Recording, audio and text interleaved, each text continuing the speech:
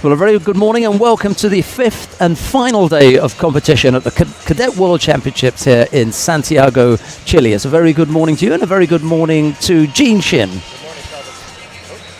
I did that again. Good morning, Sheldon. Sorry, that was my fault. Good morning. Good morning. The fifth day of competition is set aside for the mixed team event. And you won't have done this before because we haven't done it before. The first time ever that we're going to roll out our mixed team event. We've got 8 people to make up the team, 4 boys, 4 girls. We've got 3 mats to bring you today. So there'll be competition on 3 mats. You can click any one of those mats that you want to go to watch. On mat number 1, it's Argentina and Russia. Mat number 2, it's France and Brazil. Mat number 3, it's Hungary and Japan. We're going to concentrate on the match between France and Japan, and we're going to refer, if we can remember, to the matches between the countries as matches, and then the head-to-heads between the various competitors as contests. So at some stage there will be a score in the match that may be 3-2 or 3-1 or 4-2, whatever the state of the match is, and then the contest score will be 1 Wazari or 2 Wazaris or whatever it is, and the Shido. So matches are the matchups between the countries, and the contests are the head-to-heads between the players. Individuals. That sounds good to me. We'll try to stick with that because we normally just say match and contest and interchangeably. Interchangeably. Right. I like that word, interchangeably. Yeah, me too, yeah. Now, Villanueva de Ville, Serge Villanueva de Ville at 81 kilos. Laura Fousseau at 63. Nope. And Yanis Alwan at 81 kilos. Right. Now that Gene's run through the French team, just before we go through the Brazilian team, let's just look at the weight categories, because we had the under 40 kilo category and under 44. Right. Those were the 2 lightest weights. But we've dropped the lightest weight. And dropped the heaviest weight. And then we've dropped the heaviest weight, which was the... Over 90. Over 90. And over 73. So the 4 weight categories for the girls are 44, 52, 63 and plus 63, so no 70. And then the 4 weight categories for the boys are 55, 66, under 81, and then plus 81 kilos. I think that's interesting because it just brings that, plus category down a little bit, opens up an opportunity there. So we went through the French team. Let's take a look at the team for Brazil. And one thing to mention beforehand is that the actual lineup of play will be girl, boy, girl, boy, girl, boy. 8 players on each team. So the first player on the French team is Lara Ferreira for the girls at under 44. Aristides Jr. will be the first boy at under 55. Nicole François at under 52 kilos for the girl for Brazil. Pedro Madeiros at under 66. At under 63, we have Gabriela Morales. We saw her. She was in the finals for her weight class. Marcelo Gomez, or maybe it was a bronze. No, I think it was the finals. Marcelo Gomez for under 81 for Brazil. At under 60, at plus 63 for Brazil will be Luisa Cruz. We saw her. Yeah. And Leonardo Santana at plus 81. We also saw him yesterday. Yeah. So a lot of familiar faces on the Brazil side, but this is going to be so exciting. The first time we've ever had a mixed team competition. 8 players in each team. Boy, girl. So exciting. People playing for their countries on their country's teams. Just to remind you that whilst we're concentrating on mat number 2, France, Brazil, there will be 2 other team matches taking place. Down on mat number 1, you can click on mat number 1 if you want to see Argentina and Russia.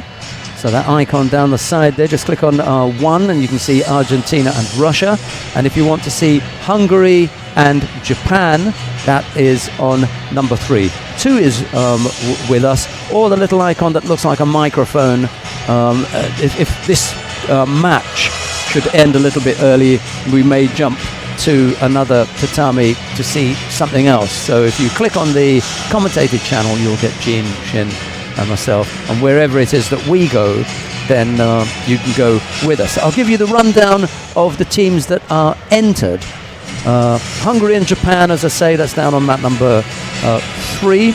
Argentina and Russia, that's up on map number 1. And then the other contest, the one that we're following, France, Brazil. Right, here the rundown of the teams that are taking part. Hungary, Japan, Georgia, Italy, Argentina, Russia, Kazakhstan, Colombia, Mongolia, Chile, Uzbekistan, Germany, Tunisia, Australia, France, Brazil, Canada, and Mexico. A total number of 18 teams. 18 teams to go. That really gives us 2 contests. Yeah, 17 and 18 in round 1, and then there is it's a really round 2 contest down on map 3 already. If you understand what I'm talking about. Right. Oh, yes. Okay. Yeah, Argentina-Russia is a first round contest. The winner of the Argentina-Russia match will face Kazakhstan in round 2. And France-Brazil is also a round 1 match. The winner of that match, France-Brazil, will face Australia in round 2. But we won't talk about round 2 too much because we've got these 2 first round matches and don't want to confuse you. So, one more time, Argentina-Russia, map 1, Hungary-Japan, map 3. We're going to go to map number 2 to see the round 1 match between France and Brazil. It'll be France in the white judogi, Brazil in blue. The opening contest will feature Lisa Gatto in the white judogi and Laura Ferreira in blue. France and Brazil. I hope all of that was clear. Oh yeah, I think so. Interesting to look at. We started off the whole tournament, the whole cadet championships, with 64 nations. So we're only 18, but of those 64, 18 being included here. It's interesting to think about who's not here. Neither the People's Republic of Korea nor the Republic of Korea, or the Netherlands, or the Netherlands. It's early days yet for the team event, and we'll see how things pan out. But for me, this is the best move, the best promotional move that the International Judo Federation has ever made. I think this is going to have huge repercussions. I'm ready to go out and play myself. I'm definitely ready to sit and watch. That's as close go out and as I'm going to listen get. to this music. Heather Lutyens is the referee in the middle for the first contest, and we are underway. Liza Gatto. Oh! Straight in there. Very good. Tremendous energy as the teams come out and bow all together. And then immediately into Osekomi. Ura. Ura Yoko Shigatame. But Gatto able to finally pry her way out of that. Really powerful start.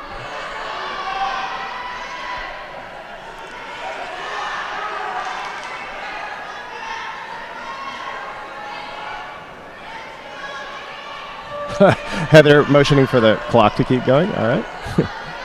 The referee. Yeah, she's sharp. So, Ferreira off with 2 Wazaris in the first half minute of the competition. Of the contest, I should say.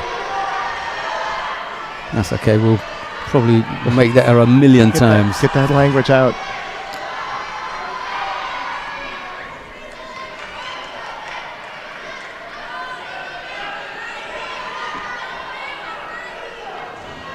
Ferreira constantly reaching in on the left side, looking for left side Osoto, but she only has one hand. I think she's more or less trying to keep sure. Liza has, trying to keep Liza Gatto from getting her full grip. Oh, nice! Both these competitors fought in the under 44 kilo category in the individual competition. Ferreira finished 7th, Gatto finished 5th. So there was the Wazari that brought Gatto down. That scored Wazari, and then the Osai Komi was enough for a second Wazari, but there's plenty of time here. Gatto's got to take a look at the clock, just gather herself and realise that she's got more than half the contest still to come. And we've seen plenty of matches which weren't decided until the final second. So every second counts.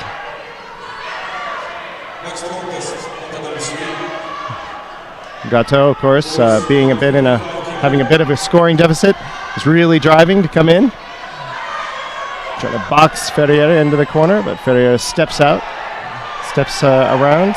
See, there was nice movement from Gatto on the mat edge, just moving, to a right or left. Right. That's right. And not going backwards. That's right. We saw that so many times during the individuals, where at the wrong time, the fighter went backwards, and as a result of that ended up picking up the penalty for stepping out. That's right. And as you say, there's a there's a good remedy for that. Just play in the middle.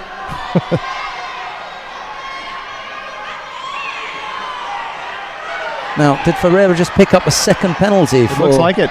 I don't know. For blocking with the arm. I think maybe when they were on the ground. You see, Gatto wasn't in Newaza. Oh. She's going to lose this. No way she's going to hold Gatto off for a minute 38 without picking up another penalty. Unless she throws her. I was just going to say, the only way that this is ending is she's got to throw. Oh. And the French fighter is going to be absolutely steaming here. Yeah. She knows it. She can throw everything into this contest. Because there's nothing to hold back for. There's nothing. She just keeps coming, and the error from Ferreira will follow. And there's nothing like having, look at how many players there are on the sides. All their teammates are there cheering them on.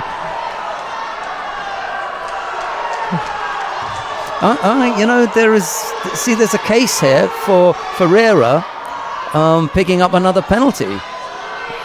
Gatto was maybe right. Coming forward strongly and for gripping. She was looking for gripping. And Ferreira was backing off. It wasn't a push. It was this gripping. She just stepped out. Oh, but it's on Gatto. That's the way they saw it. Push. She doesn't. It doesn't matter to Gatto. She's keeping up the pressure. Yeah, she has to. Now Ferreira's trying to lock her down, run out the clock. 1 minute, 3 seconds left. When you change your tactics, when you've got two Wazaris on the board and you change your tactics, it's dangerous. It is dangerous. The referees keep an eye on that. They want to make sure that you're still playing positively. Got to come up with some attacks, though, has Gatto. Okay. Oh! Head up. Gatto. Okay. Got to get ahead. Ferreira's got to keep driving. There you go. And Ferreira, nice! Down onto the side. Well, now third was Ari. Yep. That was close. Back to what she does best. There you go. Attack and throw. And she's running out the clock here. She's not really trying to get that pin. Oh, but she's got it. Even though, because her shoulders are down. Okay, took it that because the leg is trapped.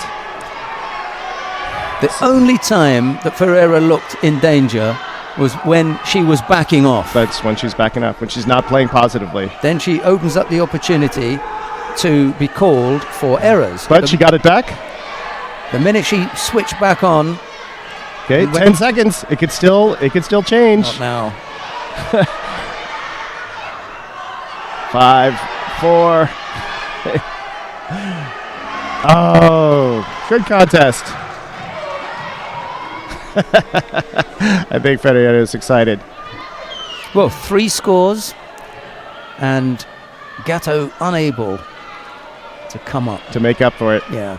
With her own. So, Ferreira started strong. Gatto came back, but then Ferreira regained her momentum. Great little battle. Way to start the day. Yeah, you made a good choice to watch this one.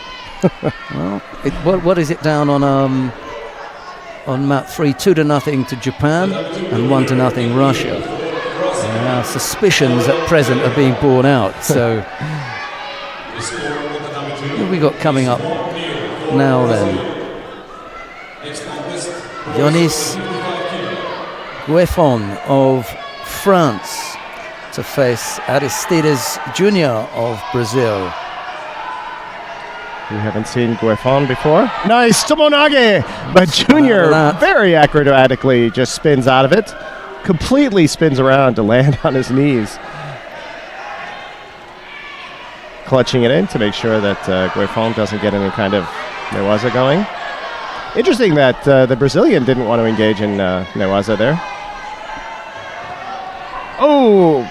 Junior in for a big sewanage. So we've got one big attack each. Already 30 seconds gone. Nice! Beautiful wheeling Uchimata by Aristides Jr. for the Ippon over Yonis Gueffon. Oh, that was pretty. That was down. Probably the most unique Uchimata we've seen in the contest. In the whole tournament, I should say. And the Ippon is confirmed. Really pretty. Now, something to explain is that... Oh, let's take a look at this replay. So he whips him around and then way over. Really nice. Normally you have to be much more inside in order to get that Uchimata, but he had so much momentum going and so much centripetal force really wheeling into that leg that he just took Gueffon right over. Really nice. Nice Uchimata variation. On the mat now, Faiza Mokhtar of France faces Nicole Franzoy of Brazil. Now, one thing I was going to mention is that with 8 players on each team, it is possible for there to be 4 victories on either side. Yeah. So in order to, in that case, what will happen is they'll go to see which team scored more Ippons. Ippons are worth a certain number of points, and Wazari are worth much less. So whoever scores more Ippons, gets a higher cumulative score, will win the contest. Will win the match. And that's how they're going to determine that kind of... So there's just tremendous incentive to finish the match with an Ippon.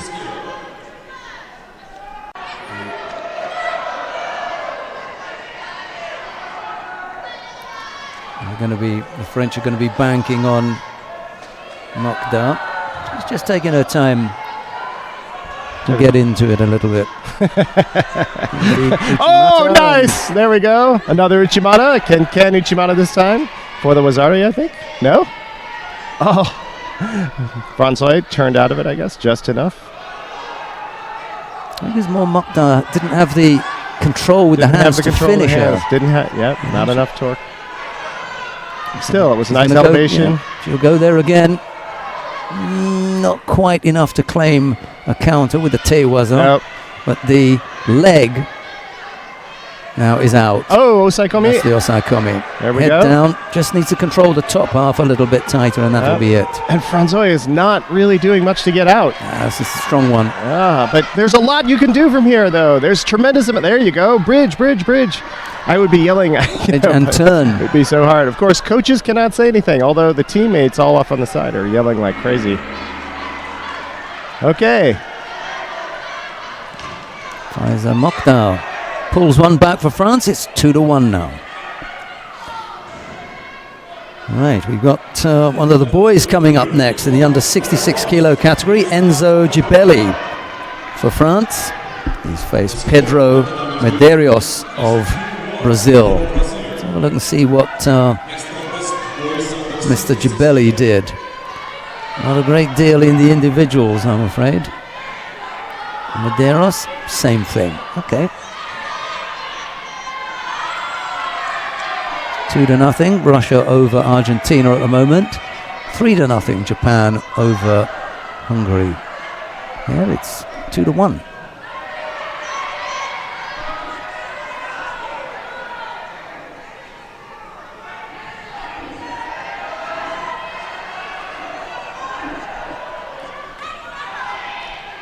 Gibelli has the better of this grip, but I'm sorry, Medeiros had the better of the grip, but Gibelli coming in with the nice tomonage, but Medeiros able to flail his way out of it. Yeah, little Yoko Tomoenage effort Yoko Tomonage. from Jabelli. Oh, nice combination. Oh, Medeiros in for Sewonage and then turning for Ouchigari. Which is something that we haven't seen, the combination. No, that particular That was combination, powerful. right. Slapped him down to And the side there. Jabelli just turning out and landing on his face. But that doesn't count for a point because he was able to turn out enough. 1 minute gone in the contest, in the match. Contest. Yeah.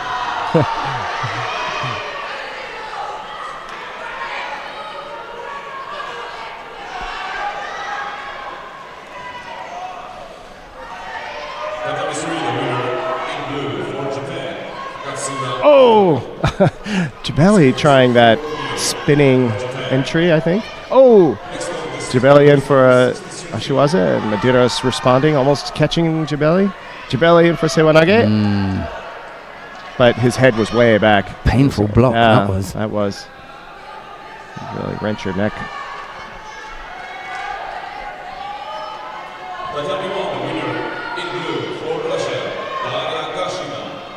Three to nothing, Russia. Oh, nice. Down on mat number 1. Shiwaza. 4-0, Japan up on mat 3. Nice Kosoragare there. Enough for the Wazari from Medeiros. Medeiros is doing a good job here. Keeping Jabelli down, really trying to convert this. Trying a variety of things, but okay.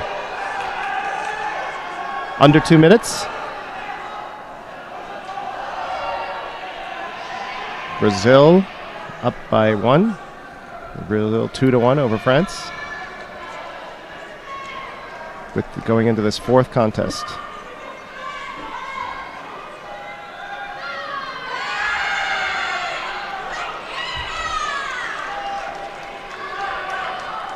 The winner in blue for Russia, Cadets.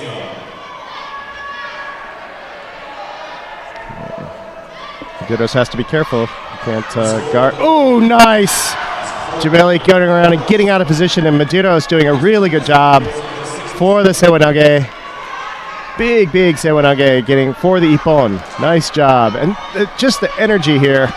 Oh, the Ippon being waved off, being rescored as Wazari. So it's not over yet. Minute and a half left to go. 4-0, Russia over Argentina. 4-0, Japan over Hungary. A win here for those teams. Russia and Japan will be effectively the end of it. Will they play out the rest of the matches? Absolutely, yeah.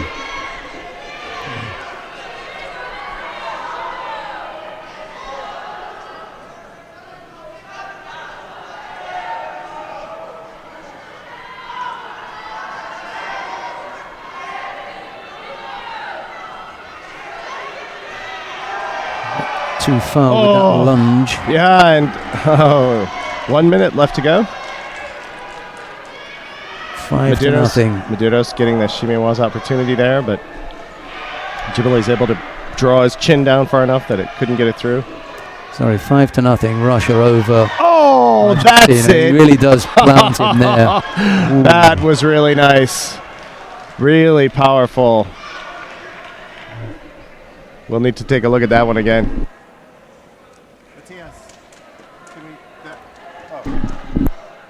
Can we say that one again?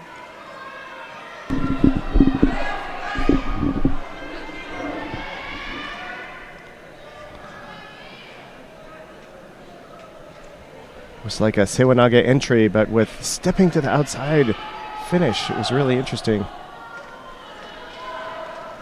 The winner in blue for Russia, Daria Vasilova. Yeah. Really nice. Definitely a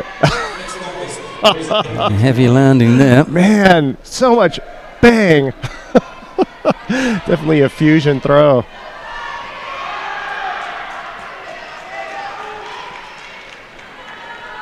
Just not wonderful. Okay, up on the mat. We've got Laura Haberstock from France versus Gabriel Moraes from Brazil. Another ippon for Brazil.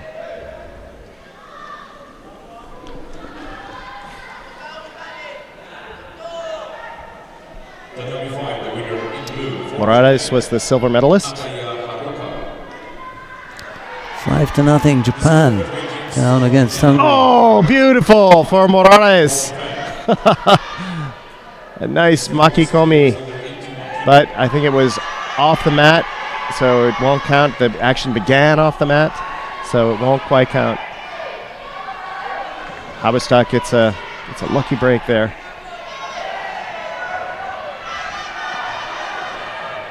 Morales coming way over. Oh, she's got a little bit of a limp.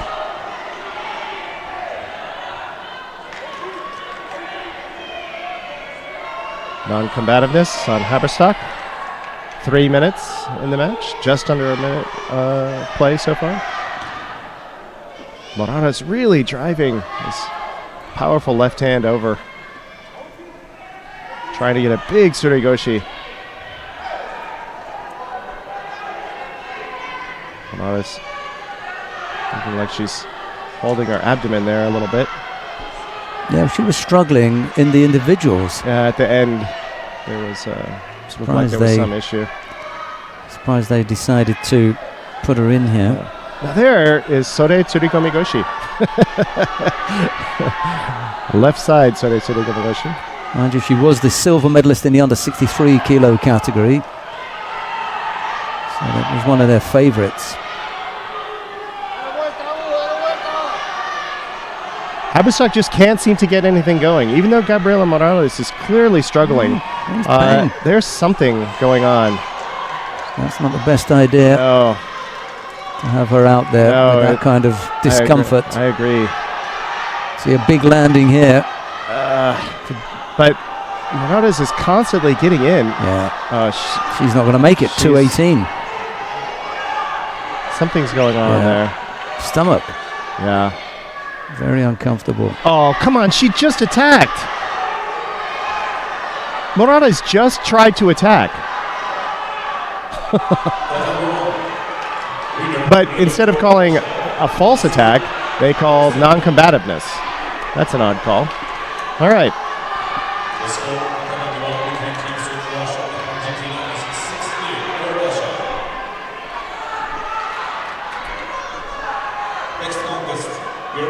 See, look at that. Yeah, it's impossible. Yeah. That is impossible. Coming in for that left-sided effort. Left-sided effort. In and, attacking high and then coming down low for that. It's not possible. For make a note of that. Sheldon's keeping track. Oh, okay. If I were over there by the coach, I'd be saying, please do something about... Okay, she's clearly struggling.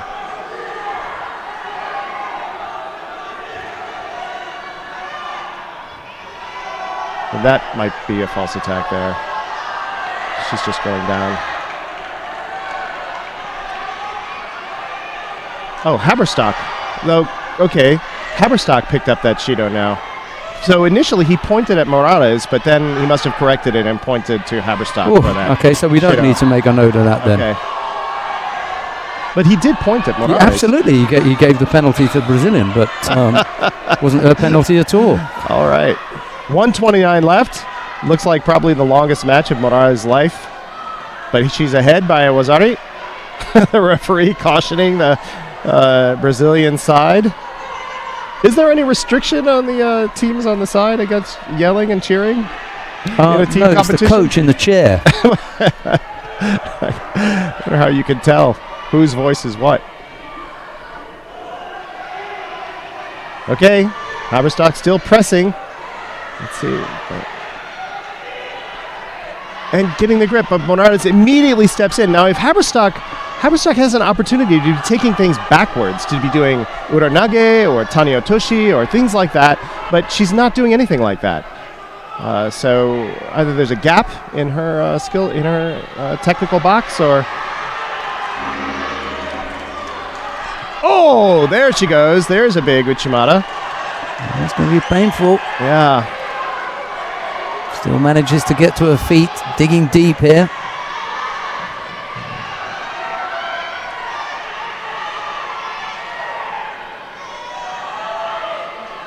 Okay, that was a pretty weak attempt there. Gets away with that.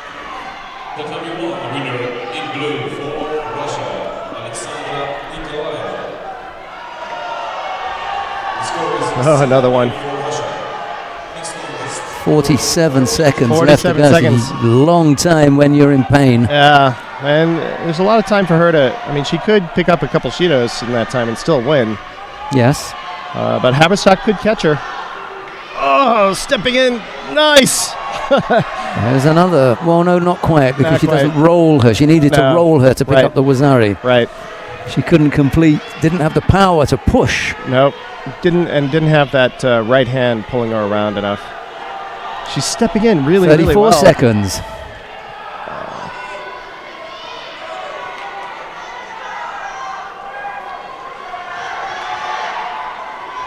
Still holding her stomach there. I wonder if it's a pulled muscle.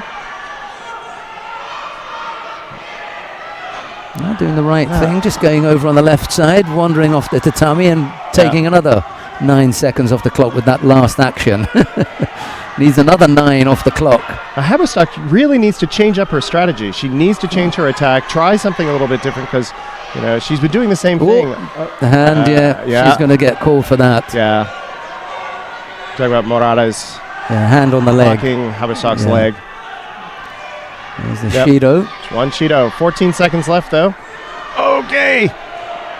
Holy moly. Ugh. Just driving. Oh! Yes, she No. can claim the Ippon. Yeah, she can. You're going to see her change her direction to lean on Haberstock here. As she comes down. And it's just that lean, and that's the control that you're looking for. Oh, but Does she control her onto? It was waved her off. back? It was Well, for waved me, off. she Yeah. controls her on the way down. okay. She can burn a Shido there, but it won't Right. matter. Won't matter. So, It's right at the end, but you can Haberstock is on her back Yeah. as she turns onto yeah, her. yeah. So I agree with the officials here, but Haberstock was pulling her down. Yeah, Haberstock has got the Satemi Right, going. attempted. Right. She's and on her Morales back, turns and just a then little she too turns, late. Right. yeah. Just a little too late. But she has no say in the going down. Right. You needed to Right. have She some didn't drive her say gun. in the going down. She Right. didn't have any of So that. Morales coming out Limps. with the Wazari. Limps to the Okay. win. 3-1. 3-1. Brazil Oh, right. over France at the moment. It's 8-0. Russia over Argentina. Okay. That's a big thumping. That is a big thumping. Yeah. So, still 4 matches to go, though. I'm sorry, 3 matches to go. Oh, Oh, nice. That nice. was a good effort. I'll pick that Yeah. up from you now. Saying, oh, nice. Yeah. Oh, I nice. promised I wasn't going to say that, but Oh, did you? too late now. It's out.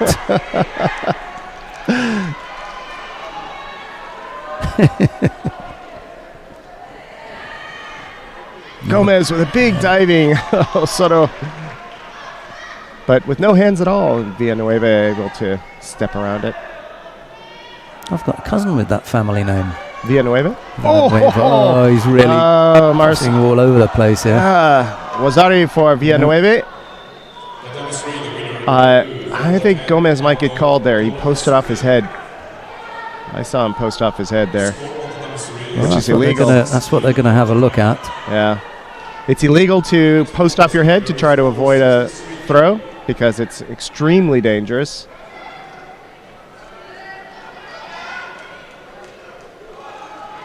Oh, but they're letting it go. So, 1-1. Wazaris. 3-10. Oh, big Sewanage by Gomez for a second Wazari over Villanueva. Immediately transitioning in, trying to get some kind of control, working to find an angle to turn, but Villanueva's turtle is just a little bit too solid. Match on mat 1 is finished. Russia prevailing over. Oh, nice! Over Argentina, 8-0. Yeah. Oh, goodness. That's a thumping. And Japan leads 6-0 on mat number 3.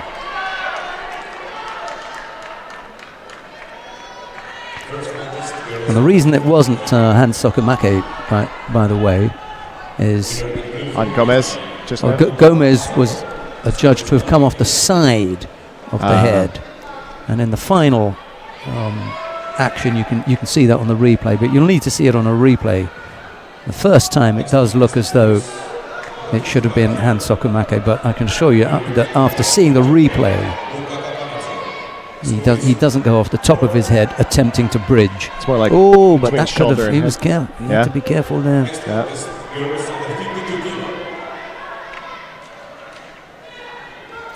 Georgia now are on the mat against Italy down on mat number 1. That's round 2 if you want to see that one. Georgia and Italy. Hungary and Japan are still battling away, but it's the Japanese who lead 6-0 at the moment. Villanueva's got to pick it up. 2 minutes left. Gomez is ahead by Wazari. Well, they're desperate for a win here, Yeah. the French. They've got to win every contest, and they've got to win them by Ippon. Goes over again. Oh. Wazari, Another Wazari. soft, but Enough for score, them. the score was there. Remember, all things that used to be Yukos are now Wazaris. 3-1, Wazaris do not accumulate. leading in this one in the contest, and 4-1. Oh, There he comes and up with a Villanueva score. comes Good up man. with one. Nice Sumigaish. They've put that on the wrong way. Yeah.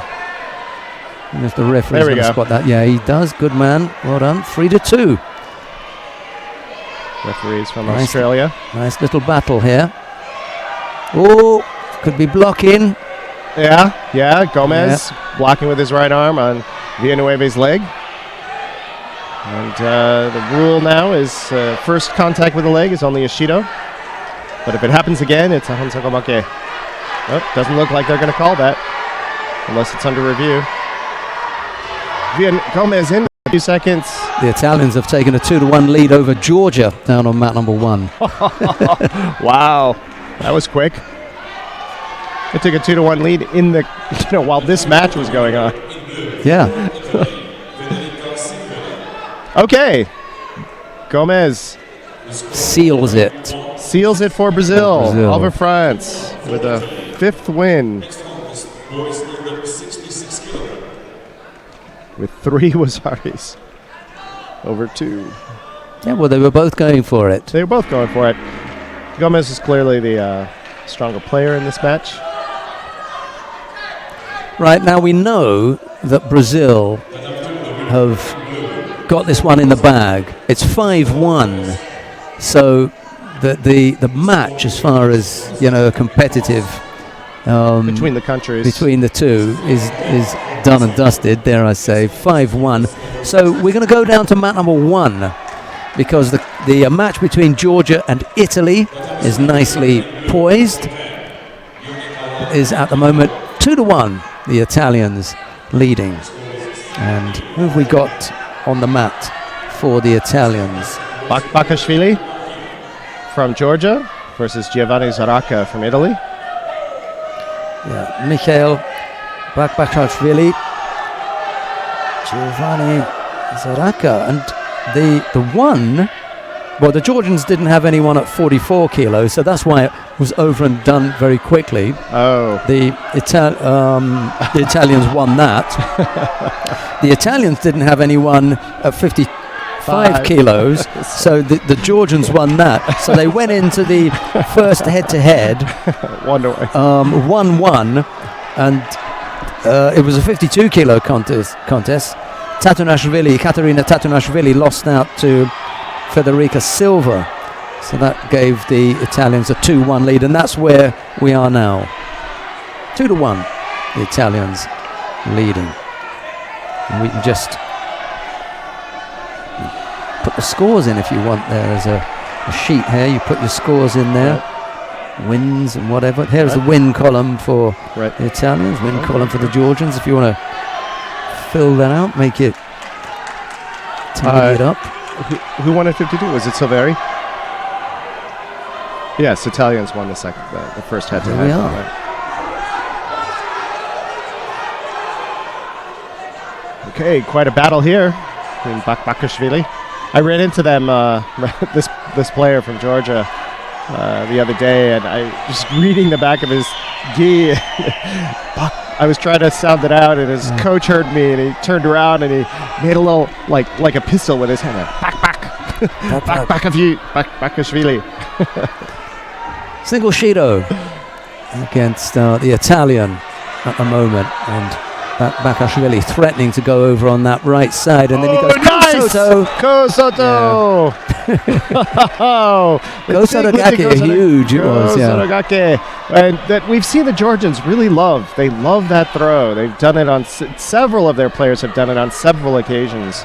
Just going around the back, hooking the right leg in, and the rest is all top, but there's a lift in it. There's it's a just lift. It's not There's going an down. Upward drive. You know, he uses that to because lift he goes him up. down with his knees, and then he extends up after he hooks the leg. Also, he takes him in a slightly different direction. Instead of going straight back here, he brings him around to the side and uses that lift. So it almost combines an oranage. Yes, kind absolutely, of absolutely. Yeah. That's their version. The Kosoto is just to set things up to lift him up. That's right. He blocks him. It blocks him so he can get in low with his hips. Exactly, and then lift drives him. up. Yeah. It's a brilliant throw. Yeah, a few things going on there. So 2-2 now, Georgia and Italy. And this for me is, well, there are a couple of contests here. This one and the last one with Samkashvili, the last girls contest, could prove pivotal. Hungary pulled one back, by the way, down there with Japan. 7-1. That's nice. Was the score with Japan. Better than the 8-0 drubbing that Russia dished out to Argentina down on mat number 1. Oh, that's right. 2-2 here, nicely poised at the halfway stage between Georgia and Italy. Ochigari nice and then she's going to score. Yes, Rosari. Followed that and on. into Koshiro maybe. Just got to trap the bottom half. He's lost that. Could look at the arm. No. Drive her a bit more over. Right. Very good on Favorini's part. Really, really twisting out of that. Osaikomi could easily have finished there.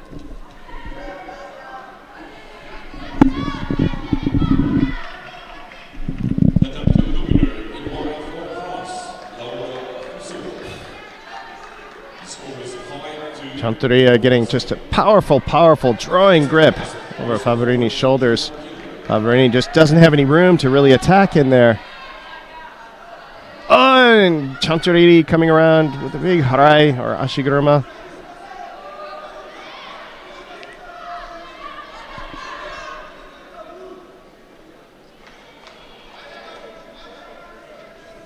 Favorini, no. 2:26 left. She knows she's got to come in. The score is tied for the overall contest.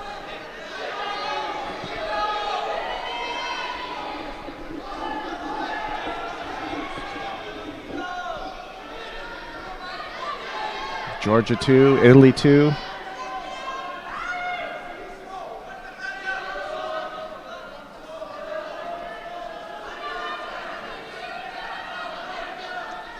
I wonder how it counts if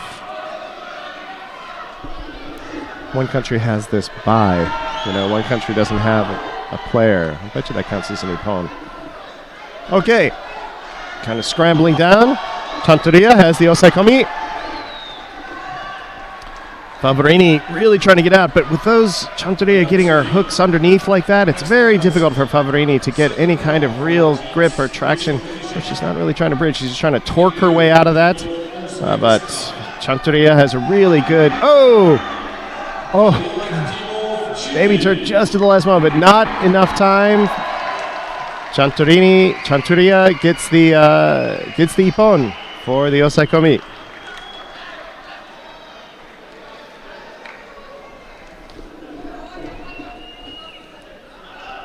So it will be Georgia 3, Italy 2.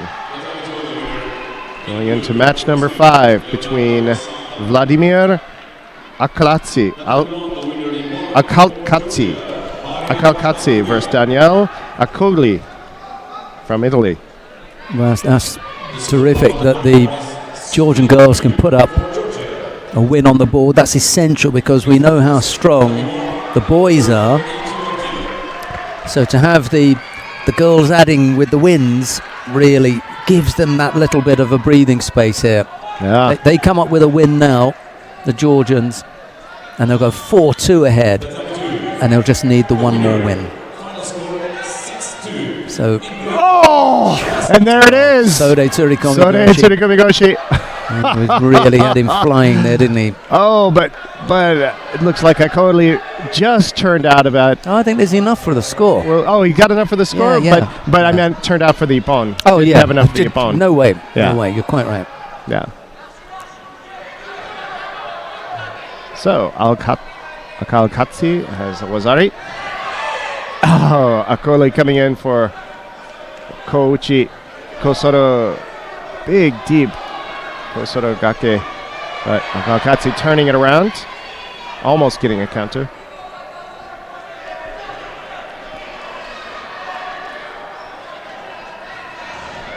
Accogli really deep.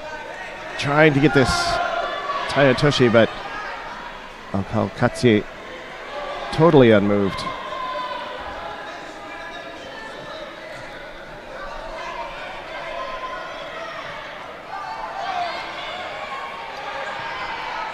See the Kenkei-Yotsu position we've seen so often in this in the tournament, in these championships. Georgia taking a strong left. Oh, and going in for that.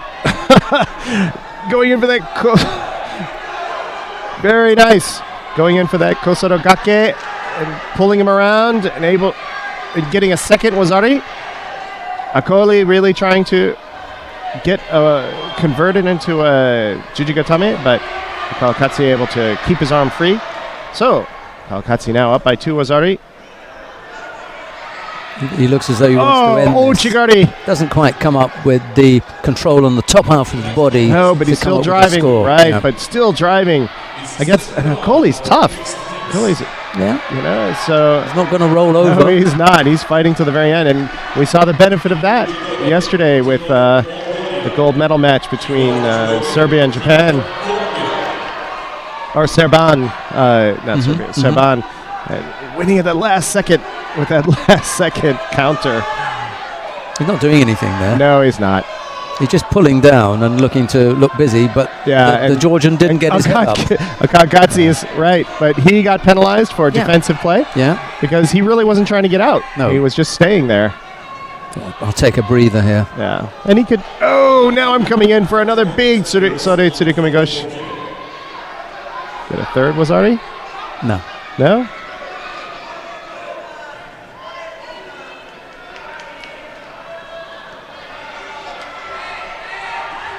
He's in danger again. Every time he drops his head, the Georgian, of looking negative. Yeah. Got to find a way to break the grip up and get the head up. And he gets just pulled down there. Oh, stand up strong. It's a rough sport. Yeah, stop drifting. Yeah. There you go, like that. There you go. But he's just kind of playing it safe, I think. Nice turn. There's a turn. But that'll be a Wazari at most. Yeah. There we go. Accoli's shoulders were way up. He'd like to finish this off now. Come on. There you go.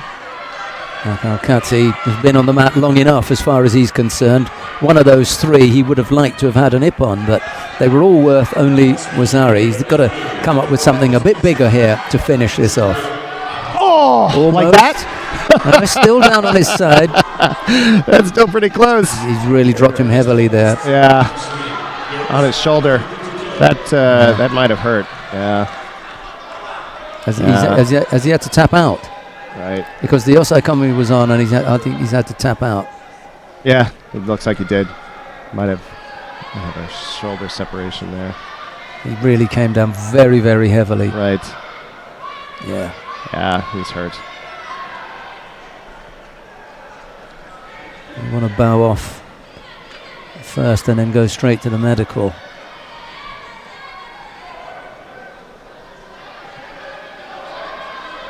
Really did come down very heavily. Yeah. So, Akalkatsi with the ippon for Georgia, which will seal it. Well, 4-2. 4-2.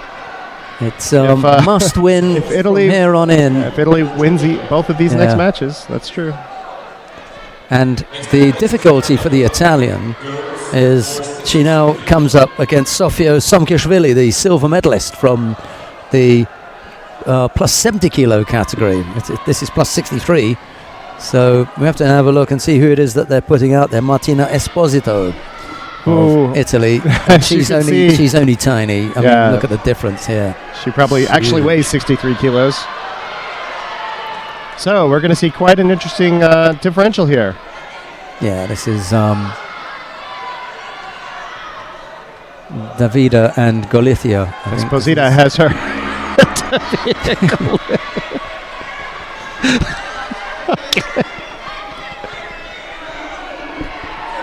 It's a tough one. It's totally unfair. Well, but it is. Look at it. Look, you know. It's totally unfair to catch me off guard like Yeah. that. But let's see what she does. I'm going to put my money on Esposito. I'll take that. Wazari.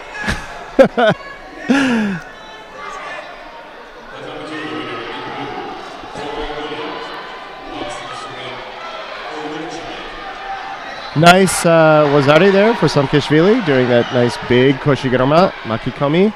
But Esposito squirming out of the pin. She could easily have gotten pinned there.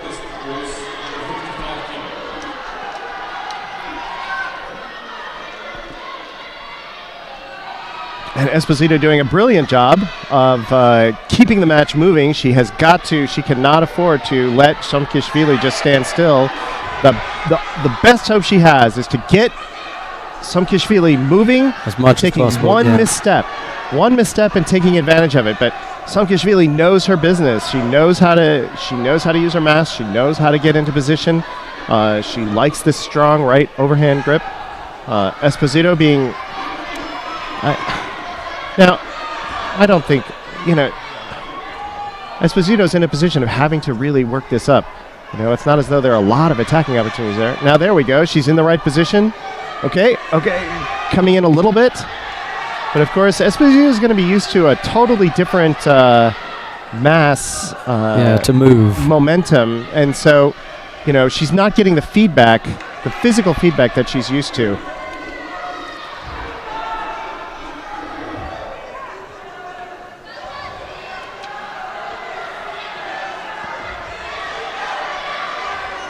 In order to set up her throws.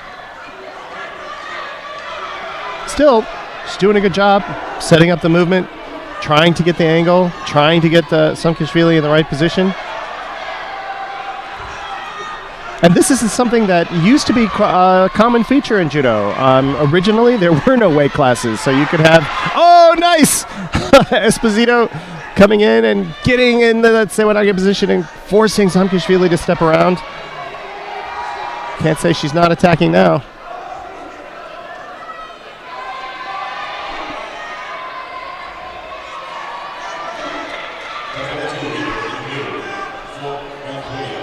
As I was saying, there used to be originally in Judo, there were no weight classes, so you just had everybody playing everybody. That's it now. Now let's see what Esposito's able to do. Can she get something generating here? bridge and lift. I am pulling for Esposito. She's trying to bridge. But Somkishvili knows her business. That is a very powerful Yoko. There, see? Yoko Shiogatame. Yeah. Nice try. Good job, Somkishvili, doing the job that she needed to do to cement this contest between Georgia and Italy. 5-2 now. Unassailable lead for the Georgians. Right. Now, coming up after this will be Russia and Kazakhstan. We've got one more contest to come here, but after that, Colombia and Mongolia are battling away on mat number 2. It's 2-0. Mongolia lead, and then down on mat number 3, Uzbekistan and Chile, and it's Uzbekistan that lead 2-1 over Chile. Let's take a look at this last contest here. It's Chelidze, Levan Chelidze of Georgia. He faces Enrico Bergamelli of Italy. Chelidze in a white judogi, Bergamelli in blue. The match is going to go the way of the Georgians, but let's have a look and see what happens in this contest. Sankishvili is a bit busted up as well. She's come over for some attention, despite the fact that she was only against the tiny Italian Martina Esposito. Yeah, she got bonked in the nose, I think. And then the Georgian doctor has got a big smile on his face, having to treat one of the females for a change. Ooh! Yes. Neatly worked. Chelidze.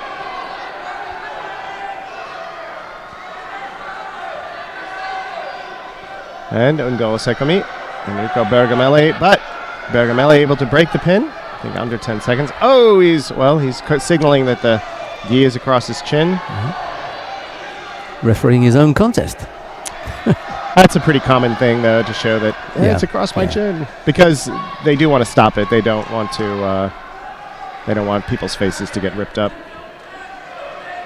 So that's like the one exception when you can let the referee know that something's happening.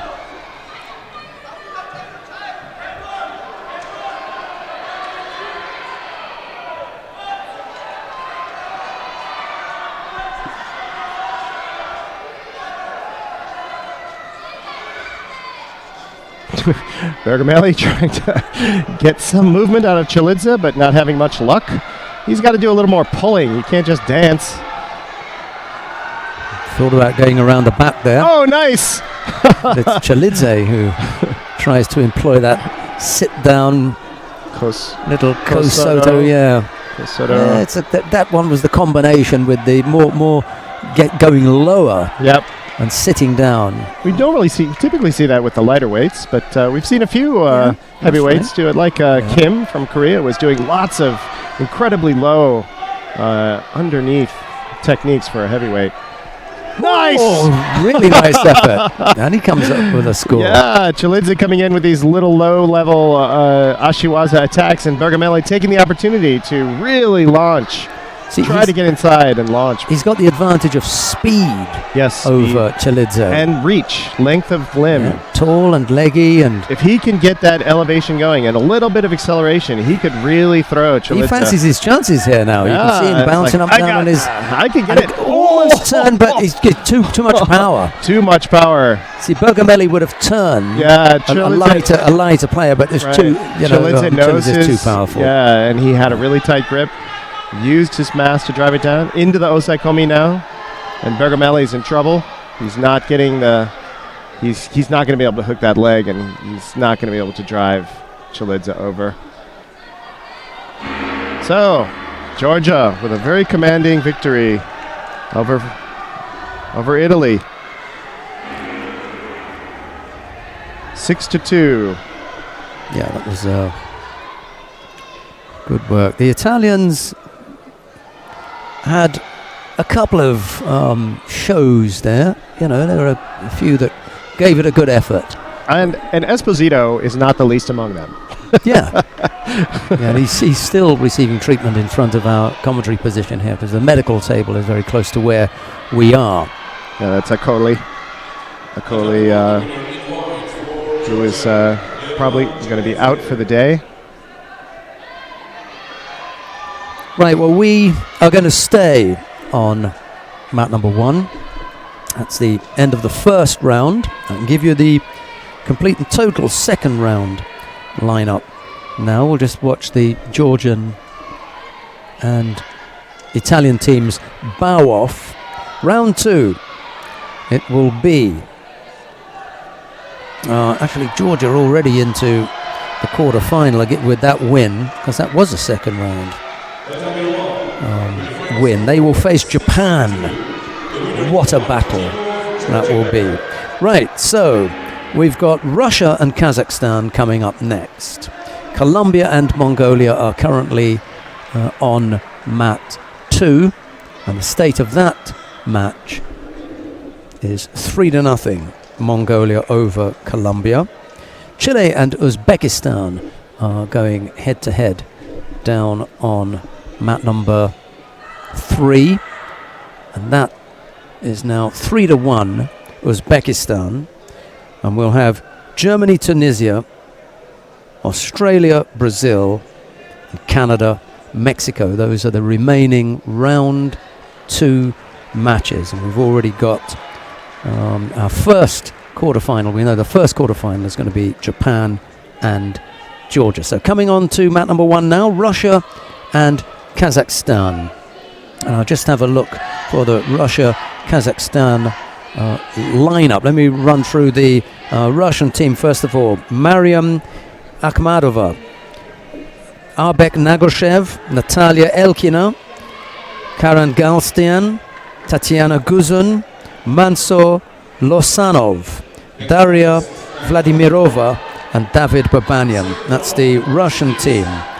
Kazakhstan, Sara Kulim, Yemek Amengeldi, Meriet Sarensotsunova, Dastan Sheyakmetov, Sayora Mirazakmetova, Serek Bolsin Shintas. We saw him earlier on, didn't we? Yes.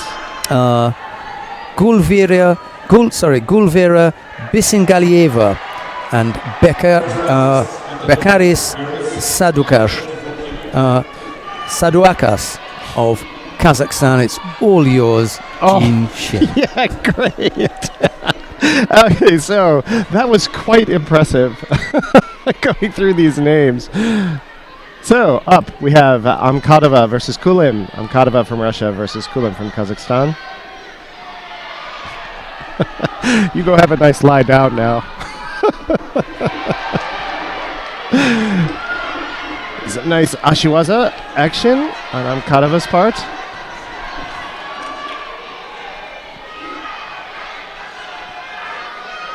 Trying to get Shimiwaza, but not quite in place. Kulim, though, taking a breath. I think it was close. Kulim was close to getting choked there. Of course, this is the under 44 kilo. Oh, she tapped. Okay, she tapped. So she didn't just come close. She actually was choked. So Amkadova for the Ippon over Kulim.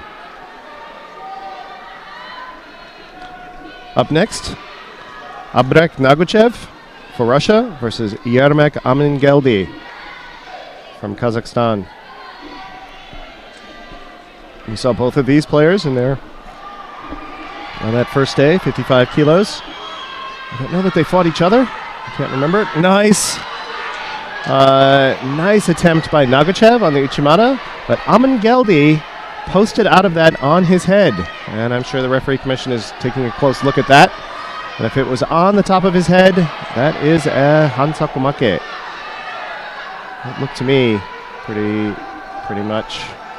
definitive. But it was okay. So, match will continue.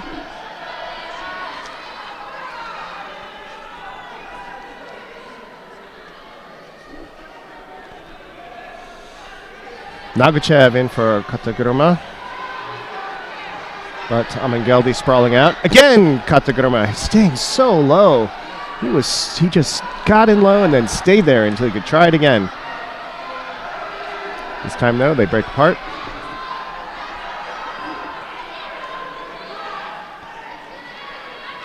Oh, nice. Amingeldi trying to catch the Ashiwaza there. Naguchev, and Naguchev coming back strongly with a cold Tsurugoshi. But they were out of bounds.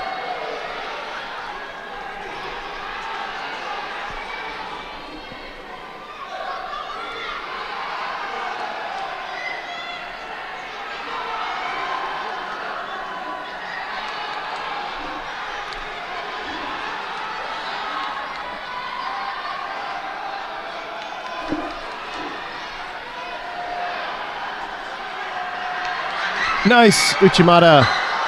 At least it was already there, I would say. Amangeldi launching Nagachev.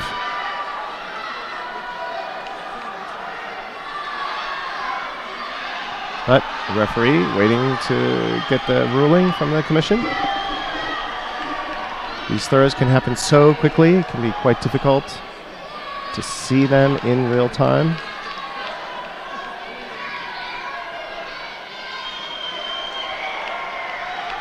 Wazari, yes, Wazari for Amangeldi. No, I'm sorry. Yes, Amangeldi. Right, not Nagachev. 2:45 left in the match. Amangeldi now ahead. Nagachev is going to have to catch up. He had the earlier attacks really in tight, but Amangeldi has certainly caught up very handily. Okay, Amangeldi trying to get a choke going, but Nagachev squirming out the back door. Getting a bit of a scramble. On mat 2, Mongolia leads Colombia 4-0. On mat 3, Uzbekistan is still leading Chile 4-1. Match has seemed pretty decisive so far.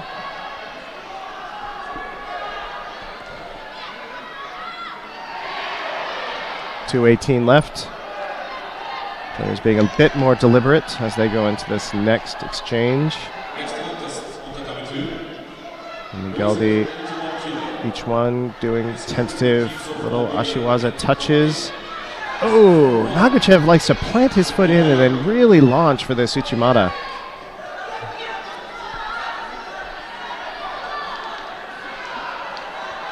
Amangeldi's going to have to watch out for that. Oh, and so Amangeldi comes in with that Kosoro Gake, and he converts, trying to get the Shimewaza, and he's got it way over. He's got the ankle locked, if he has it in across the neck. Oh, but Nagachev is able to pull it out.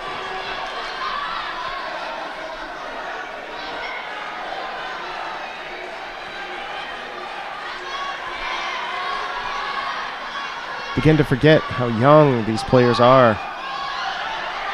16 or so. They're playing like much older, more experienced players. 1:18 left. Amangeldi still ahead by 1. Wazari.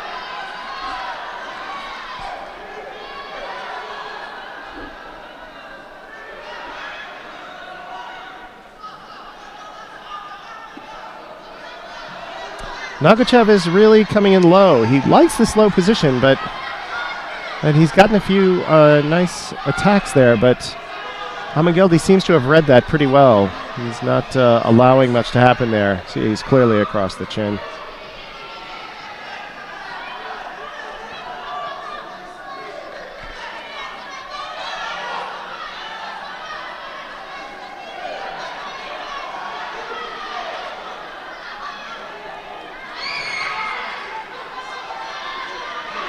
Both players now going that strong overhand, over-shoulder grip, trying for pretty much the same throw, just on opposite sides.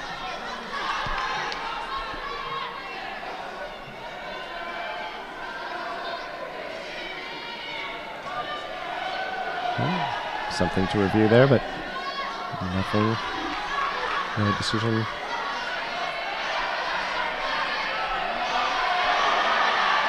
See, Nagachev coming in for that Uchimata, and just trying to reach in and then trying to launch it, but Amangeldi's read it pretty well. I think Nagachev's going to have to change it up. He's got 25 seconds left. He's going to have to switch his strategy. Now he's got a little breather here. Have an opportunity to think about what it is that he's been doing so far. The coach can talk to him.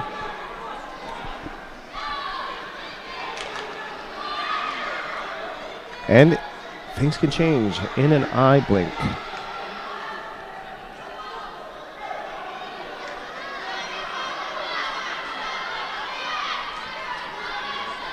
Amangeldi and no rush. See, Nagachev continuing to play with that. Okay, and Amangeldi taking advantage of a very familiar attack to turn it and get a second Wazari. 8 seconds left. Now, unless Nagachev is able to pull something really miraculous out here, Amangeldi has got the match for Kazakhstan. Yep. Just got to hold it. 1 second. There it goes. So, the score is now 1-1.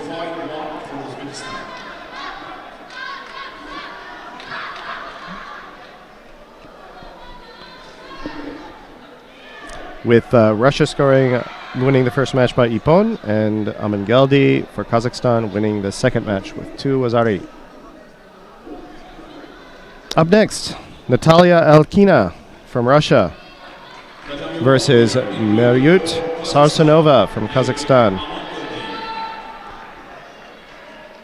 Elkina versus Sarsanova. We saw Elkina that first day in quite a few matches.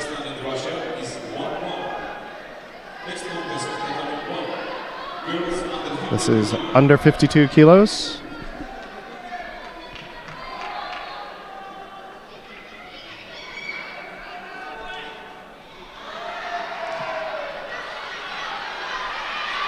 Elkina, we saw, is quite tall for her division. Oh, nice. Also, Togari. Just no doubt about that one. Very pretty. We see that in a replay. Really, really nice. Just coming in, nice step, really solid pull, and then beautiful elevation for this really good Osodagari for Natalia Elkina. Second win for Russia.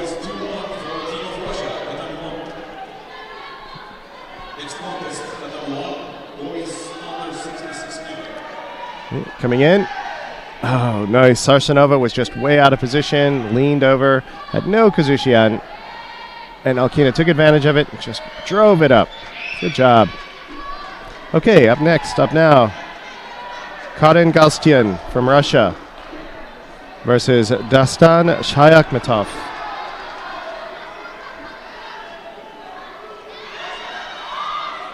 From Kazakhstan.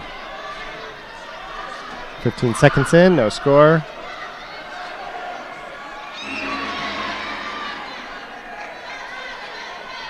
Galstyan. Oh, nice. Galstyan from Russia, trying to come in on the inside. Trying to turn now, Shayakhmetov to get some Osekumi, but Shayakhmetov turtles up. Haven't seen, this first time we've seen either one of these players in this tournament.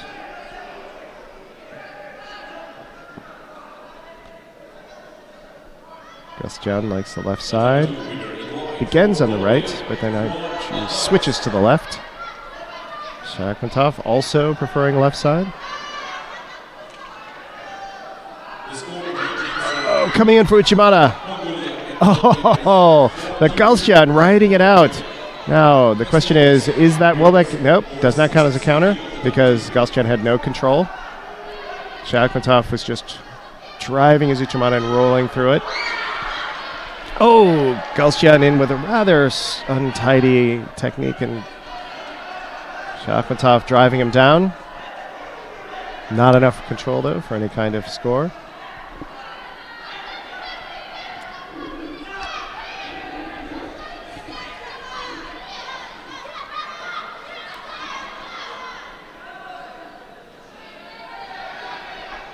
Both players really unsatisfied with their grips. Galstyan trying to... Shayakhmetov, yeah, okay, just being... that was interesting. He had just been penalized when he had literally just attacked. So, of course, that was waved off. Nice Ouchigari by Galstyan, but Shayakhmetov turns out.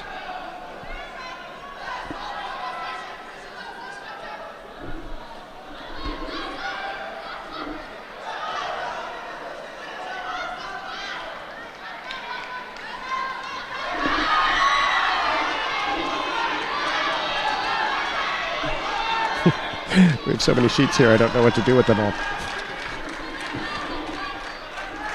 Well, there I a few matches underway. and I'm sorry, I looked away for a moment. I was being handed a sheet of paper. But Galsjan with the ippon. It was a Jujigatami. Oh, Jujigatame. Caught him on the ground, yeah. Wow, that was quick.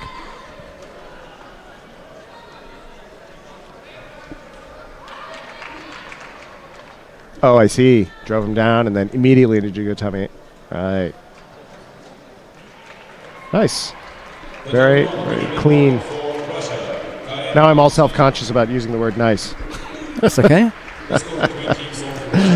The things that we get used to, and then when we realise perhaps we overuse them, we correct ourselves. What have we got on the map now then? Tatiana Guzun from Russia. You're testing me, aren't you? Versus Sayora Mirzakmetova. From Kazakhstan. Mirzakmetova. She looks a little bit undersized, doesn't she? This is the under 63 kilo.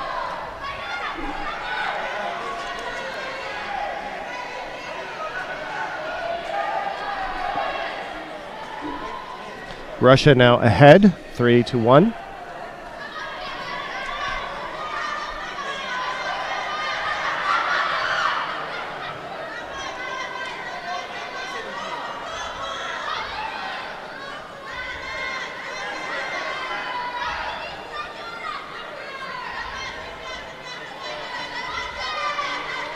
Guzin working to get, I think, Shimewaza from this position. There's really not much else she can try for.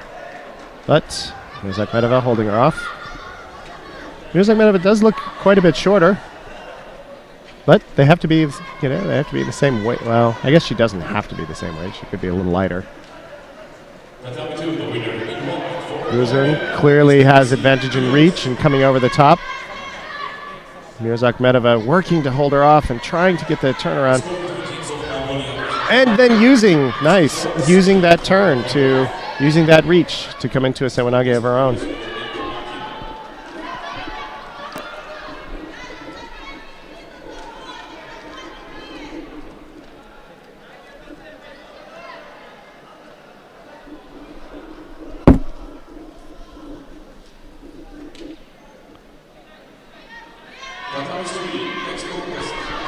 Little Ashiwaza by Mirzakmetova. Successfully getting Guzin to move around a good bit. Having opportunity to try and get into some sankaku of her own. But really not a very concerted effort.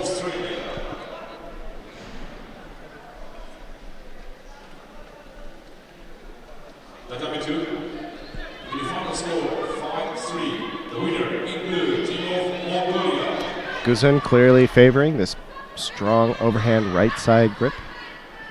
But then attacking left. Interesting. Attacking right, then left. So she's got a strong right stance. Mirzakmetova doing a good job of disrupting all that by attacking the Ashiwaza. Keep going. He didn't say stop. Both players thought he had said stop, but he hadn't. He was indicating for them to continue. See all these Ashiwaza on Mirzakmetova's part. Okay. She's holding too long on one side. Penalized for Shido. 1:13 left in the match.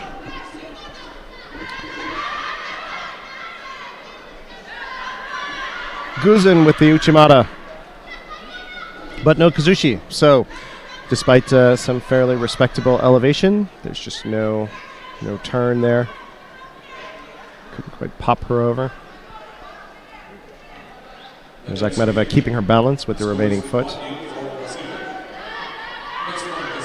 Oh, and again now, a cold Tsurugoshi. Very nice for the Ippon.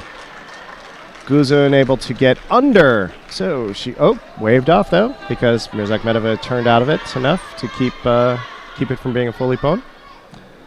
So, Wazari now for Guzun.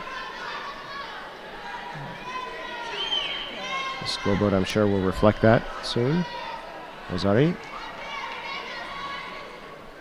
So, changing her strategy. She wasn't working to come over the shoulder, so Guzun came underneath and was able to get her hip in. Pop Mirzakmedova over really nicely.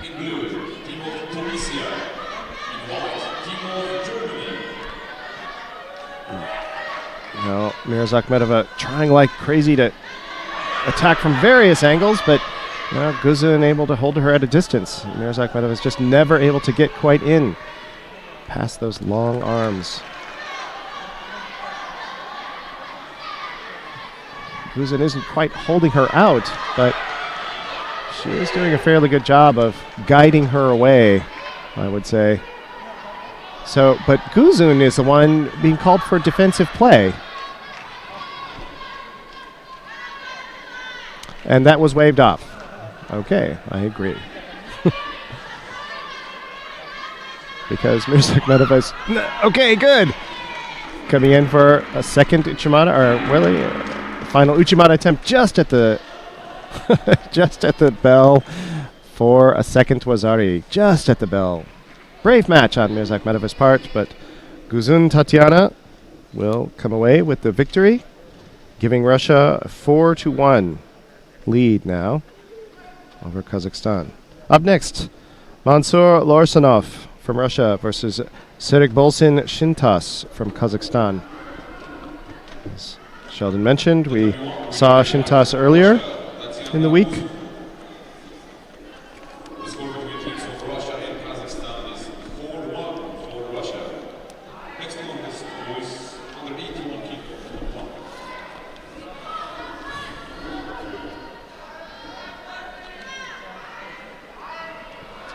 Seeing team play like this, it's really interesting watching go from boy to girl, one weight class to the next, jumping like that. It's really dramatic. Seeing the contrast in gender and size and height. And also just pace of play.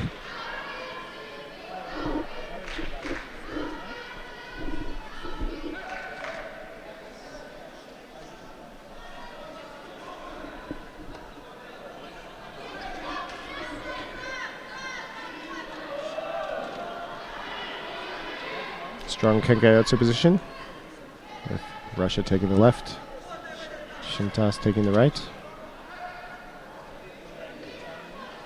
Kenkayotsu again, meaning fighting grip.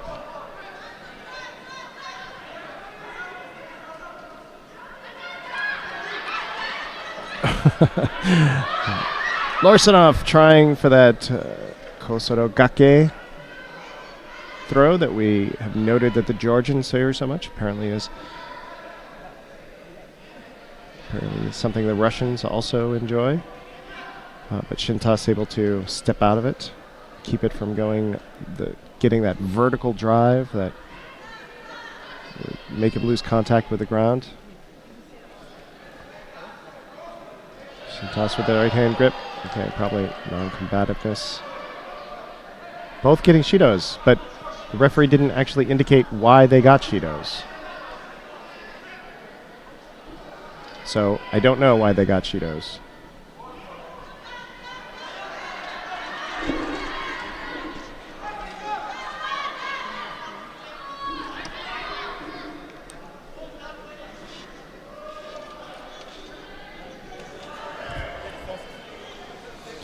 Four to 1, the state of the match at the moment. It's a must-win situation for Shintas here.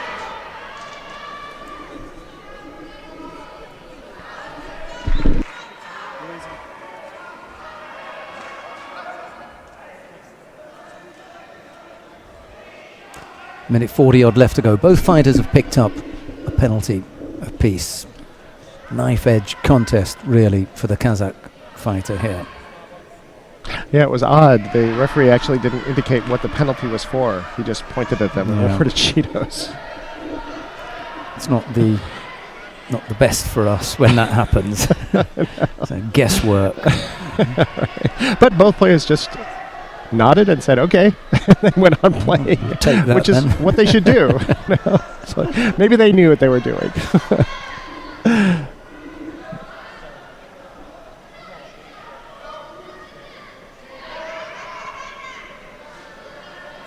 1 minute left to go.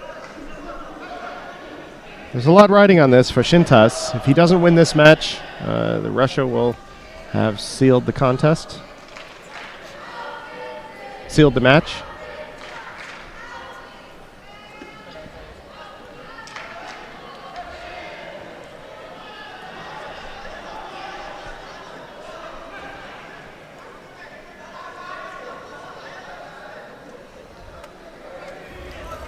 I think in America we would refer to the individual things as matches, like a boxing match, a wrestling match.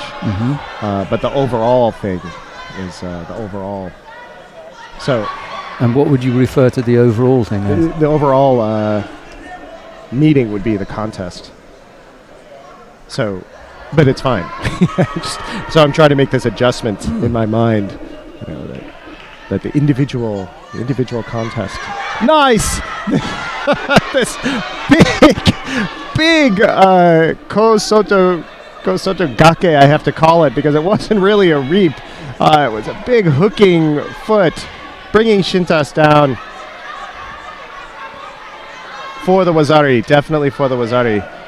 Lorsanov picked up a second Shido in there somewhere, but he's now ahead by Wazari with 2 seconds left, giving Russia this particular contest. So, and the match. The Russians now lead 5-1. Whoops, I wrote down a 5. Which means that Kazakhstan will have to settle if they can win the next two for consolation victories in the next two contests. Yeah, I think the only reason I went for contest when we were talking about this is when we have an individual competition, we refer to the head-to-heads as contests. Yes, I'm sure you do. Yeah. So it seemed to be reasonable to stick with contests when it was the individuals, and then have another word that we didn't use for the individuals to describe the whole overall state of things, and we decided to go for match. And that's fine. I can't think of any other words that we may have. But in the US, we definitely refer to wrestling matches and boxing matches. And so, well, Twain said it. You know, the English and the Americans are two people separated by a common language. Right, who we got up now? Another sort of mismatch here, but okay, Daria Vladimirova versus, I can't see the whole name. Where is the whole name? I have it in front of me. Gulvira Bisengalieva from Kazakhstan. Oh, no, very good. Very, very good attempt at Sewanage on Bisengalieva's part. Really getting Vladimirova moving. But Vladimirova is not going to sit still for that. She's coming back with a vengeance. False attack on Bisengalieva's for part. The second one. Kumikata thing that Vladimirova is just raining down on her for the big Ashiguruma. Tunisia lead Germany 1-0 on mat number 2, by the way. So Vladimirova picks up the first Wazari. And Brazil lead Australia 3-0 down on mat number 3. So the matches do seem to be heading that direction. This sort of one team leading the other rather strongly. We'll see how we get when we get some of these It'll be later different in the quarterfinals. Different in the quarterfinals.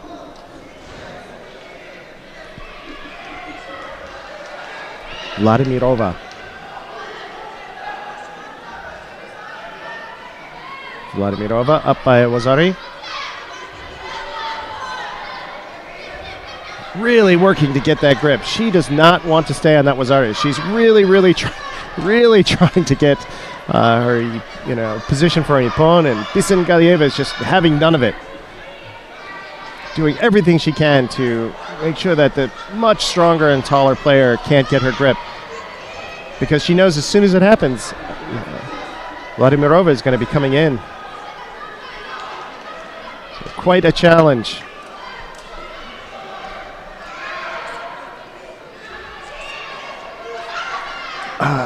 Sewanage, but how convincing was it?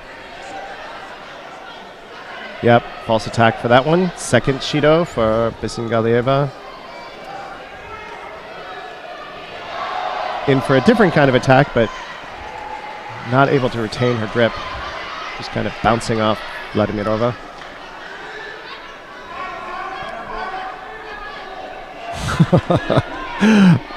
I just, my admiration goes out to these smaller players who are, just fighting so heroically against this sort of these odds.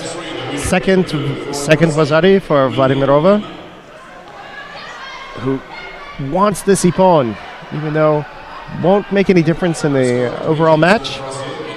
She just wants to win this contest by an ippon.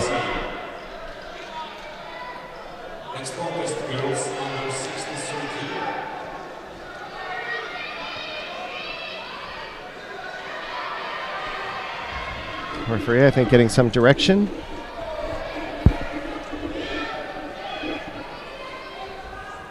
False attack on Bisingalieva. So, giving Vladimirova the match. I'm sorry, the contest. That's okay. So, Don't worry about I'm not worried. I'm just trying to stay consistent. Okay. Shall we stay here, or shall we go to Germany and Tunisia, where it's just starting? Yeah, that round 2 contest between Germany and Tunisia is a good bet, because we're done and dusted here on mat number 1. And anyway, we're going to move to mat number 2 after Germany and Tunisia, because we've got the Japan-Georgia quarterfinal. That will be the first of the quarterfinals. So let's go to mat number 2. Where the Germans have just got another contest, because there was no one in that weight category, was there? We'll catch up with the scoreboard in the top of the screen in a second. there we go. There we go. 2-1. Matteo Chuk. Germany lead. Cook. The score between teams of Germany Cook or and Chuk? Tunisia is 2-1 for Germany. Versus Aizer Faidi from Tunisia. The score is under 66 kilo.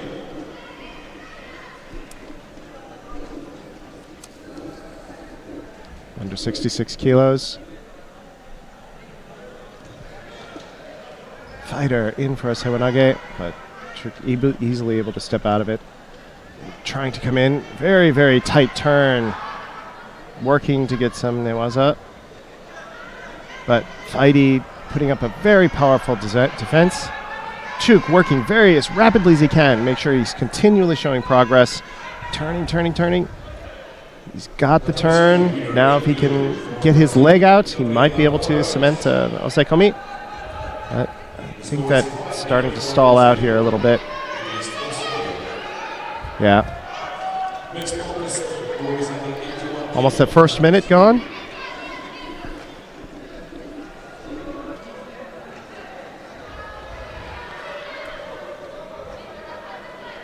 No score. We know that Chuk will really want to look for that newaza. Faidi trying to set something up. Doesn't quite like what Chuk is doing with his left hand. Chuk has that low grip. Coming in for Osodo. But Faidi steps out. Big, deep lean into the Osodo, but not enough Kazushi. So Faidi's able to keep his feet and just step out. Not any real threat. Faidi again with the interior grip, but Chuk's able to get his elbow in. So in this Kinkayotsu position, they kind of trade places back and forth. Who can get the inside? Faidi coming in for a Ippon Sewanage, but Chuk quite readily short stopping it.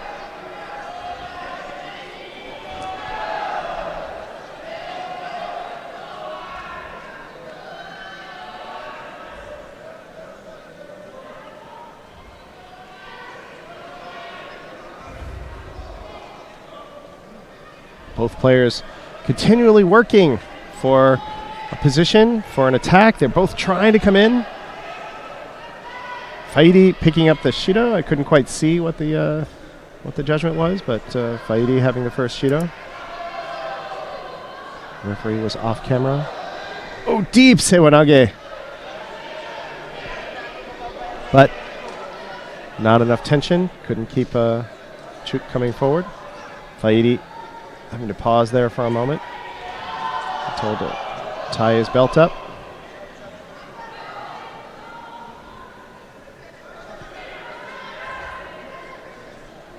.145 left in the contest.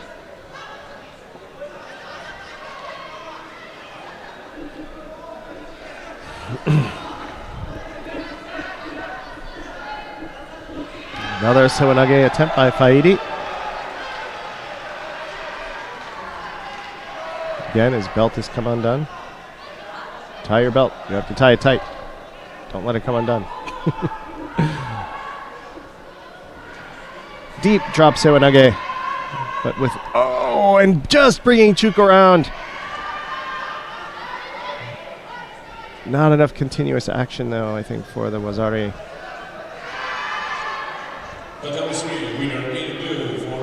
Osaikomi for Chuk. Faidi looks really stuck.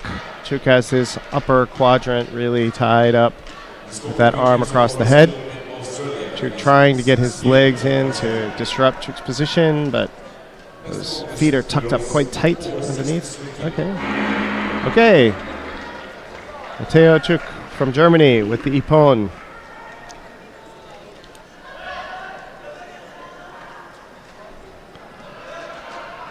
Over Azer Faidi from Tunisia. Next up, at the under 63 kilos, Annabelle Vinzig, who we followed in her individual competition over playing Mariam Khilifi from Tunisia. 3-1. The Germans leading now. And that's bad news for Tunisia because they have 2 spaces in their lineup coming up. So every one of their 5 athletes would have had to have won, right, in order for them to take it. So that's right. Didn't happen. Didn't happen. Russia has just prevailed over Kazakhstan 7-1. Brazil is leading Australia 6-0. Oh, really strong exchange of kumikata with Khalifi taking the powerful left hand grip. She's perfectly set up. She's got to launch an attack. Vinzig is in a very defensive position at the moment. Khalifi, I bet you Khalifi's going to get called. No, Vinzig's being called for defense. Okay. Khalifi had really crushed her down into position. Vinzig, oh, nice kochiagari into Uchimata, driving Khalifi over, but Khalifi is able to maintain her position and come down. Vinzig coming in for the shimewaza, and I think Khalifi is tapping. Does she look like she's tapping? The referee looking to make sure she can see Khalifi's face. Okay. Comes around to the better spot. Following around. But Khalifi able to keep that out of position, so Vinzig was really drilling that. Get your leg over the back of the head like that, and you can really pull, not just with your arms, but with your entire torso.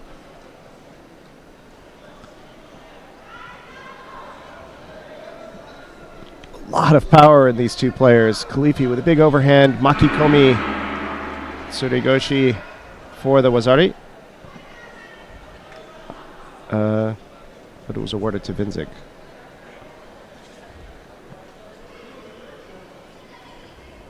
I think that was Khalifi's throw.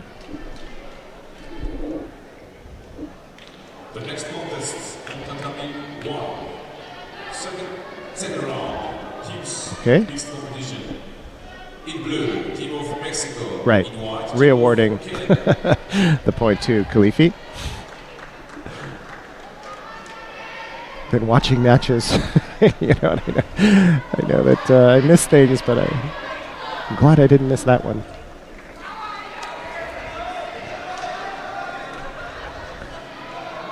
I don't think I've ever watched so much judo so continuously over so many days.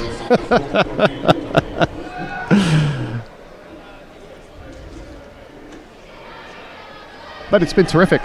The other thing that you must have noticed now is that you pick up so much in the short space of time. This is such an intense way to watch something. Yeah. To watch it and describe it at the same time. Nice! Kosotogake. And it's not like watching it from the stands. No, it's not at all. You can drift, you can wander down and talk your to head people on moves the around. side. Yeah, exactly. You miss so much. Not here. You've got to be on all the time. Like that one that you go to the restroom. That one that you just missed when they were handing you that sheet of paper. Right. It almost annoyed you because you watched so much of the contest that you wanted to see what you'd missed. It did annoy me. So what happens is that in future you block out everything else and just concentrate on that screen and make sure that you catch everything. That's right. And even so, you know, I know that I've missed things. I go back and I'll look at the recording and it's like, oh my God, how did I miss that? So that little Kosorogake, it's interesting to note how different that was from the Georgian approach. Uchimata Koshiguruma kind of combination there on Vincig's part, but no, just didn't go anywhere. So the Kosorogake that Vincig just tried was much more classical, coming in and trapping the leg and then just driving forward over that back leg, whereas, as opposed to the Georgian or Russian version where they come in and they hook it and really drive upwards and then around for that Uranage finish.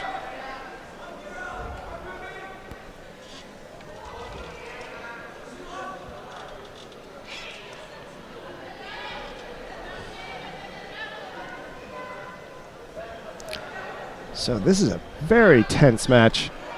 Khalifi just driving like mad in for Vincig. She had that Wazari, but she has not stopped. She's continually coming in. Osoro, Kochi, Kosoro, Osoro, then Kosoro for a second Wazari. Vincig just barely turning into it enough to land on her side instead of her back.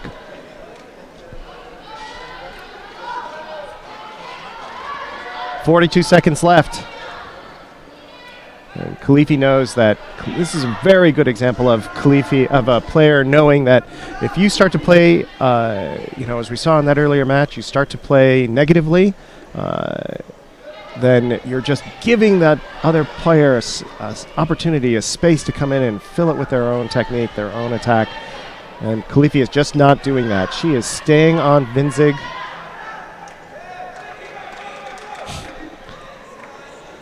Then on stage, there's an expression. It's all over her like white on rice. Yeah.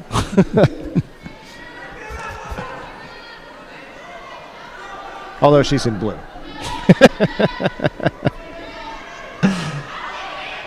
Big Sewanage attempt by Vincig, but just no hands at all. Vincig knows there was only a few seconds left. This was Khalifi's match. Tunisia. Pull one back. Second win. But Tom Blechschmidt from Germany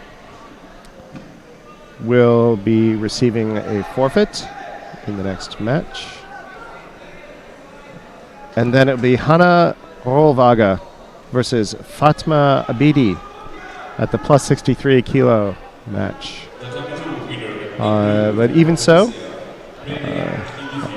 that won't be enough. Even if Abidi wins, the match goes to Germany because the final contest, Ivo Vitasek from Germany is unopposed by Tunisia. And there is Blechschmidt receiving his forfeit. Okay. Do we want to stay here? We're not going anywhere. Okay. There's a good reason for that. Because we want to see Georgia and Japan. They're up next. On this mat. on mat 2. Okay, that will be a good match. The possibility that we would be drawn down to mat number 1, where Canada face Mexico, is slim. Big throw! How is that not an ippon? That was an ippon. Let's see that again. Really beautiful. Ogoshi, I think? Yeah. The Georgian coach is coming over to us and saying, yeah, that's an ippon. Tunisia looks he's really shaken by that. He's also an A-level referee. He's also okay. Well, he would know then, as well as a doctor. Coach, doc. So that's referee. Why he was looking after the French player earlier. Italian with player. The shoulder. Right. Injury. Italian. Is it? Yeah, the Italian. Yep. Ogoshi. Because it was the Georgian that threw him, remember? Or perhaps Tsuregoshi, Tsuregoshi. Very beautiful. Look at this. Just reaching around. Yeah, grabbing the belt. So Tsuregoshi, really fine throw. Rolvalga looked up as though, are you sure? Like, are you bang! What? Sorry. Sure? But look what she did. She stayed in that osaikomi position. She did not lose her focus. She went immediately into Kozureke Segatame. Germany, by the way, will face Uzbekistan in the 3rd of the quarterfinals. Gene. Yes. So, the final results here, Germany 6, Tunisia 2. And... Bless you. Excuse me. As the teams bow out. The next 2 teams wait to come on. Now, there's bad news for Georgia. They did not have an under 44 kilo category player, so they're already going to be 1 down. And the team that you don't want to give a free ride to is Japan. So they're 1-0 down to Japan on account of Georgia not having a that's not under good. 44 kilo category player. That's not good. We'll go through the Japanese team. Kawabata Haruka at under 44. Sumi Hitoyoshi at 55. Watanabe Aiko at 52. Katsura Ranto at 66. Nakaya Haruka at 63 now. Didn't she fight 57? She fought in the under 57 kilo category, but she's fighting up at under 63. And that was that marathon? The marathon contest, yeah. Bando Toranosuke at under 81. The plus 63 kilo category competitor is Yonakawa Akio. And at plus 81, it's Oishi Yu. That's the Japanese team. Let's take a look at the Georgian team. Luka Kapanadze, Ekaterina Tatunashvili, Mikhail Bakbakashvili, Mariam Chanturia, Vladimir Akhalkatasi, Sofio Somkishvili, and Levan Chalidze. That's the Georgian team. Kapanadze at 55, Tatunashvili at 52, Bakashvili at 66, Chanturia at 63, Akal Katsi at 81, at plus 63 Somkishvili, and plus 81 Chalidze. Okay, that first one goes to Japan, so that's 1-0. Kawabata just stepping onto the mat there. Now we get the first of the contest. Sumi Hitoyoshi of Japan faces Luka Kapanadze of Georgia. It's Sumi in the white judogi, Kapanadze in blue. Here's Gene. Okay, we saw both of these players in the individual contests. Really dynamic. This is going to be so exciting. You couldn't ask for a better contrast in styles. Georgian judo versus Japanese judo, both very, very, very powerful. Just a different matter of emphasis. my impression is that Georgia tends to focus more on the physical, whereas Japan focuses more on the technical. But of course, both have very powerful technical training and physical training programs.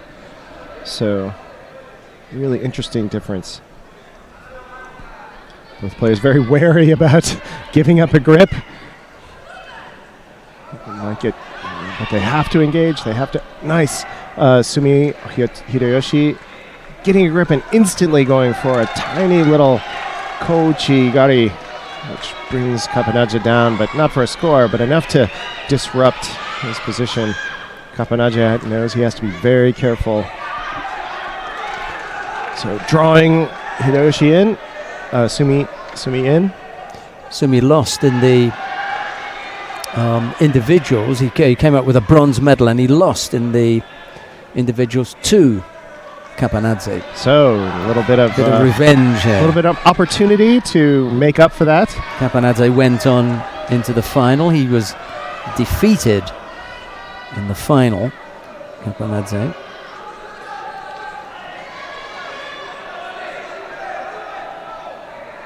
So it's interesting to look at the difference in the stance here. See how Sumi is forward on his left foot and Kapanadze is a little back. He's leaning back a little bit. See, on his right foot. Okay, Sumi in for the Sewanage. Kapanadze immediately trying to get this Jujigatame going. Yeah, and now he's feeling that pressure. But he can't get the turn. The angle's bad. The problem. The angle's wrong. This is a little bit better now that he's stretched it out a little bit but not enough. See how Sumi's able to bring his hips around? He couldn't get the turn, which would have given him more leverage. Right, his angle was just wrong. Yeah. And so therefore the arm was never in the correct position for pressure on the elbow. But that was close. It was a good try by Kapanadze. Kapanadze has to win this one to level things, and then Chantoria for the match for me to really give the Georgians a chance. Chantoria and Somkishvili have to win their contests to give the Georgians any chance. So those three they really need. And I can tell you that Sumi has it in his mind that this is an opportunity to correct the earlier loss. Definitely. You know, he is not, and that's a challenge sometimes. You know, in the many years of coaching, and playing myself, fighting somebody again that you've lost to before can be very, very intimidating. But I can guarantee you that is not the case here.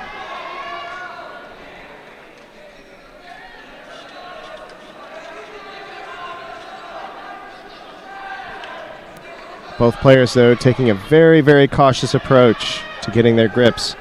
And they're going to have to step this up a little bit or they're going to be called. Sumi in for Sewanage again. And now trying for his own Sankaku, but Kapanadze is just far too tightly turtled. Kapanadze is just a little bit off the pace, I think, here. I agree. 30 seconds left already. Neither player has a score or a penalty. Testing to how well they're both trying and how the referees are recognizing how very cautious they're being, but they're still working positively. Kapanadze trying for a little Sutemiwaza there, but Sumi easily able to overstep it.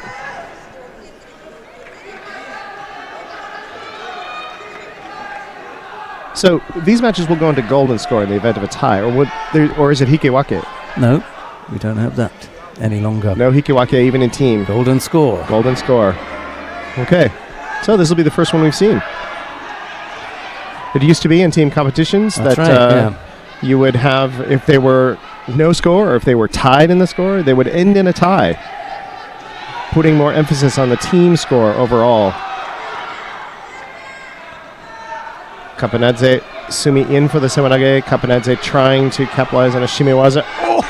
Oh, gorgeous! Kapanadze stepping in deeply, trying to get that Kosorogake, and Sumi trying to convert that to an Uchimata. That was amazing. That was astonishing. What just happened there? Now's the time to come up with a score. A big Sewanage.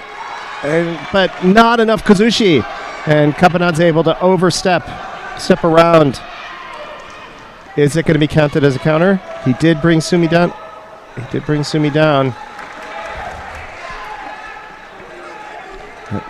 That might count as a Wazari.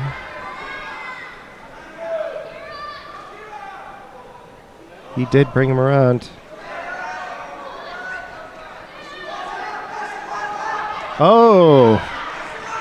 Non-combativeness for Capanadze. It's harsh. That is harsh. All of a sudden. Okay. Well, since it was the first Shido in Golden Score, the contest goes to Japan.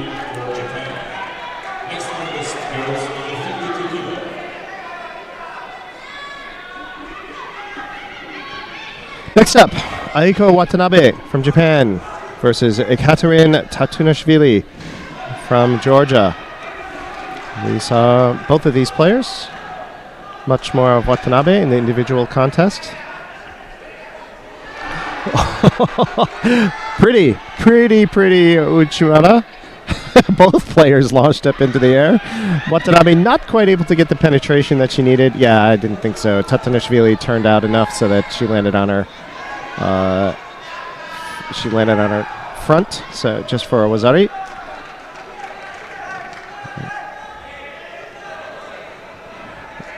Watanabe clearly trying to set it up again. Oh, Tatunashvili just getting her hip in to try and drive Watanabe down. Trying to throw, but never getting in deep enough to affect that turn that you need. That.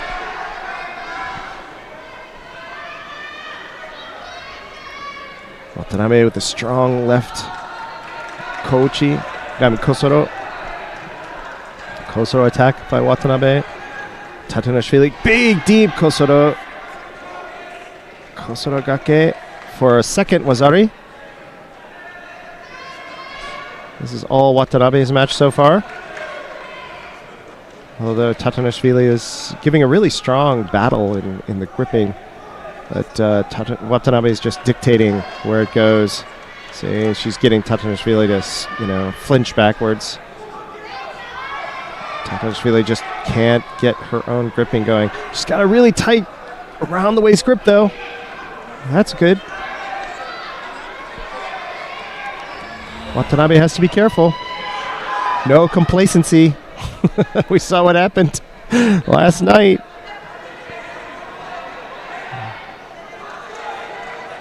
And that match between Japan, Mori, is it Mori? Yes. Mori and Serban. That's Ippon. Pretty. I mean, that's Ippon. But he called a Wazari. But he's calling Osaikomi, I guess. Koshiguruma into Kisagatame. Tatunashvili, a fourth. Yeah, they're keeping it a Wazari. Fourth Wazari. Leave it with the Osaikomi on, I suppose. And so she gets the Ippon for the Osaikomi. Yeah, I'm watching. Yeah. Uchimata.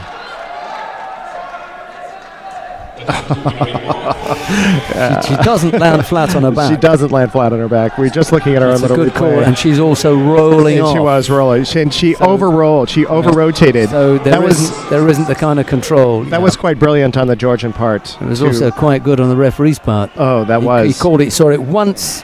And he called it right. Right score. So, Aiko Watanabe with the Ippon. Next up, Katsura Ranto versus Pakpakashvili from Georgia. Katsura Ranto, of course, from Japan. In the white, Pakpakashvili.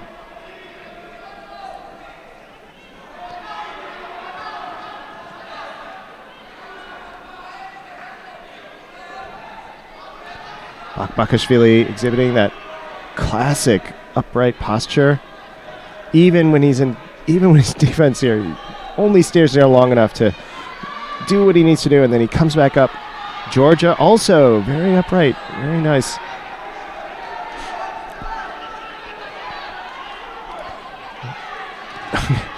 Katsura really pulling down. They might get called for defensive.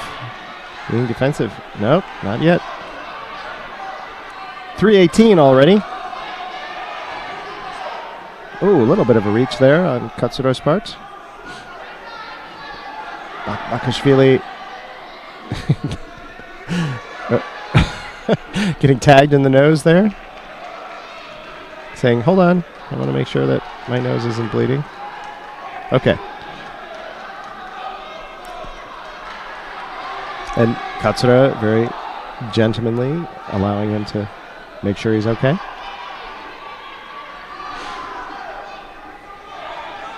Both players, and here's a feature of really fine. Oh, big Ouchigari by Katsura for Wazari. Bakashvili holding off until the last possible moment to turn out of it. But Katsura Ranto just catching it initially at the ankle and then driving his leg through so that his whole leg started to really come through. Again, Kouchigari, but while he's coming in for that Uchimata, over the shoulder grip, not satisfied to stay on the Wazari. Clearly pressing to get a second throw. Seeing that they're on the edge of the mat, forcing Bakashvili to either make an attack or step out. Bakashvili, false attack, which is correct. That wasn't a genuine attack. It was only to disengage. But he was put there very strategically by Katsura Ranto on the edge of the mat. He really didn't have any choice. It was either step out or he could have tried to step around, but stepping sideways is a big risk because, a sideways step leaves you really open to attack when you're really up against it.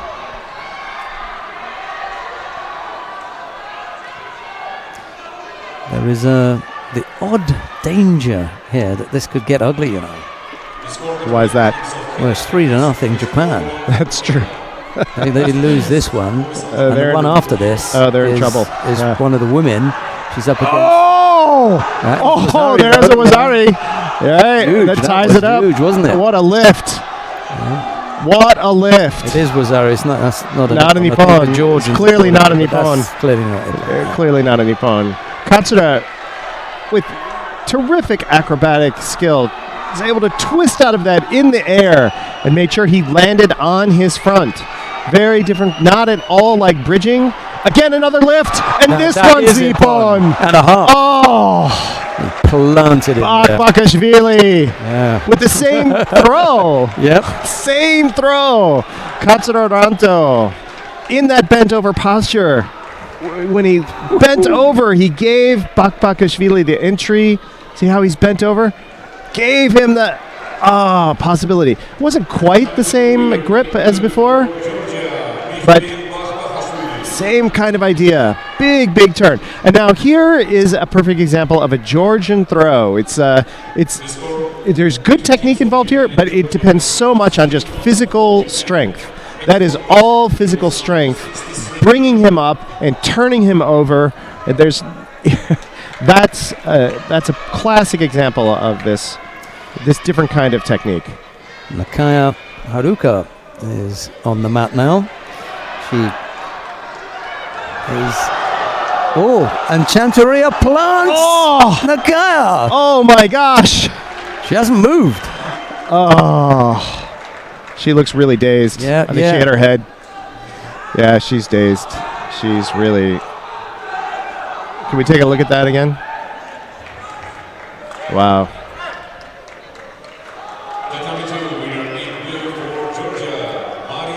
Another big lift. Big lift. Boom. Yeah, you see her head bounce there. Yeah. Big Uranage. Ooh. Yeah, and how Chanteria was just driving it down. Okay. I don't think we need to see that again. And if you thought the pickup from the previous Georgian was there, again, you see it where the women come in and they can do the same thing. The same thing, right. So, okay, taking heavy landing there. Very heavy. Georgian doctor coming to the tatami to assist as well.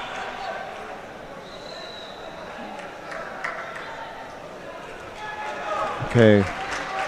Nakaya being taken off the mat. 3-2. Up next, 3-2, Bando Toranosuke from Japan versus Vladimir Akalkatsi from Georgia. Never like to see an injury. It's always very, very disheartening.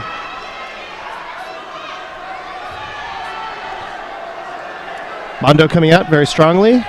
Going for that Soreitsuri Komagoshi, I think. Driving Akalkatsi down, but no score. Japan's gi looks quite form-fitting. But, of course, it gets through gi control. Obviously, plenty for Georgia to grip. Akalkatsi coming out very powerfully, really driving after Bando. Bando just really barely able to evade Akalkatsi's drive there. I think Bando is about to get called, yes, for defensiveness. False attack, rather. So,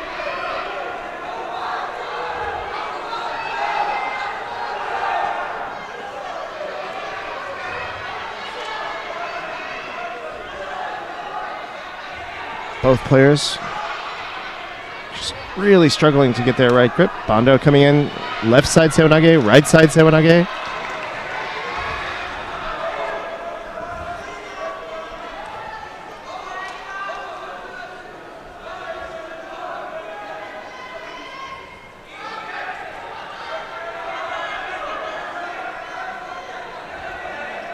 One of the problems, that's definitely one of the problems with the kind of lifting throw, bringing your player down, is that you really can't support their fall.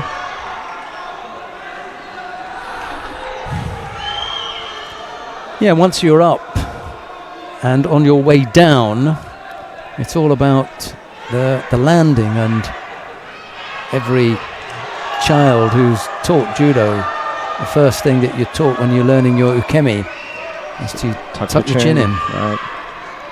Non-combativeness on Bando's part. Second Problem. Judo. 20 odd left to go. Yeah, long time.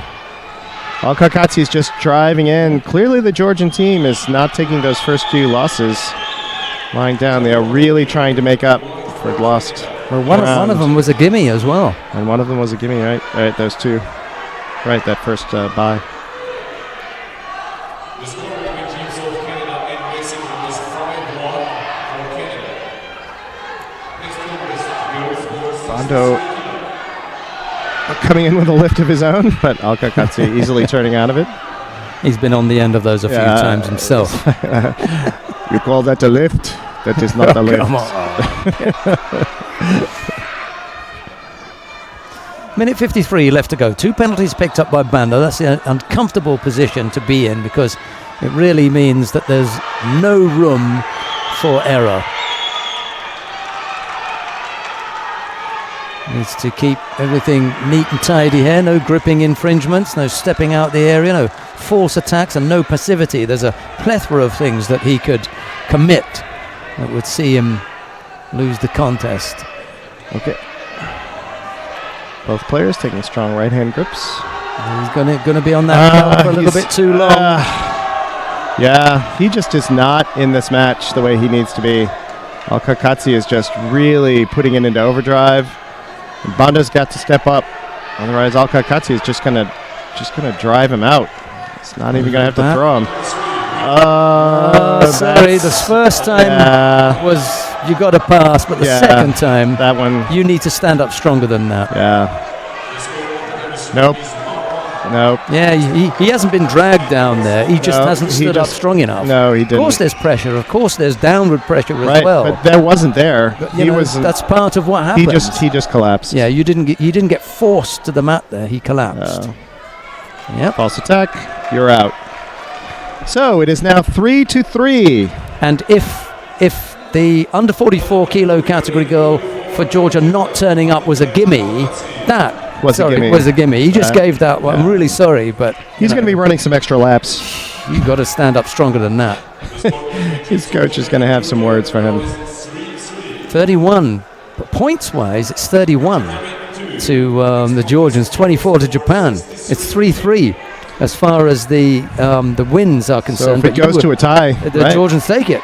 Right. If it stopped now. If they stop now. But it's not. We got a way to go now. Right. Ooh, This and is I a spoke big- to I spoke to her last Samkishvili. night. I spoke to Yeah. Samkishvili last night, and I said, "You can take it for your team. It's going to come down to you. You have to stand up She has to win this match. and bring it home for the Georgians." Let's not write anybody off. Chilidze could beat Oishi.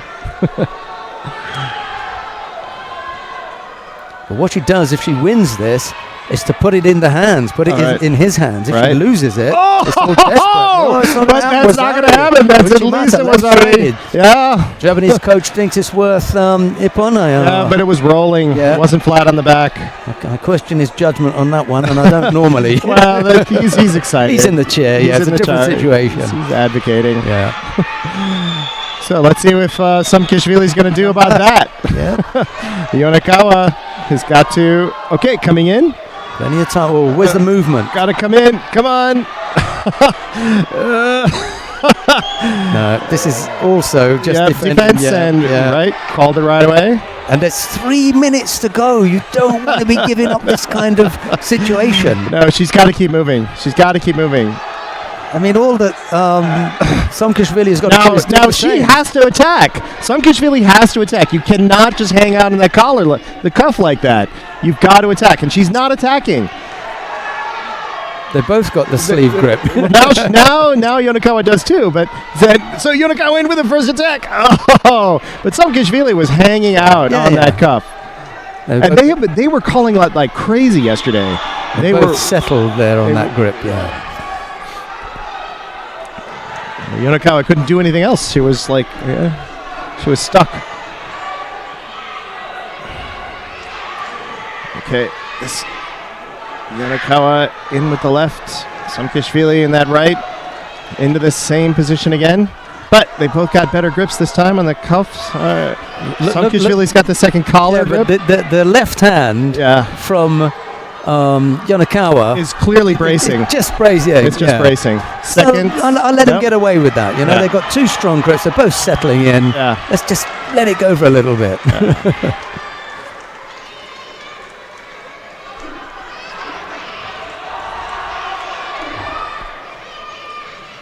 Taking a little longer this time, but they're going to end up in the same place. See, So now Yonakawa's got to move. You got to move. Got to move. Samkishvili has got to do it as well. Okay, Yonakawa's got a bit better edge on there. But she doesn't like what Samkishvili's able to do. It's that arm up there as Yonakawa's well. got to move. Yeah, she can't just hold it. Can't follow it up with something. Samkishvili in for the Uchimata, but Yonakawa almost popping it through. Oh, in for another Uchimata. Good effort. Oh, so leave that. Minute 18, leave it now. Yeah. Yonakawa is saying, I'll hang out here. Sure. 115, 114. Single score at the Oh, moment. there's so much tension in this match. Yonakawa say, come on over to the middle. Come on over here. Samkishvili should be moving a little bit more expeditiously. 1 minute to go. Okay, Yonakawa got her grip now, and she's trying to keep Samkishvili from drawing her in. In for that Uchimata again. Uchimata, Uchigari kind of attack. Going over the top isn't working for Samkishvili. No, it's She not. needs to go underneath. She needs to go underneath, or at least drive her elbow in. Around the waist. She could reach This over. is better here. Go better. Go around the waist. Now, 30 seconds to go. You'd make Samkishvili has got to make an attack. You'd make it more obvious. Okay, non-combativeness for Samkishvili. Yeah, well, that was right. That was right. She's wasted too much time. She has wasted too much time.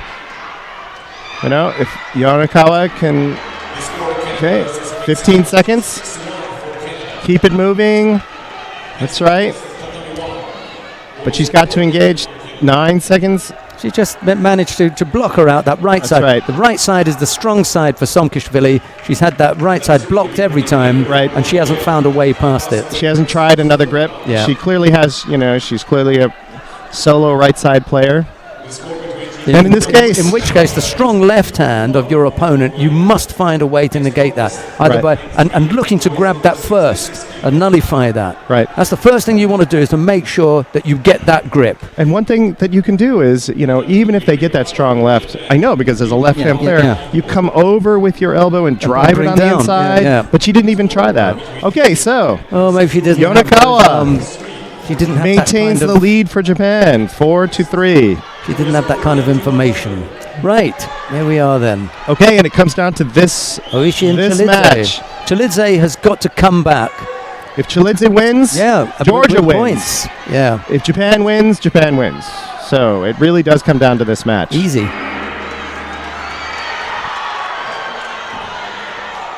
And we saw Chalidze do some really impressive things yesterday.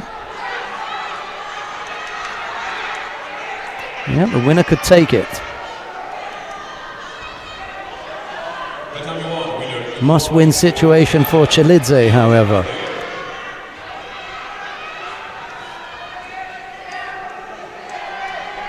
I'm having trouble remembering how each one of these players did yesterday. Chalidze took a bronze, yes? I don't remember Oishi placing. Oh, she didn't place. No, he didn't. So, but Chalidze, I think, took the bronze. Chalidze was 7th. Oh, right. He lost in the quarters. And then in the repechage contest. And in the repechage, right. Single penalty picked up by Chalidze. No disaster as Maybe yet. for the bear hug? Not sure. Couldn't see. As Jean was saying, it's a must-win situation. Must win. For Georgia. 2:42 already. Both players. So here we have a very similar situation with the last two. Oh, little Ashy was on the way down. Little Ashiwaza. And what I've been saying for the whole week is combinations are the important thing. They're rarities here at this level.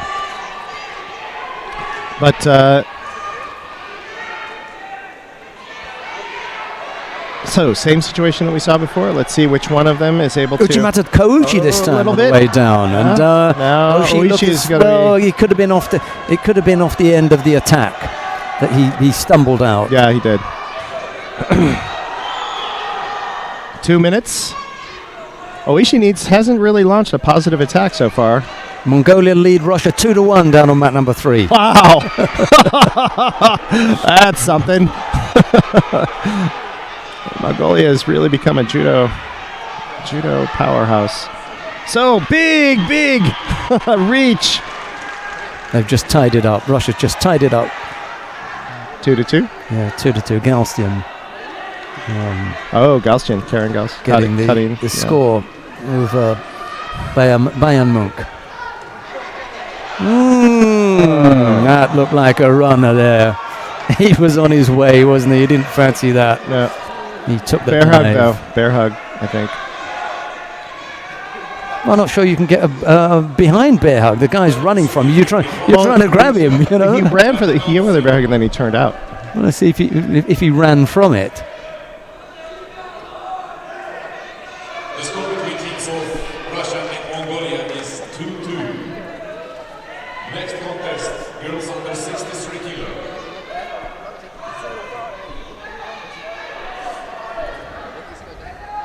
Okay, false attack, yes, on Oishi. Yeah. So each one has a Shido. Less than a minute and a half to go. Just see what pressure it was that he came under that made him bail, just out of interest. No, he went to his sleeve And he just bailed. and he bailed. He clearly respects Chalidze. He stepped back in. Makikomi effort? No. But no, he's way out. Well, this was the tension that everybody wanted to see in a team event, and here it is. We've got a minute left to go. A Shido apiece. No score as yet. 1 minute. pressure is on. The first person to get a really... Oh, that's it. He went right into a bear hug. No attempt to engage. Yep. Second Shido. That was a silly error. But he's just trying to drive. He just forgot. Now Japan's trying to drive. Chilidze just losing his head a little bit there. Yeah, 40-odd seconds definitely left to go. lost his mind for a second. Oh. Nine, he's losing his power as well. Desperate attack there. Yeah, when you can't get both hands on, you just throw your leg out. Neither player seems interested in Newaza at all. Half a minute left to go. Single score now would take it. Big Ashiwaza by Oishi. Much less convincing ones by Chilidze. They're both tired. Okay. Yeah, I'm not going to tell the you. Georgian coach was really, he was way over the top. Oishi quite happy to go to golden score, it seems. It will be. Golden score. Ooh. I'm glad I brought my aspirin today. And we're straight into it. Oishi. He's got to be careful. Oishi, a couple of times when fading. Chilidze's been coming forward. Now he's holding him out. You cannot afford to pick up another penalty. Get the right hip across. Yeah. Chilidze had the opportunity to do a big Koshiguruma there. Yeah, defense. Now they pull them a Shido. And so Here he's comes got to Chilidze press. again. Can either one of them really press? Well, every time Chilidze's come up with that pressure, she's Uchimata, offered up something poor. No. And now a chance. If I was Chilidze, I'd be on him now. Yeah, but just to put that little bit of pressure but on. Neither one of them is they trying to prosecute any Newaza at all.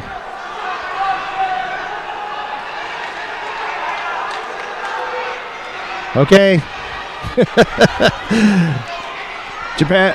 Oishi has his grip. All he's got to do is launch. Chilidze is clearly tired. Left Ijimata from Oishi. Chilidze couldn't come up with the Sukeshi. And Kosoto, he almost goes over. Almost. Brings him down to his knees. It wasn't one of the two things. It was just the Kosoto. And it wasn't the high uplift. No. And it wasn't the low sit round. Yeah. It was Kosoto. The two previous Georgians have shown him out just how to do it. He missed out there. Right. Well, and the coach is up on his feet again. It would be quite remarkable if he got a lift out of this guy. Yeah, exactly. They're going to have to put him out. Yeah. And that's not a step out for me. No, I'm glad they didn't call that. Chilidze is trying to drive in. Uchimata. Can Uchimata, but couldn't come no up with Kazushi. These two players are just really tired. Terrific. 121 in the golden score. Action, yeah. Both teams cheering their fighters on. Everybody's going mad because it all hangs on this match. One technique, one Wazari will win the contest and the match. A minute and a half into golden score. One Wazari. Come on, both guys. You can't just lean on each other. They haven't got the power left. Who's got it? Who's got it? Somebody's got it. Oishi's driving in. Chilidze. No turn there. That's what Oishi was looking for, wasn't it? Yeah, he was looking, but that was not there. I don't think he's passive either, Oishi. Not at this stage. No. It's delicately balanced, and we wouldn't want it to go on that penalty. He's finding it difficult to get to his feet here. I invite you to come play. After that last effort. Here we go again. Oishi really driving in. Almost 2 minutes into golden score. Oishi's got his grip. It looks like he's got a little bit of wind back. Had a little bit of movement there. Oh, in for the Kochi. And Chilidze comes in with the Kosoto Gake. Their favorite. It was the effort, however, from Oishi that got things going. Right. Oishi came in with the attack. He came in with the attack. Wasn't strong enough. And Chilidze had enough for the hook Chilidze had enough. And to bring his man down. The Georgians go absolutely crazy, their team leaping up and jumping. It's 4-4. 4-4. It'll be 4-4, but we all know that the points are there for the Georgians. They had the bigger wins. And down comes and it was Oishi. And it was not just the Kosoto, but he had a really good drive with his left hand. Look at him drive here. Boom! Yes, beautiful on the left hand. Beautiful left hand. Taking control on the way down. And Oishi just didn't have the Kazushi. He just didn't have the Kazushi. He had a really good grip, but cut. But yeah. Well, it needed something brave. Yeah. It needed something and big. he tried. He did. He went He there. made the major try. He went there. He went with the major attempt.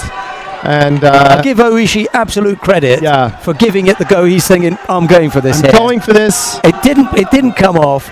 There was the possibility that Chilidze would miss the opportunity for the counter. Or that Chilidze couldn't muster the resistance. Enough. Right, but Chilidze just dig deep enough. Yeah. Right. What a contest. Wow. Absolutely fantastic. Yep. Georgia 4, Japan 4. And it's Georgia into the semi-final. Georgia into the semi-finals on points. They're going to face the winner of Russia-Mongolia. Well, we'll go to that. We're going to go down there right away because Russia it's 3, down mat number 3. Mongolia 2. We join the match with Russia leading 3-2 at the moment on mat number 3. Mansur Lasanov for Russia. He's up against Sergelin Munkbaya of Mongolia. There's no score in the contest at the moment. Shidos. The Shido apiece. We've got 1:40 left to go. And here, after that excitement, it's June. I collect my wits. Oh my gosh. Be nice to have a nice sedate 81 kilo match. They're already at the 81 kilos.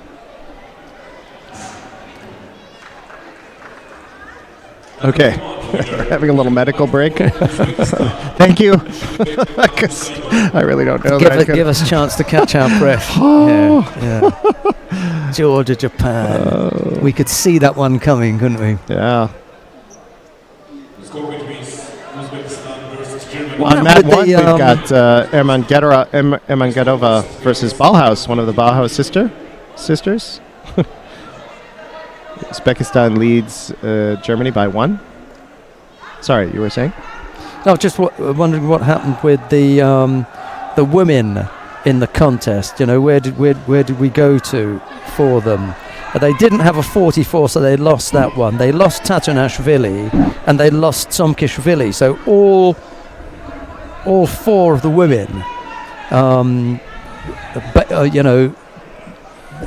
failed to come to the party. It was the men that did it for the Georgians. Right.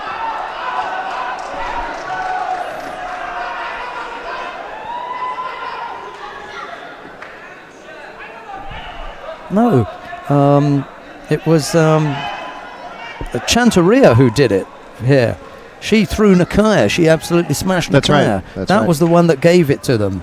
That win from Chantaria really gave the Georgians that chance. Okay, Sergelin is back. They won 3 in a row, didn't they?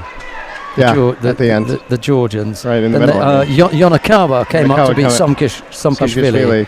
And then it was Chilidze to bring it home. That's how it went. 3 in a row for Japan, the opening 3. 3 in a row for Georgia, the next 3.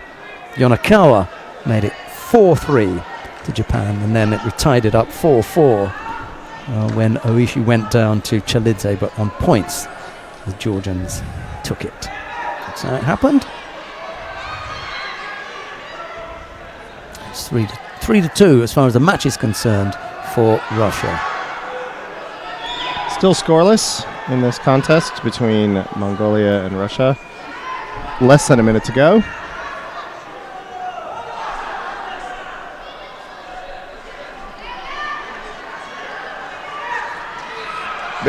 That big Kosorogake driving Sergelin over for Wazari and into Osaikomi, who taps. Sergelin taps.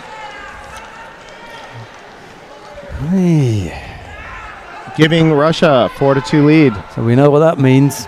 Must win from here on in. Yeah, For Mongolia. but they can't. Well, Yeah, and there's a double bye. Or no, wait, what's going on here? Sergeant? Is there 2 Sergeants? They're already here. So, oh, right. If they win the next 2, it'll be tied 4-4. and then it would have to, and we don't know the points. We don't know the score, points, but it could be right. two ippons for Mongolia, and then you're in business. Right. Brazil and But Canada. That's Giving up quarterfinal the there. ippon like that, for It's always a tough one. yeah. The score of Russia versus Mongolia is 4. Daria Vladimirova versus Next contest, Sarantsetseg 63 kilo. from Mongolia.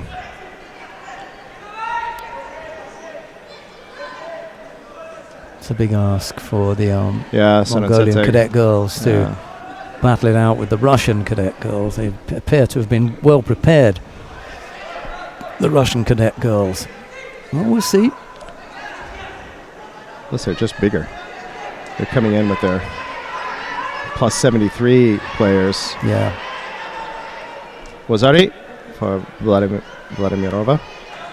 Backache for the Mongolian. Sarantsetseg. Vladimirova busy, coming isn't in. she? Yeah, just Uchimata, Kochigari, another Uchimata. Oh, and she's tapping now. Yeah, she's backache. Yeah, that's back.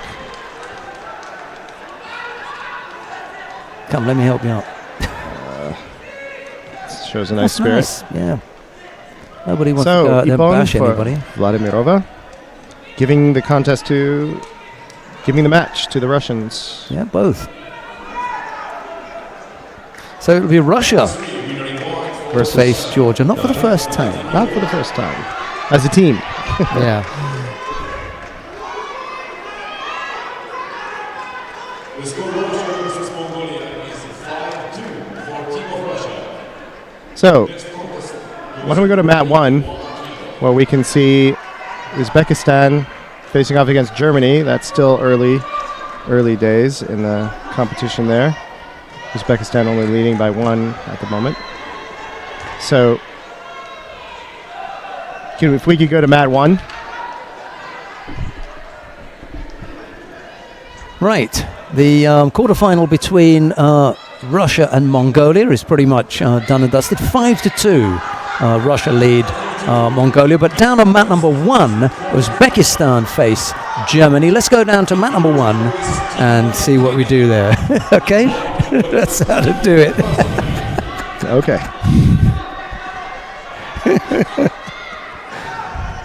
Okay. Oh, Ermagambetova just catching Ballhouse, but not enough for Wazari at the end, just at the bell. But she was ahead anyway. Ermagambetova had a Wazari. Ballhouse was coming in, trying to get something, but Ermagambetova throwing her down at the last moment. So is that 2-0 then? That's now 2-0. Uzbekistan over Germany. I wonder why that is then, because there was no 44 kilo fighter there, no 44 kilo there. Oh, so it was the under 55s that we've already had, Right. and that went to Uzbekistan. Right. Okay, so let's put that in there. Up next, And now that has gone. Nazarov from Uzbekistan versus.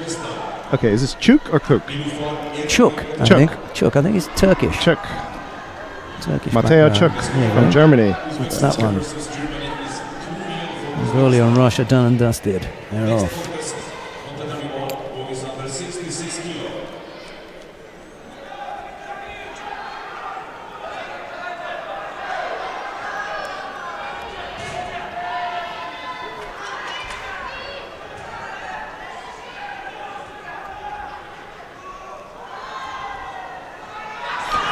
Nice Sewanage entry, but couldn't quite keep it tight enough. Chuk's able to sort of extend his way out of that. Really extended his legs far, far back so that Nazarov couldn't complete the throw.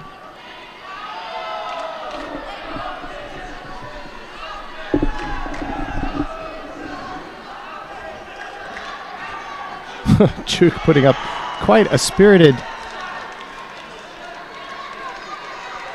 quite a spirited display of footwork, trying to get the right angle and disrupt Nazarov's. As we saw earlier, Nazarov really, really likes these low positions. Chuk coming in, trying to come in even lower with a big Ouchigari. But not able to dislodge Nazarov at all.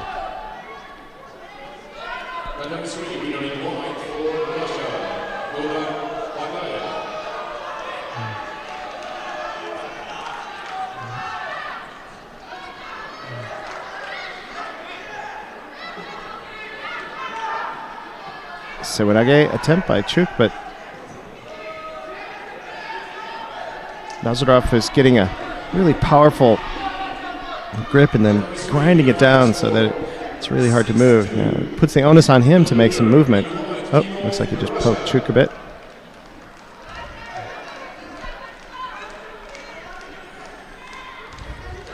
Big Sewanage by Nazarov.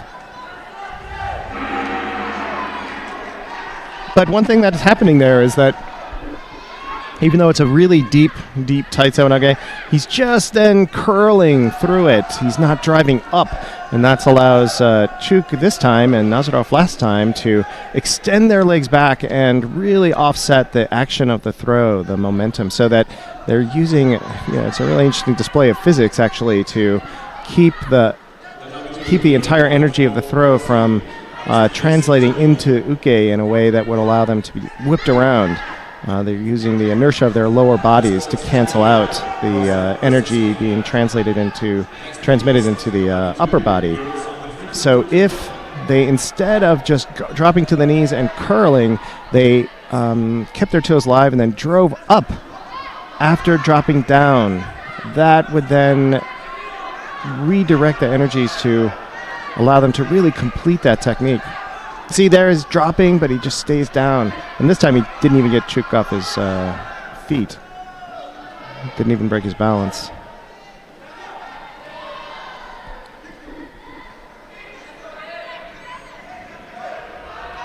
So that kind of drop Sewanage really relies on speed and quickness and timing, and all of which are good, but it's just missing that one little technical element.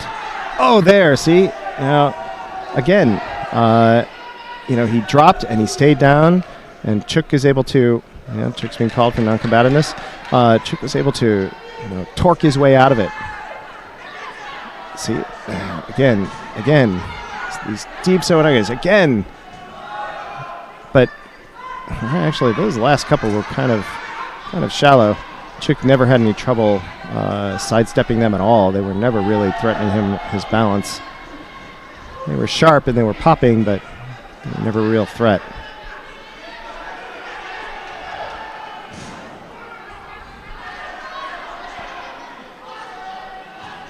Another deep Sewanage. And see how Chuk's now, once he's done it so many times now that Chuk is really able to read it and just steps right around it. That time he didn't even have to step around it. Just put his knee right in his backside and levered his way out. So Chuk now trying to get some newaza going. So despite this, Chuk Nazarov's must have a good 10 or 12 attempts at Sewanage. They're not effective. More of a shotgun approach to throwing rather than being really precise and technical. Big Tomonage entry by Chuk, but far too shallow. Needs to come in much more. Okay, defensive call on Nazarov. First Shido for him. So the Shidos are even. As we wind down the regulation time, both players now sort of just keeping motion so that they don't get called for passivity or anything, as they know that regulation time is about to run out. Okay, Chuk with a big kiai going into golden score. And big, deep Sewanage giving Chuk this chance that he's been looking for. He's Nazarov signaling that the gi is across his face.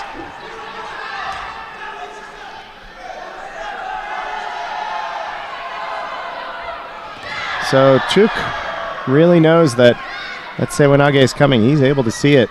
See, and it's just now that one actually drew him off balance, but it was never really going to throw him. And Nazarov's really throwing these Sewanage attempts out there just as a way of saying, yeah, I'm still trying. Chuk throwing one himself, but now that one never even moved Nazarov at Chuk at all. See? Chuk stepping across for a different attack, like Taitoshi or Ashiguruma. I'm really surprised that at least some of these Sewanage, see, these Sewanages are not really, they're not convincing at all. I'm really amazed that it hasn't been called for false attack, and I think he's about to be. Yeah. He's bent over. He must have tried that Sewanage like 20 times, and it's not, you know. He knows it. Yeah. Seriously, 20 times, you know.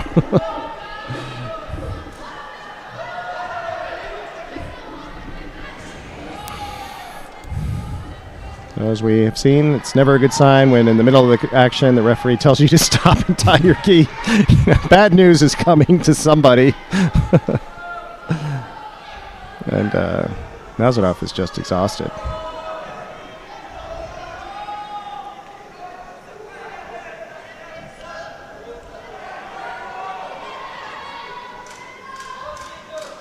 False attack. Nazarov giving the match to Chuk. First win. Germany is now on the board.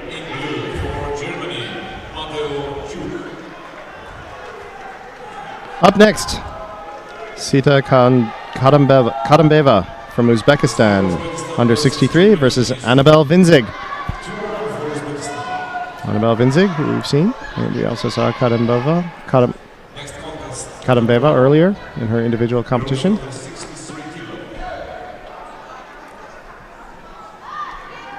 Of course, Vinzig did a little bit better on the individual day. Big height difference here. Kadambeva with the first attack, but Vinzig responding quite handily with a Uchimata and now into Jujigatame. First she was going for Shimawaza, but then crawled up to Jujigatame. Kadambeva fending her off pretty well.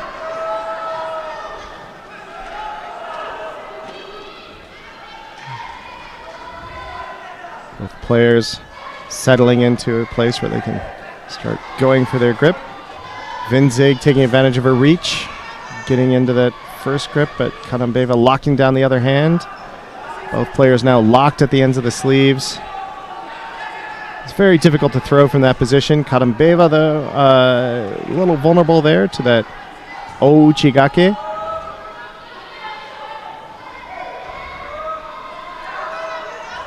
Major inner hook.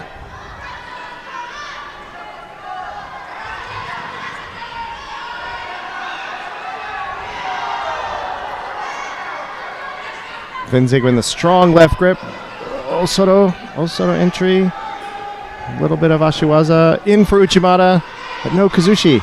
So, in spite of that difference, Kadambeva rather handily stepping out and through it.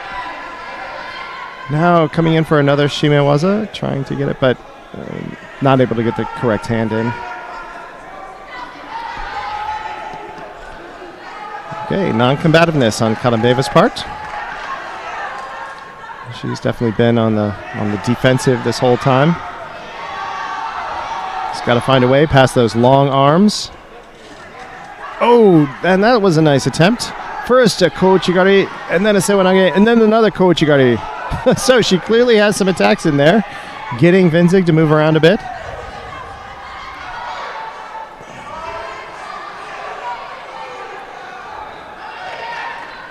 The referee stopping the action. I'm not sure why he stopped the action. I guess she was on her knees. So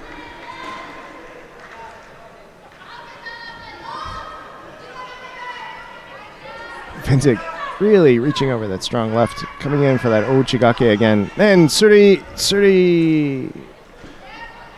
grip with Uchimata finish.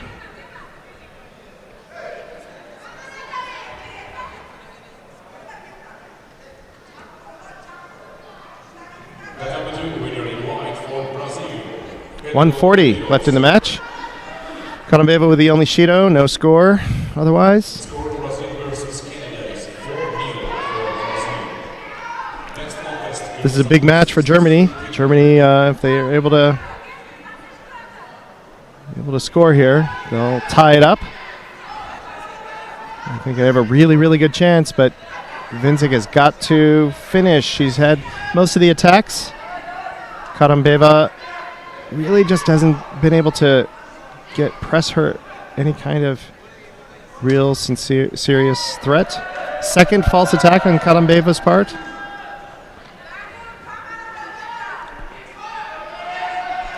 I'm sure I would have agreed that's on the other line between false and failed.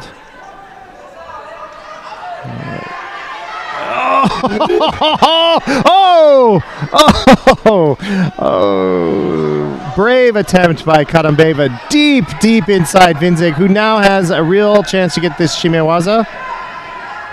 Really tight, turning her over. Now she has a chance to get Jujigatame, but Kadambeva has her foot right up in Vincik's face. Saikomi, go for the arm again. Go for the arm, Jujigatame, but I don't think she's going to. Maybe she's pulling her over, trying to get that leg. Nope. But that was such a close. Clock is still running, even though he called mate. Clock has now burned 5 extra seconds. Which means a lot. Oh, Vincik got the Wazari. Vincik. Oh.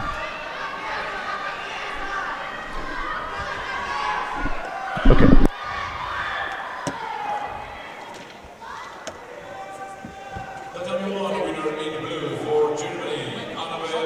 It was she actually tapped from the Jujigatame. That's what happened there. The score on Tatami 1 is 2-2. Next contest, boys under 81 kilograms. Right. Coming up next, Muzaffarbek Turaboyev of Uzbekistan has just taken to the mat, and he's up against Johann Lenz of Germany. It's Turaboyev in the white judogi, Lenz in blue, and it's 2-2. Nicely poised here. Germany got on the board. Yeah, it was. She'd actually applied the Jujigatame. And got the Uzbek tapped. All right. Yeah. And here we have our old friend Turaboyev, who we followed with such interest during the individual contest. Tall, yeah. So tall. Tall man. And here we have Johann Lenz, who I don't think we saw. I don't recall seeing him. So we'll see how he fares against our lengthy Uzbek. Yeah, Lenz competed in the individuals. He had a win against Aaron Sieber in the first round, Alexander Aaron Sieber, and then he lost in round 2 to Tot Benedict. Oh, Tot. And he was out of the running because that was a second round loss. He didn't get to the quarterfinal. Right.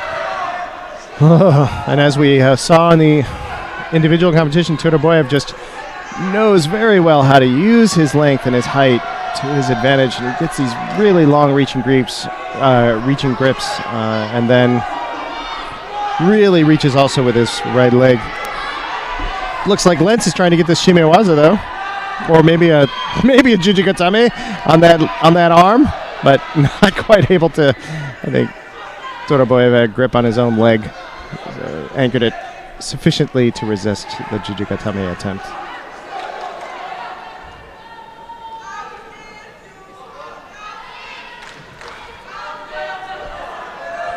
See, look at that huge reach, just unbelievable. Both players coming back in. Big Uchimata for the Wazari. Yes, bringing him over enough. Is Uchimata with that Suri grip on the belt. Todorboyev looks a little slow getting up. After, competition like this, though, the day afterwards you're so sore, and then here we are playing team competition. Okay, he stepped out and then he attacked. What are we going to see there? He was outside. I guess nothing. All right. Who was it that did the attack on the outside? Yeah. Who was it? It was Lentz. Both feet were out, and then he attacked. It could have been that Todorboyev had attacked him, and on the way out he began to shape for that. The final attack would have been connected to the one that Todorboyev made that put him out. I don't know. Okay. Or else then he would have been penalized. Yeah. Okay. Ashido or Lentz, he comes in for Uchimata on the incredibly tall Todorboyev, which just is really difficult to pull off. And Todorboyev rolls him for a second Wazari. Uchimata's just not the throw to do on somebody whose hips are 6 inches higher than yours.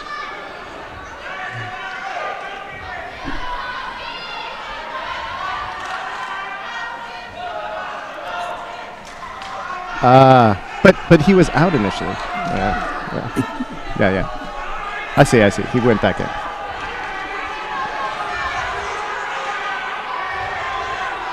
Doing a little review of that earlier exchange. Nice Uchimata. There's the big Uchimata that Todorboyev likes so much. That's the finish. For a clean finish on Johan Lentz for Nippon. And that will decide the match. He just managed to sneak that foot back in. Yes. And when we freeze it would have been impossible to penalise him because he was actually inside. He was actually in, right. From being out. Right. He stepped back in and then attacked from that moment. Doubt he was outside with both feet. And when he comes in for the attack, he's actually back in. And the referee's having a look. Subtleties of the play. I can't do that. Yeah. I can't do that. But that was really close. Yeah, absolutely. That was really close. And the other thing is, they don't want to give a penalty for something where the end action is actually positive, where he's attacking. Right. So he gets away with that. Edgar Grigorian from Uzbekistan versus... No contest for Galandi. Oh, no contest for Galandi. Would have liked to have seen Malena Galandi again. She's a real handful. Yeah. Maybe in the... Yeah, let's see how it goes. Yeah, exactly. Germany's now up. Wait, what happened? Well, they need to tidy up the we still have another match. It's just rolling around now. Oh, okay. So Germany's 3-3. 3-3. 1-2-3. Yes, 1-2-3. So it's tied. So here we have another tie match going into the heavyweights. Edgar Grigorian from Uzbekistan versus Jonas Schreiber from Germany.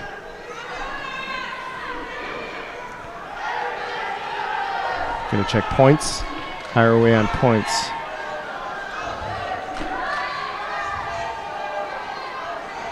And of course, we saw both these players during their individual contests.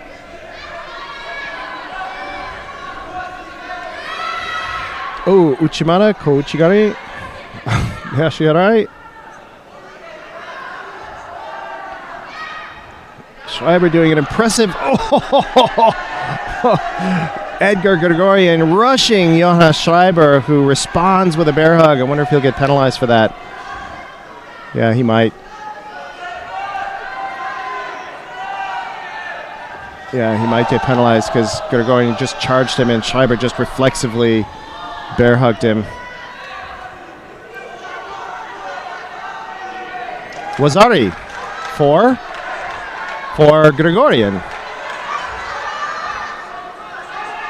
Because as he charged Schreiber did go down. I didn't think he had any control. That's why I didn't say anything in the beginning. It just looked like they just kind of fell. The reason that we've come to 3-3 and it's the final contest is because neither team had a 44 kilo category, so that was scratched. It effectively became a 7 contest match. Right. Yeah, we have to have something like tennis where games and sets Right. go to make up the match. So I think contests and matches is what it is. That's what we're going to have to go for. We'll go with the British version. I'm afraid so. The older I am happy to comply. in-place individual It's fine. has to exercise some degree of influence there, I'm afraid. I'm fine with And that. in that case, I'm fine with it. it happens to be moi. Thank you very much. Dr. Lisa Allen was bringing over the match sheet for Georgia versus Russia. Wait, okay, that is the match sheet, right? Yeah. So still 2:18, 2:15 now. 1 Wazari for Gregorian. Georgia versus Russia. Yeah, I can't wait.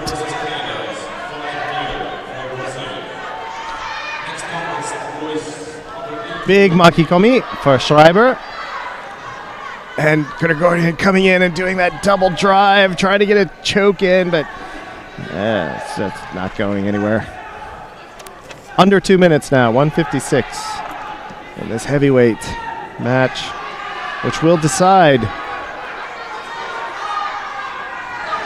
Big Sewanage for Gregorian, bringing Schreiber around, and Schreiber, but not enough. Schreiber didn't turn Schreiber enough for any kind of score. Schreiber then having a moment there where he almost rolled Gregorian in Newaza. But Gregorian able to extricate his arm in time to avoid the roll. It's kind of a Newaza makikomi application where you take somebody's arm tight around your own waist and roll, and it's something larger players love to do because they can do it. Okay, Schreiber really setting up his right-handed grip. He's really set. Gregorian, I think, struggling a little bit. Getting a little bit tired. 1:18 left. Schreiber not liking that grip, switching off. Gregorian just barely hanging on. Following, doing some Yoko. Oh, big makikomi entry. And then into a second makikomi for the osekomi, but it's broken. Gregorian quickly turning all the way through. Just barely escaping first the throw and then the pin. 57 seconds left, and Schreiber definitely has Gregorian. Definitely is chasing Gregorian at this point.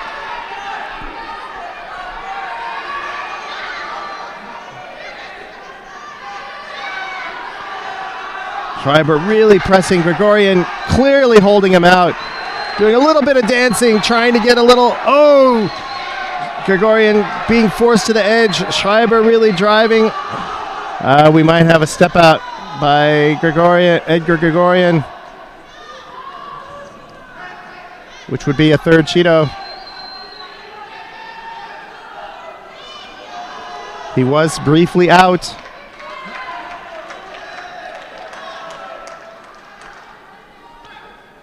That's not good. You should have said that earlier. But when he tells you to fix your gi, that's and you're just standing there, he stops the action, the referee tells you to fix your gi again, that's a harbinger of doom.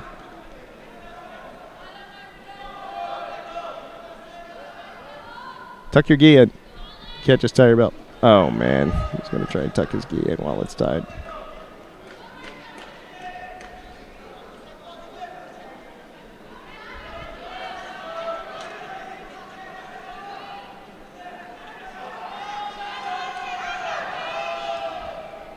Hold on. 38 seconds left. Oh, no penalty. That's amazing. Okay, so 32 seconds. Both young men have had a chance to get a breather. Gregorian clearly has his breath back, but Schreiber driving in. Big Ojigari. Oji. Yeah. 17 seconds left.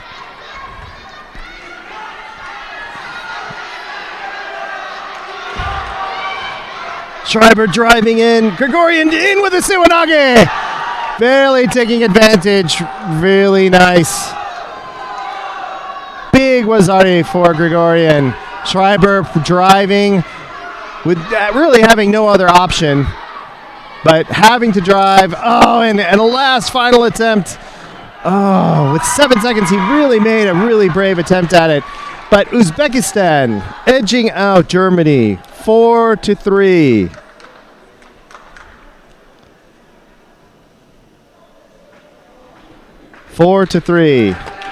With a final Wazari by Edgar Grigorian over Jonas Schreiber.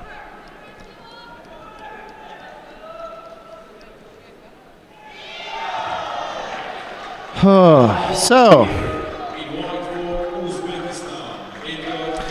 let's go to mat 2, where we can pick up the last bit of the quarterfinal between, well, actually with Brazil and Canada. Okay, it's going to this quarterfinal, although Brazil is leading 5-0 over Canada. Marcelo Gomez versus... I don't have the sheet. Arencibia. Oh, a big Osodogari by Arencibia. I'm sorry, by Gomez, throwing Arencibia for Ippon. Can we see that? That was a really pretty Osodogari. Kind of interesting hands. I think one of his hands wasn't really on him, but just huge elevation, big turn.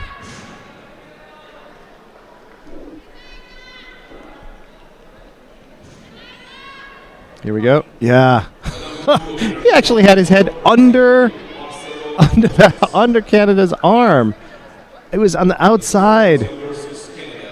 Not really, so it wasn't really Osodogari either. It was more like, it was a really unusual throw. Just totally improvised.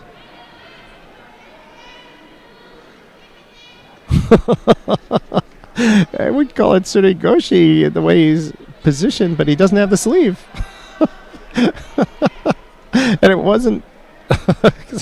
So, really unique throw there. I have no idea what to call that. Okay. So, Brazil has completely sealed that match against Canada. 6-0.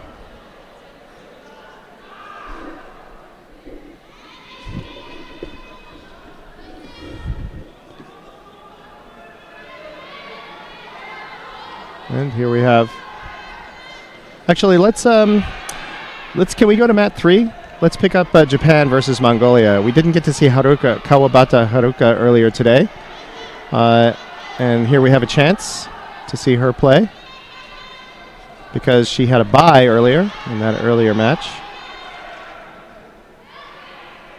So it's the first match, 0-0 still. Kawabata Haruka versus Basan Suren from Mongolia.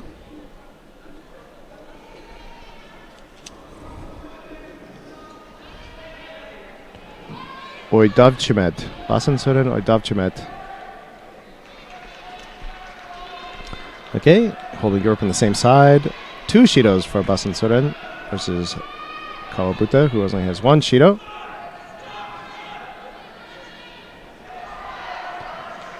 Okay, I love the heavyweights, but I also really enjoy watching these very lightweights. They're so quick. Their movements are so dynamic. It's always a real pleasure to watch the judo at this level, at this weight level. I just popped up to see how Nakaya Haruka was getting on after her bang? heavy landing. How is she? She is resting at present. She's all covered up and warm and lying down and resting. She's and lucid and awake and knelt down and looked down at her rather kind of doctor-like. Both eyes focus on you. Yeah, and she was she was focused, but it was a little bit tricky. Yeah, she's probably. Oh, I see. Huh. They're actually saying hello? Yeah, they are. Okay. Yeah.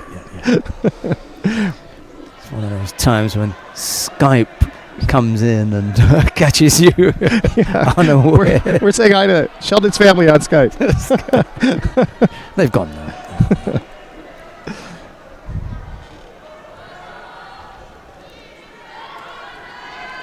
1:17 left to go. Still no score between Kawabata and Basen Suren.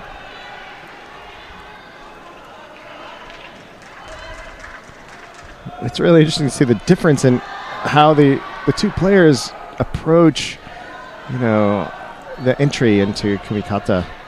Basen Suren takes a very forward-leaning, guarded pose. Kawabata's got this very upright, sort of almost dancing posture. And just to finish off on Akaya, non-combativity for Kawabata. She looked up, put a hand on her head, just stroked it a little bit, nodded. Okay. Thank you. That was it. So you don't see that injury often in judo, thank heaven. Nice! Ouchigari. Big Ouchigari for the Wazari in the last 30 seconds for Kawabata. 34 seconds, actually. Trying to get the Shimewaza in. Basen Suren's too locked up. So it's. I'm very glad to hear that she's okay. Wazari waved off. Okay, I guess Basen Suren turned out of it enough to mitigate the throw. But Kawabata continuing to press regardless. 8 seconds left. 2 Shidos, no score. Unless something really quick happens here, we're going to be going into golden score. And it's not. Neither player willing to take that. We've seen so often in the end of play where there's just a couple seconds left and somebody drives frantically. It often means an opportunity for the other player who exploits it, as we saw in that heavyweight match between Grigorian and Schreiber, where Grigorian threw for Wazari, a second Wazari, sealing the deal for Uzbekistan. Did you see that while you were? It was. No, I didn't. It was really good. No.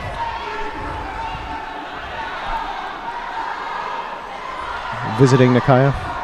Yeah, missed that one. Really clever. Basen Suren had the Kosoragake and Kawabata cartwheeled out of it, and they both looked at the referee. Was that a score? But they both froze. I would have loved to have had a camera on the other angle and just taken a snap there. That would have been fabulous.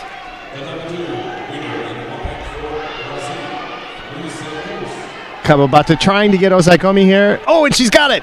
But Basen Suren almost immediately locks up her leg. Let's see if Kawabata is able to free it.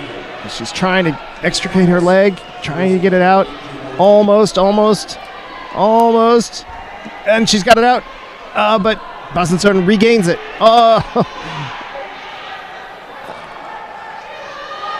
Now it's that should have been Osaikomi that whole time. Yeah. But it wasn't. He hasn't called it. And now he's called it. This is stronger. It's the third time round. And Basen Suren hasn't tried to do any other strategy for escaping. And there are so many other strategies for escaping. It's like there's getting your hips in, bridging really tight, reaching up with your leg. There's things that you can do, and I'm disappointed that I don't see them more often.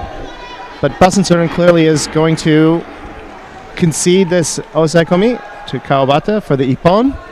So Japan starts off with the first win in this contest, in this match between Mongolia and Japan.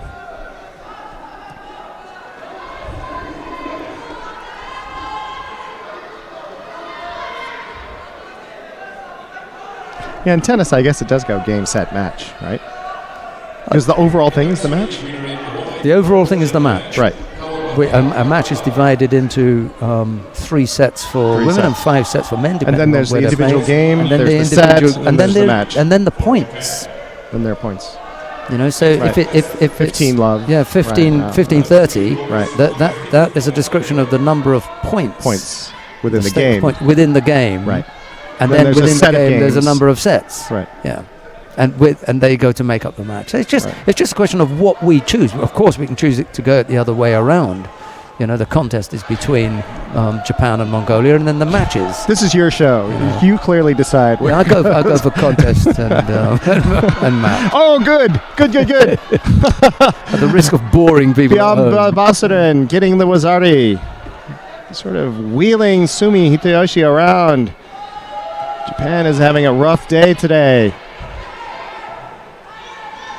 Sumi holding on to avoid the Osaikomi. That was sort of a scrambling, wheeling sort of thing. It wasn't really a discrete technique. But it was enough to bring Sumi down onto his back, onto his side at least for the Wazari. Long limbs. Yeah, I don't recall Mongolian. seeing Bjorn Basuren before.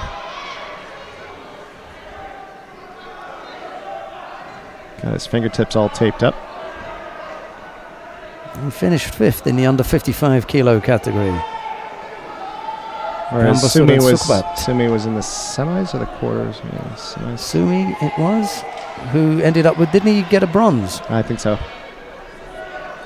Just look that up. Yeah, 3rd place. Yeah. Ended up with a bronze medal. Scrambling grip exchange without any real advantage, just sort of crashing to the ground. Sumi on the bottom, Bjorn Basuren taking his back. No progress made, so mate. 2:27 gone, left in the match, left in the contest. Brazil have finished 8-0 winners over Canada. 2:27 left in the contest. Haven't they had 2 8-0 wins? The Brazil, maybe. I think they have. One over Canada. Canada. And who did they? They were up against in the first match down on mat number. It was Australia. Australia. Well, they've had a tough run of it, haven't they? And Brazil, France. They had the.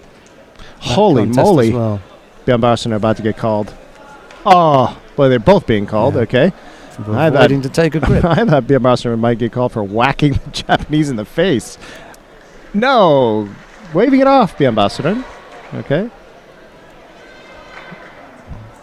Although, okay.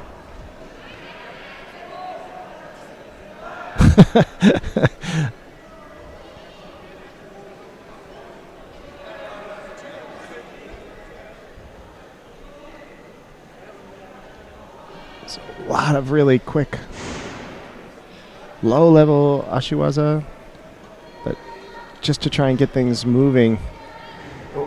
Oh, big spinning entry by Bjorn Basuren.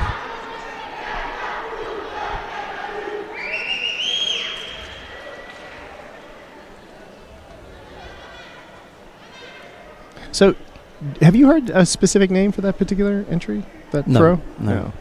I haven't either.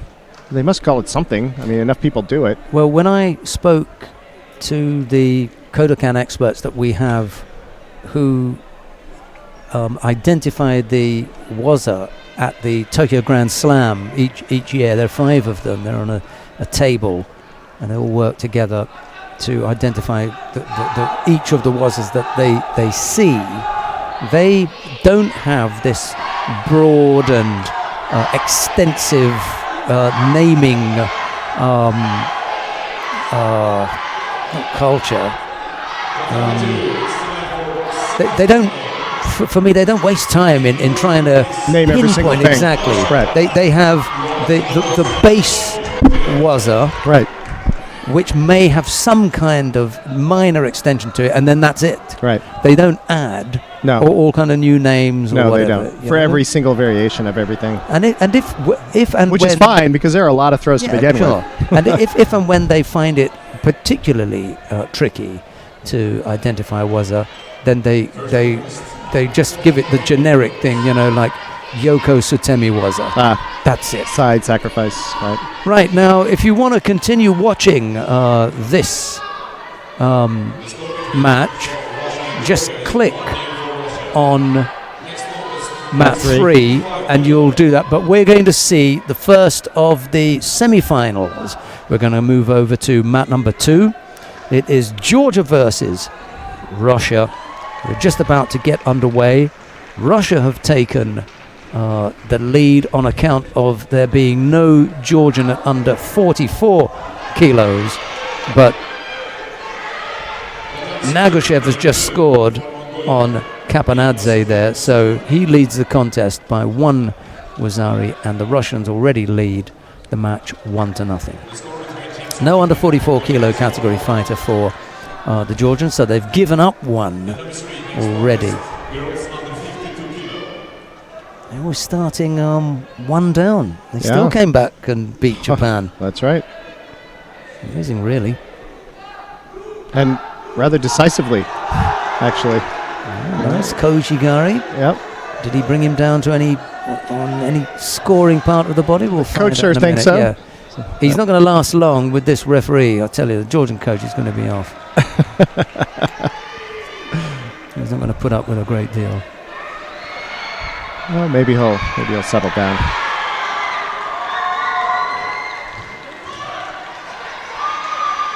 And the Uchimata to Kojigari for Nagachev, bringing Kapanadze. Another score. Mongolia have just taken a 2-1 lead over Japan down on mat number. Wow. Mat number 3. And remember, they are short a player, the Japanese. Watanabe got thrown? Yes. Wow. And they are short a player, so we can already put another 1 in there, if you like. Now, it is important to remember that these are junior teams. Here we go. Big lift. Yeah. Oh, and his he tried arm. to bridge as well. And he tried to bridge, and his arm was in a terrible place. I like that for Ipponli. Yeah. Nagushev's all over him, isn't he? He was definitely bridging. Yeah, and he knows it. He knows. This is that other action.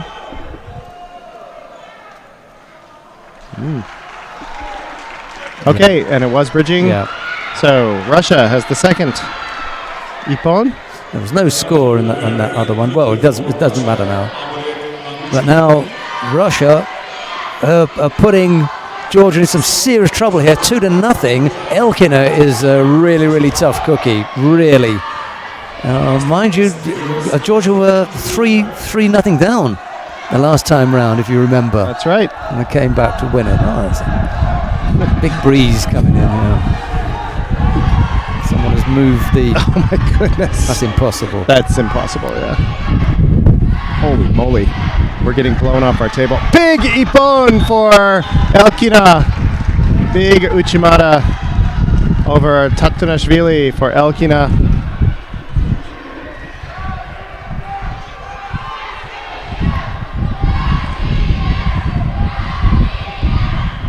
With Russia now 3-0 over Georgia.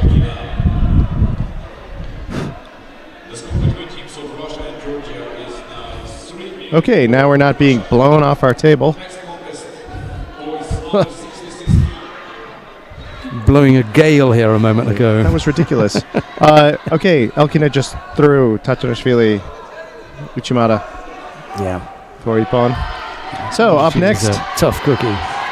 Well, this is it. This is where Nagachev. This is where the fight back has got to begin. Michele Bakbakashvili, who we saw defeat the Japanese in the last one.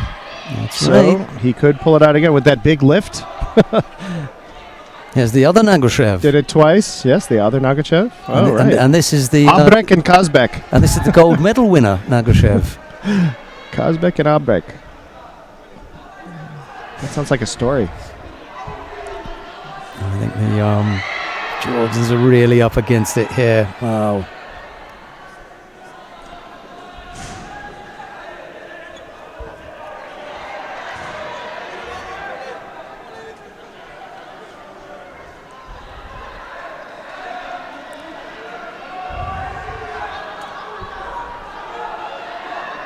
Kazbek was the gold medal winner in the under 60 kilo category.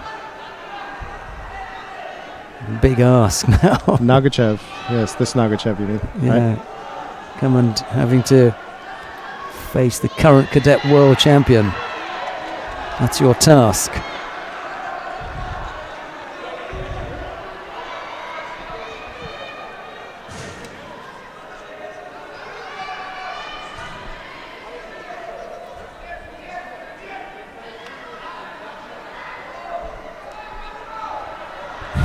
But Bakbakashvili is definitely stepping up to the challenge. He's certainly not giving any ground. Scoreless, 2:45 in the match. Well into it. He's launched a couple of impressive forays.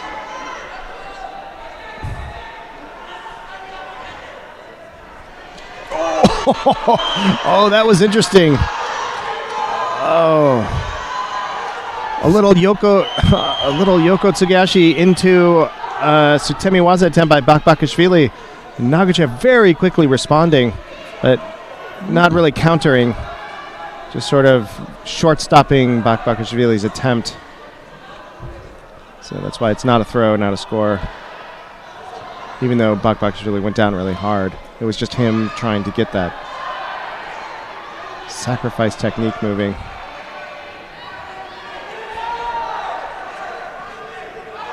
Really, again, another Sutemi Waza. But Nagachev spinning out of it. Oh, another series where the Georgian attacks could put him in a good position here. Yep. Nagachev just hanging back a little bit, waiting for something to happen. He's got a little blood, I think. No, okay.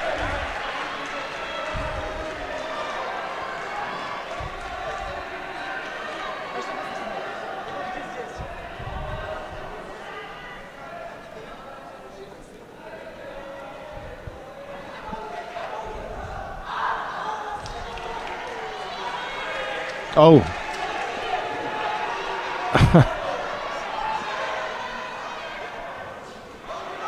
Now.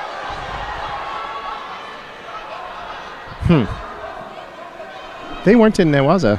And Bakbakashvili grabbed his leg.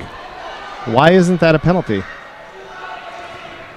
I mean, he didn't just block it, he grabbed it. And they were not in Newaza. I mean, Nagachev could have still thrown him at that point. He could have.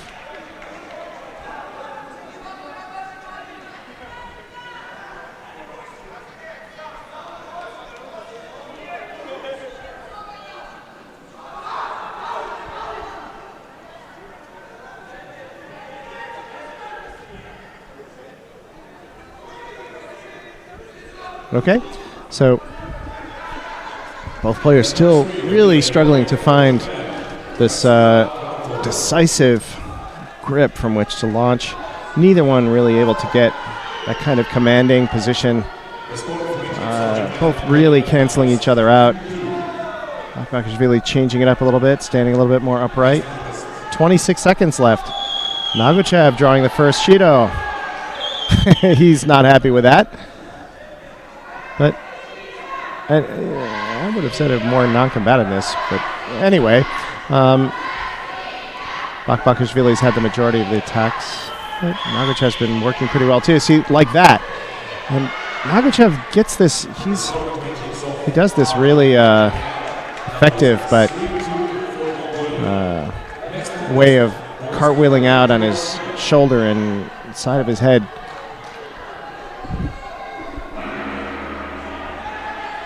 So, scoreless going into golden score. Nagachev is down by a Shido. He does have a Shido, which means that if he picks up another one, it'll be over. Bakbakashvili picks up one, and it'll just be even. Okay. Both have this Kenkayotsu grip. Nagachev on the right. Nagachev on the left. Bakashvili on the right. Another Sutemi Waza by Bakbakashvili. And Nagachev he never has the tension with his grip to really keep Nagachev tight enough to keep Nagachev from responding and canceling out the action of the throw.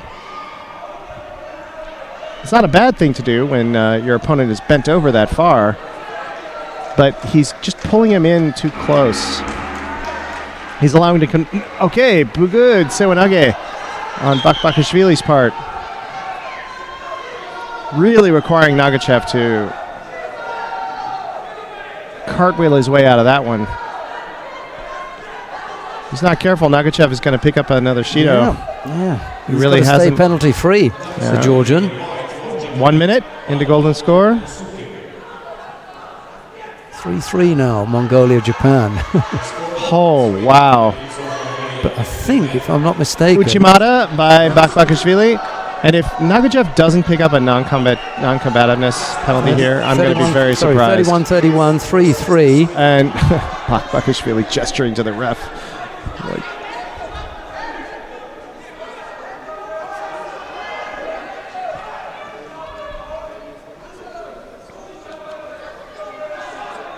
And they picked up that. extra okay, one there's for an the win, attack yeah. on Nagachev's part. So he's at least has put in an attack. Didn't go anywhere. Both players clearly fatigued.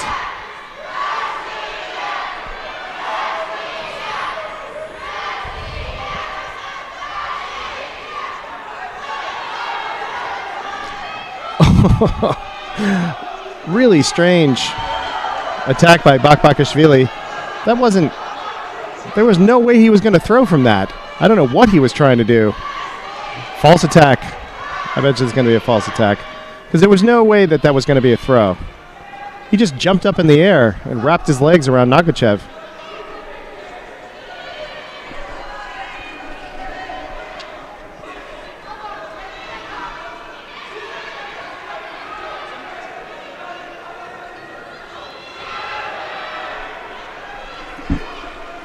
Yep, false attack. So now they're even. Nobody can afford to make a mistake. Nagachev rather desperately trying to grab Bakbakashvili around the, get that bear hug thing. Only very, very perfunctorily went for a standard grip first. Japan now lead 4-3 down on mat number 3 in their repechage contest against Mongolia. Danger here, danger. Yeah, there we go. He went right in now. Oh, that was close. Yeah, really tight.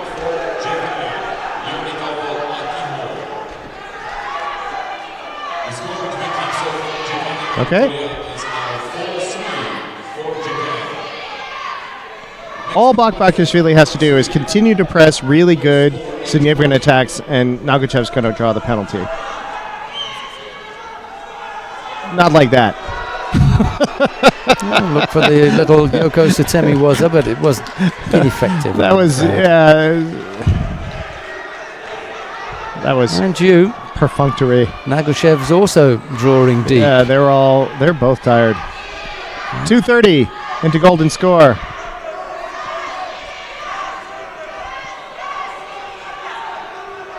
Big. So when I get a draw, one that more. was good. Come on, boys. Okay, there's a nice try by Nagachev. Ooh. Not the best, but I think it was genuine. But the Georgian, I think, has got something going here. Yeah, I agree. Putting together a few attacks. Georgian has the momentum. Nagachev clearly. Oh, there we put him on his go. head. There could be something in that. It could be. Just the control. The Georgian is. Control. I would call that for Bakbakashvili. Yeah, sure. Yeah. But does he have any control? But the Georgian is gesturing at his own head. He doesn't have any control. I Yeah, don't they're think. both in the air. Yeah, he's spinning off this. Right. There's nothing in it for the Russian. Nothing in it for the Russian. And nothing in it for Georgian. Good decision. Okay. Yeah. Really close. Super close, though.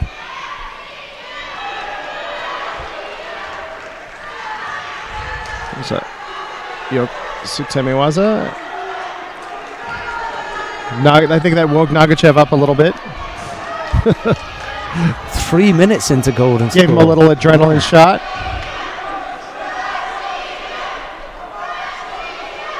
(5-3) Japan win out over Mongolia after an initial scare. Oh, couldn't get the Koso Dagaki going. Nope. Coming in for a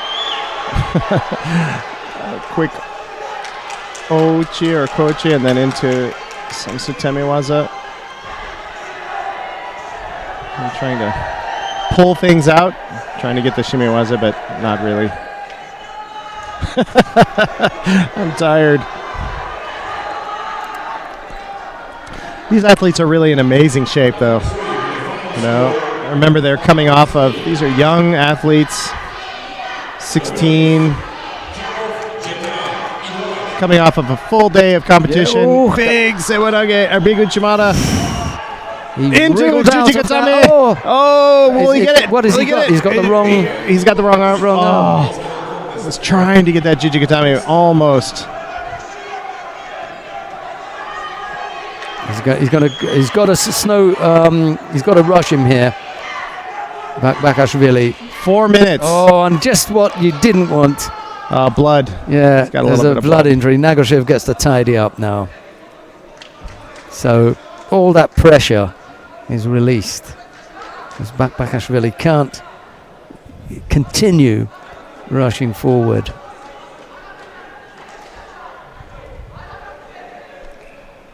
Well, he's certainly giving the current World Cadet champion a real run. Absolutely. In fact, I think he's making the World Cadet champion run to catch up, run to keep up.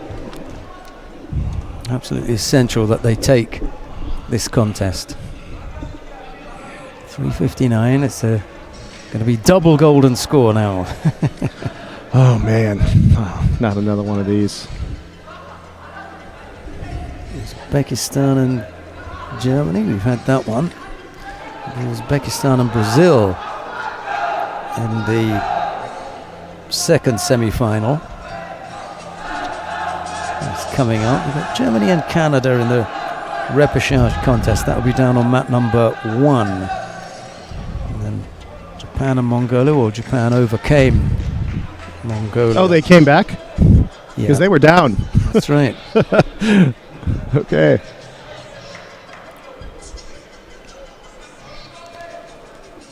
Oh.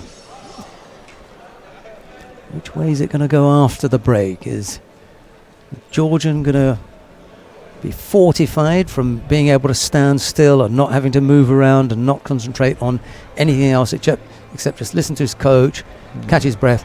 Or is the Russian going to be overpowered by having to... He's not resting at the moment. It's not really a rest for him because he's being treated. So he's not going to feel as though he's just standing there catching his breath like the Georgian. He does get to sit down, though. Well, if depends on the I think he was. It depends on the injury. If it's something that he's got to sit down for in order for the medical staff to treat him, then yes. But normally they try to have them standing up. Oh, okay. But it may be something where Still, the medical it's more of a staff rest need than to, yeah. It's more of a rest than playing actively. Absolutely.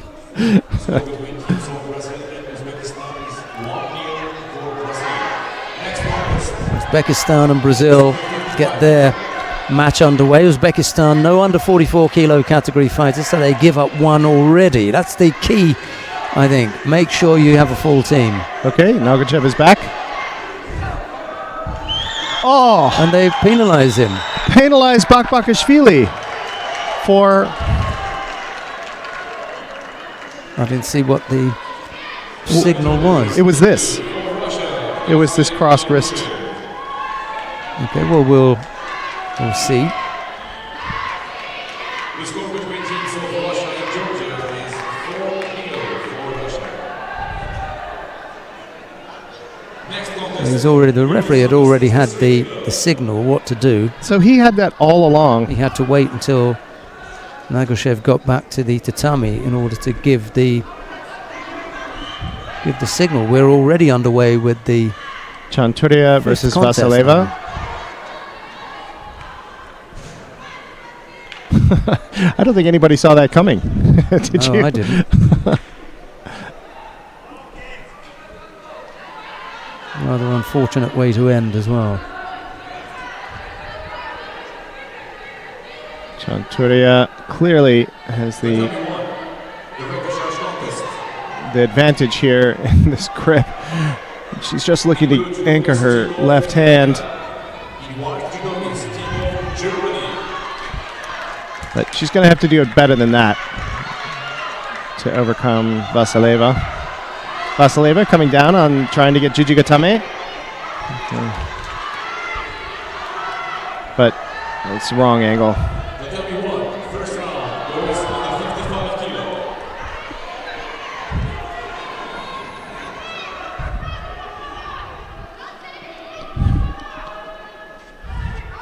So, Russia 4-0 over Georgia.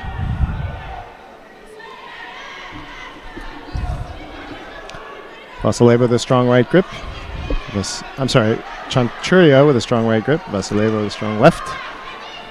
Vasileva trying to get Sankaku, but not quite getting her right leg through all the way.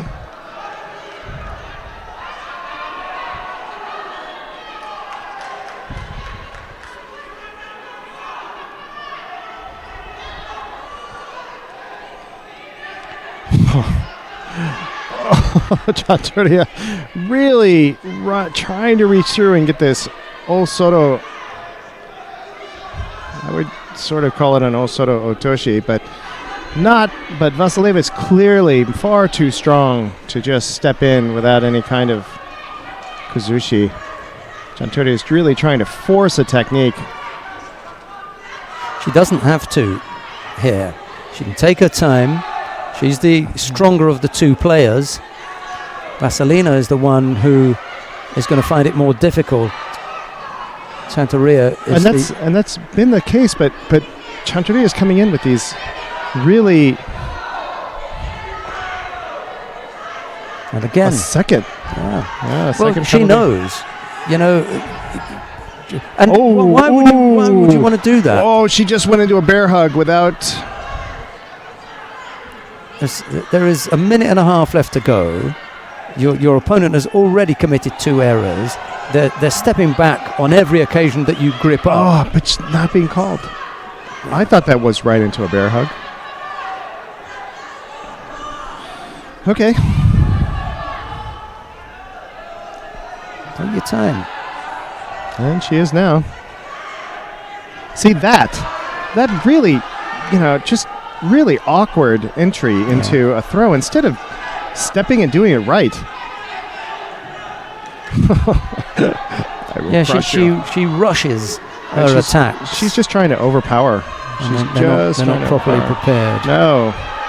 Chanchuria is clearly just trying to just drive right over Vasileva, but it's not working.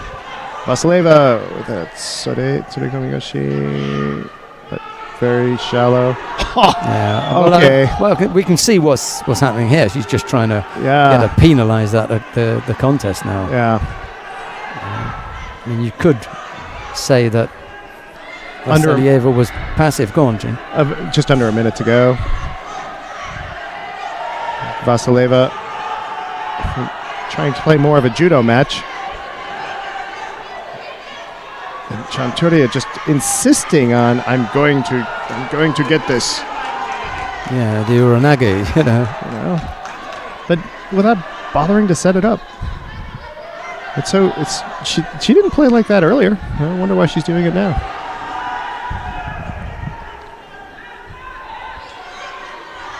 $20 to go. Vasileva with 2 Shidos. Oh, that might draw a third one. Just got to free the leg, but she doesn't get the top half first. No.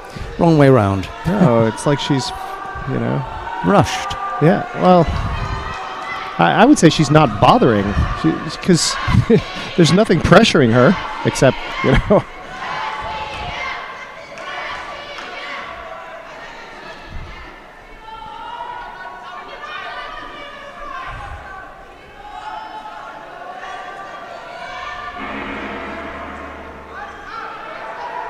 Well, she's where she doesn't want to be now, which is in golden score period. Yeah. A single penalty from Vasileva will... Opportunity for Shimiwaza. Not sure if she was sharp enough to put that on. No, she didn't quite get the right arm where it needed to be, despite how she jumped on it.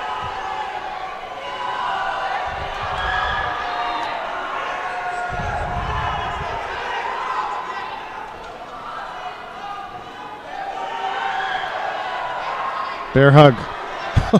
Well, she had that coming. She dodged that bullet once earlier on. Yeah, she did. Not the second time. Not the second time. Okay, well, she could still pick up another Shido and still be okay. Yeah.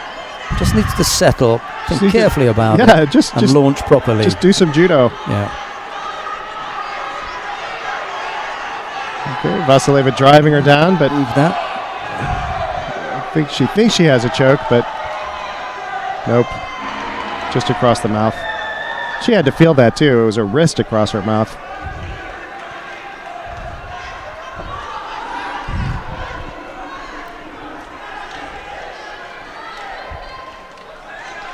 Yeah, see how Vasileva's working her jaw. Oh, that's an awkward grip. Well, she hasn't done anything with that arm there over the... There we go. On that side. Nope. She got away with that. Chanturia. See, again. Too big a stretch. And she's done that multiple times. You know, how many times does something have to fail before you recognize that it's not going to work?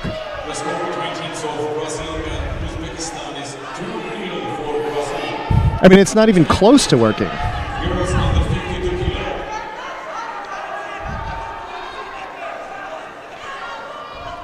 Fix your hair. Go ahead. It's okay.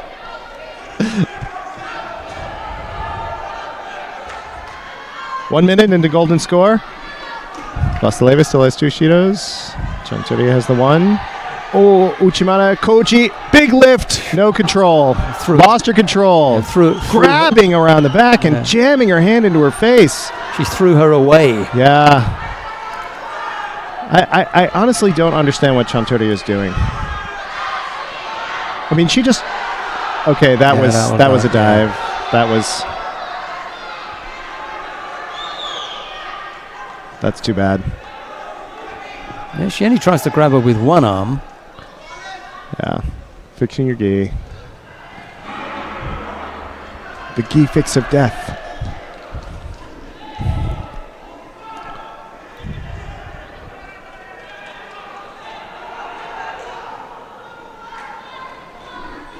Well, Herr Edmeyer is back.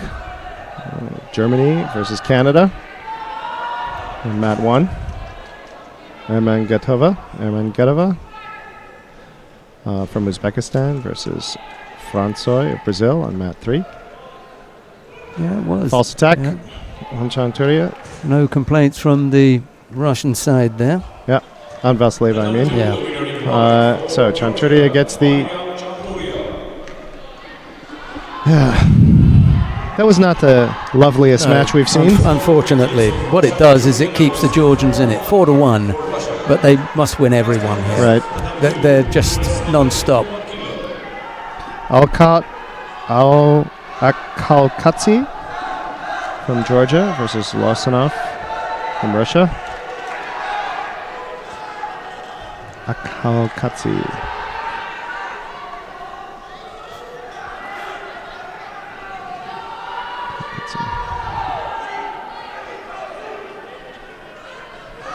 Oh, looking for that lift. Oh, wow. There he goes. There he goes over. Now, Losonov was trying to draw him over. Losonov was trying, but he... Who lands first? He landed first. Right. It gives up the score. Right, so Akalkatsi gets the Wazari? No arguments about that one. No. Yeah. It was an attempt by Losonov, but he never really regained control.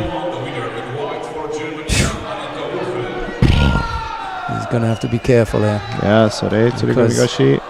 Akalkatsi looks as though he's ready for business. Yeah, so here's the thing I think that's happening is Georgia knows they're down. Yeah. And so I think what we were seeing in that last match with Chanturia is just...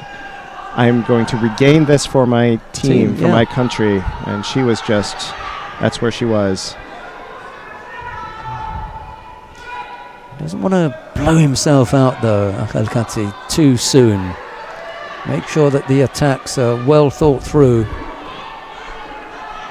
and not desperate. Ko Soto. Nice long Kosoto entry by Larsenov. Katsi stepping out of it.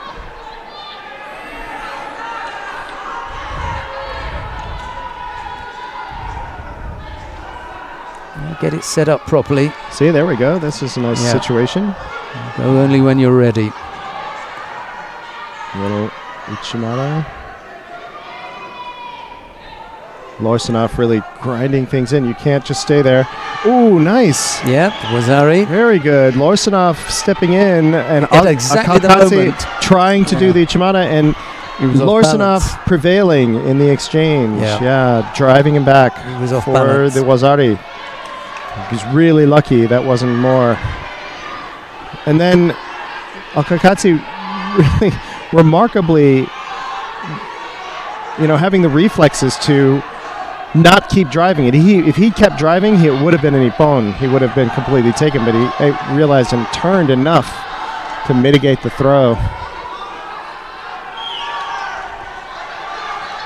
Now, Larsenov going for something a little more conventional. These big Surigoshi attacks.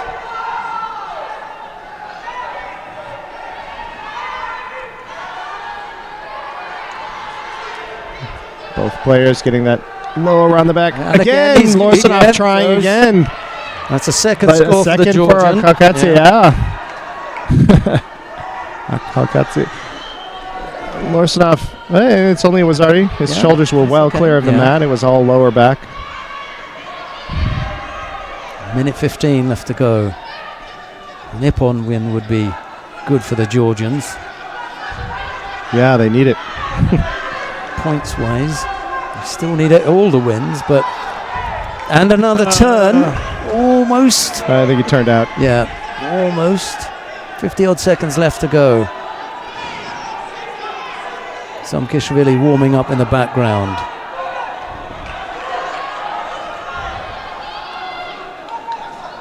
She'll be up against Vladimirova.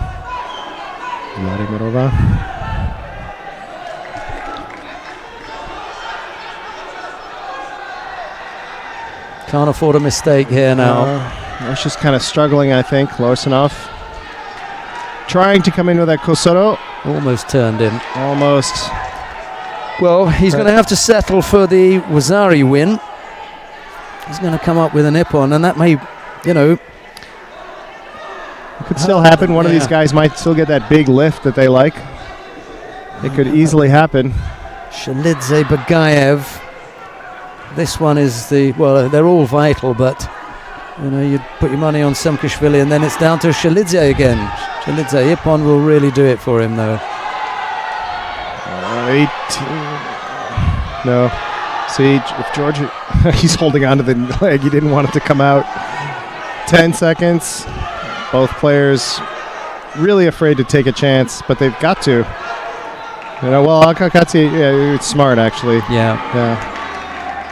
Because he knows he's brought it back. He's brought it back. He's got the win. 4-2. And that was the first thing to do, was to get the win. Yeah. Right. If you can, so get he, the and he points, secured then that. fine, yeah. And he secured it. But it would be interesting. I don't know if the scoreboard will bring up the points as they roll it round. That comes up there. 4-2 now. Oh. Germany just threw Young for an ippon. Kalkatsi, let's have a look there and see what it is. 4-2. Georgia trail Russia. 4-2 for Russia. Next contest, Right. 2 girls over 63 kilos. This is it. Must win. Sofia Samkishvili of Georgia faces Daria Vladimirova of Russia. Samkishvili in the white judogi, Vladimirova in blue. Samkishvili. Now, we saw Samkishvili get thrown earlier. And I think Vladimirova certainly has that capability. Who was it that threw? Was it Yonekawa? Yeah, Yonekawa. Japan. Different fighters. Very different fighters, different propositions. But, it just shows that anybody can be thrown. Yeah, crushing, which she was. Had that sleeve. That's the grip that you were talking about that they didn't call earlier on, and they called in this one. Yeah. In less than 30 seconds. Yeah, well, referee saw that and felt, no, you're not doing anything with that grip. And also, crushing down, not just holding it and but looking around. Yeah, but it's interesting how, that happens a lot, though. Sure. So they're calling it now. Happens in every sport. Every sport. Yep, it does. Referee gets a little bit, stricter with the contact as you are catching the ball in American football. Okay, non-competitiveness on Vladimirova. Well, had she attacked? And on Samkishvili. Okay, that I agree with, because it was both of them. It wasn't just one. Although, I think that they're both they're working. They're working to see what they can get. Yeah. And it takes a little while, Couldn't turn. And there was a better chance there. Not the best position. Okay. But the match has been progressing, and it is 2:27 already, so fine. Nice so, balance. Samkishvili, Vladimirova.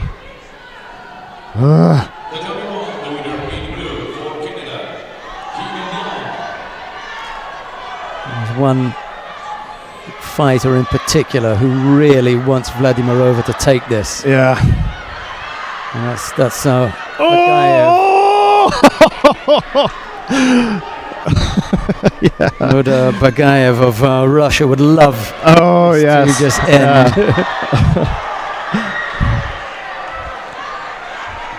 Well, that only gives him a chance if Samkishvili... right, you're right. I see what you're saying. Right.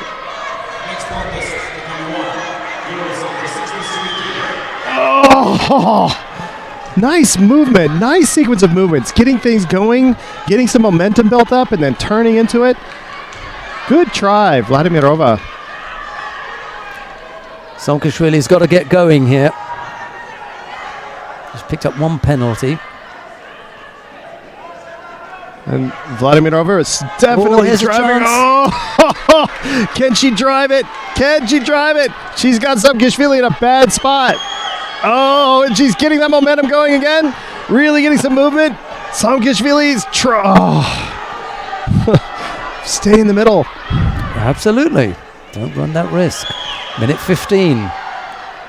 Wow, that was a long minute. We just went through.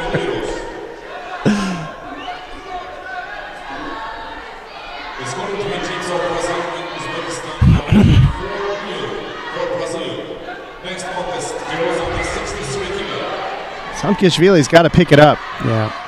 She just did an attack just now, but she's not the one driving this bus. Nice Kochigari. Just turns on. No score. Yeah. Really good. First real threat there. Yeah. Neither fighter. Yeah, but and now she picks and up. Second penalty. All right. Penalty. And Samkishvili is backing up. Not good. All or nothing now. Okay. Really working that leg.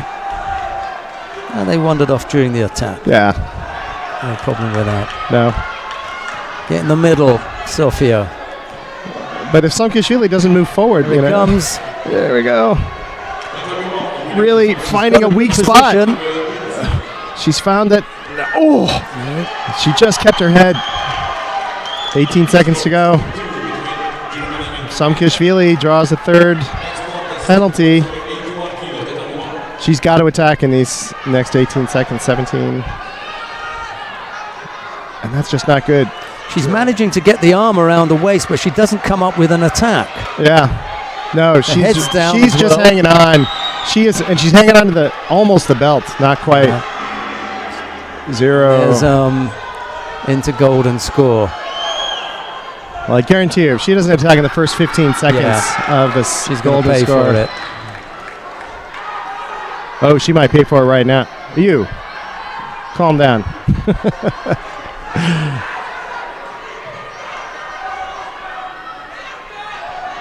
Oh, it took him 12 seconds just to engage. She's got the arm where she wants it. Yeah, but she's not Just doing gotta anything. Come across here with the Vladimir right Ova is leg. clearly got it driving. Go. She could just turn it. I think this is it now. I would 26 think, seconds. I would say so. If they call passivity now, I wouldn't be against it. Just hasn't been able to come up with anything, and I think that's it. And she's just hanging on. Yeah, hasn't come up with the attacks Right. to keep her in the contest. So interesting. keep Georgia in the match. You definitely called it. It's like Sankishvili's throwable, but Vladimir Ova is different proposition from the Japanese player. And her style is so similar to Samkishvili that there we go. Yeah, Non-combativeness. it's Giving Russia. the match to Vladimir Ova. So it's Russia at 5-2.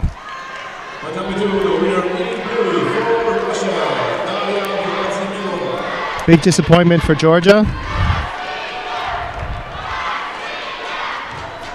I should have bet on that one. Because you were calling for Samkishvili. Yeah. Okay. So let's see what Chalidze does with Bagayev.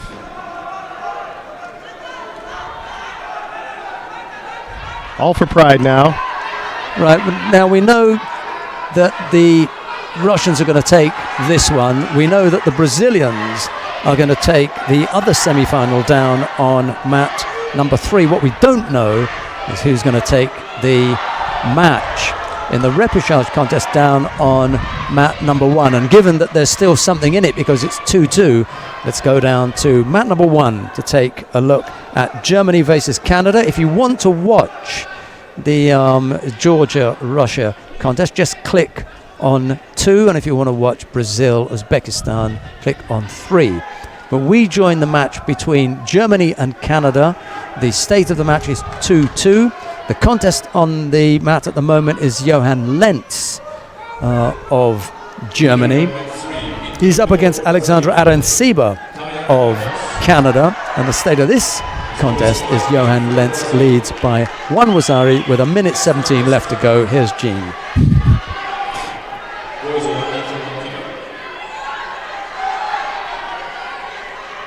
So one thing I'm beginning to see in all of these matches is just a fatigue factor. During their individual contests with 3 minutes to go, or 3 minutes, these guys all were still, bouncing around like crazy. But by this point, a second day team competition, multiple matches, everybody's really feeling the strain. Really highlighting that tournament judo is not just about the individual matches, but it's a real endurance. It's a real endurance activity as well.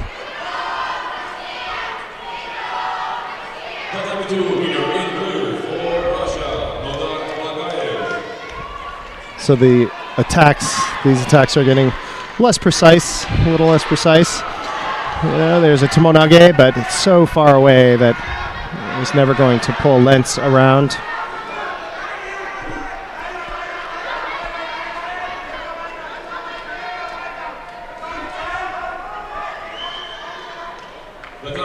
Looks like Russia won that final match. Bagayev defeated Chalidze. So Russia defeated Georgia 6-2. All right, and this match, Johann Lentz, 1 Wasari over Arenciba from Canada.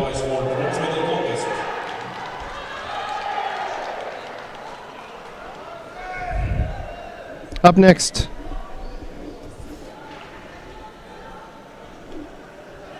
we have Marlene Galandi, who we had wanted to see earlier, against Annabelle Darlow. Marlene Galandi from Germany versus Annabelle Darlow from Canada. So It's too big a job for Darlow, I'm afraid. Not even sure if that's a weight category. Galandi at 70 kilos, I think, maybe just over 63. Well, we'll see.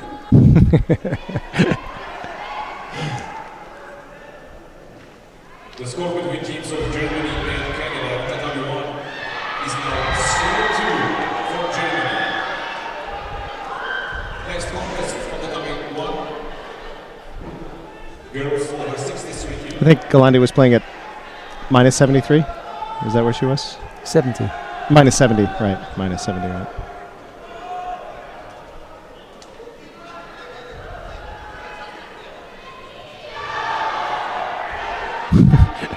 Well, she certainly seems to be handling Annabelle Darlow at the moment.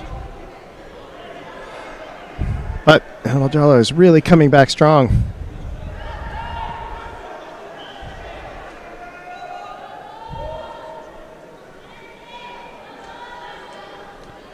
And as we've seen, size isn't always a thing. In for the shimiwaza, but I think it's across the chin. Yeah, it's definitely across the chin there. Ooh, yeah. I think it better gain her mouth.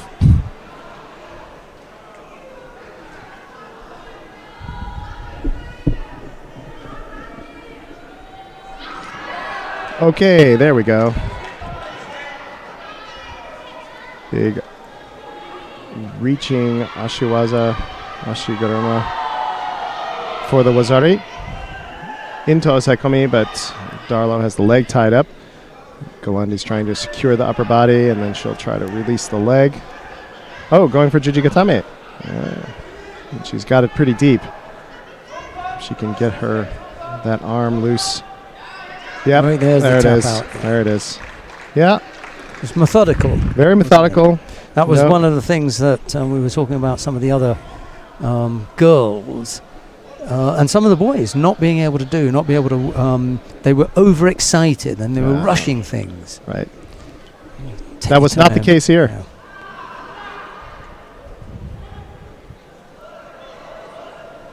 The number 1 winner in 1. It would have been interesting to see Galandi versus somebody like Vladimirova. You know, I would have been interested in that match. You ought to put my money on Galandi. See, but it's just an odd thing when you get the weight, then the power. Right. Right. This is. Did we miss out anybody? We did. We missed one. So it was a 7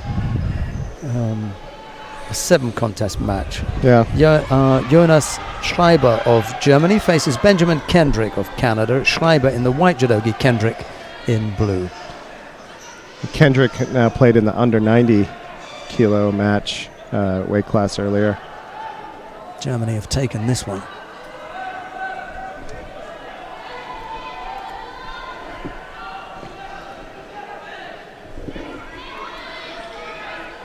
So here we have that differential.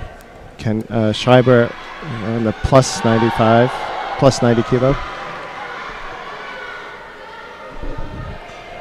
Oh, but Schreiber's the one coming in with that big Ochigake.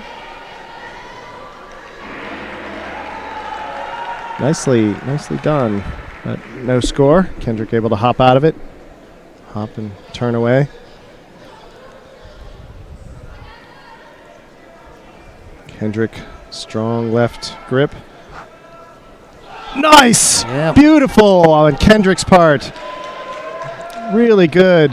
Ashiguruma throwing Jonas Schreiber, who's just going, oh. Can't believe he got caught by that. But that was good. Yeah. Kendrick really had a good left hand in there, really driving Schreiber, forcing Schreiber to drive in, and then he suddenly, turned and really capitalized. Well, it's a 4-3 finish in the match. Germany coming out 4-3 winners over. So he's got that Canada. left hand in, and then really driving good, and of course, excellent Kazushi on the sleeve. Now that means that Germany will face Georgia Really good. in the bronze medal contest, the second of the bronze medal matches. Sorry. Schreiber just not wanting to give that up. I've got the lineup good. for you, actually. It'll be Germany versus Georgia. The second of the bronze medal matches will be Japan versus Uzbekistan. Let's go up to mat number 3. We'll catch the tail end of Uzbekistan and Brazil. However, Brazil are leading 7-0 in that one. And Leonardo Santana, it is, who is on the tatami at the moment for Brazil. Who's his opponent? Grigorian, Edgar Grigorian. Grigorian, of Uzbekistan. 7-0. The Brazilians lead. So I've given you the. I'll do it again. Germany and Georgia, and Japan and Uzbekistan. Those are the 2 bronze medal contests. But Brazil have already got this one wrapped up. They will face Russia in the final. Grigorian trying, or actually getting caught by Santana for a Wazari. It was an Ashiwaza, and he just turned out of it in time. Wait. Santana indicating something on Grigorian. Maybe some blood, some kind of... It's okay. That was nice of him. Wanted to make sure his opponent was all right. He was unhurt. Santana driving in for that big man's makikomi. Ashiguruma makikomi.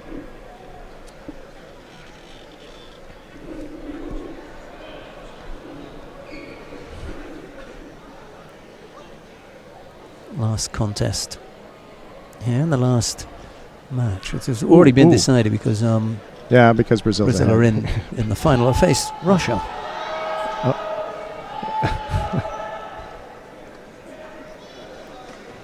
Yep, cross grip. Shido on Grigorian.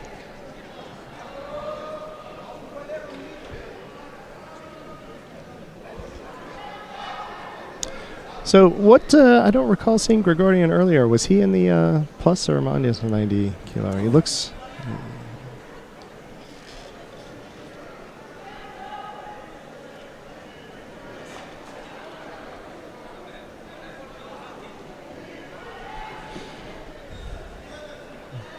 He's clearly done a different build, but he's a big, strong guy too. It's hard to tell.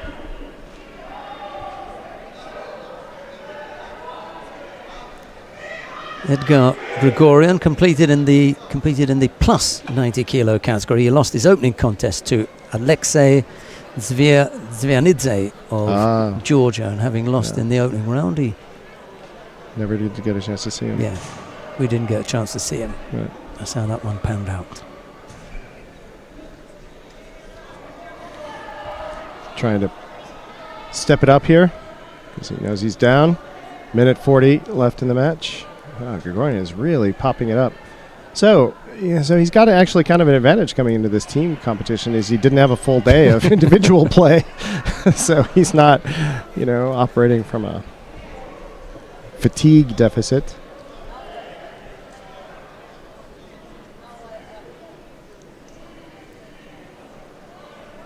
Although he's certainly taking his time now.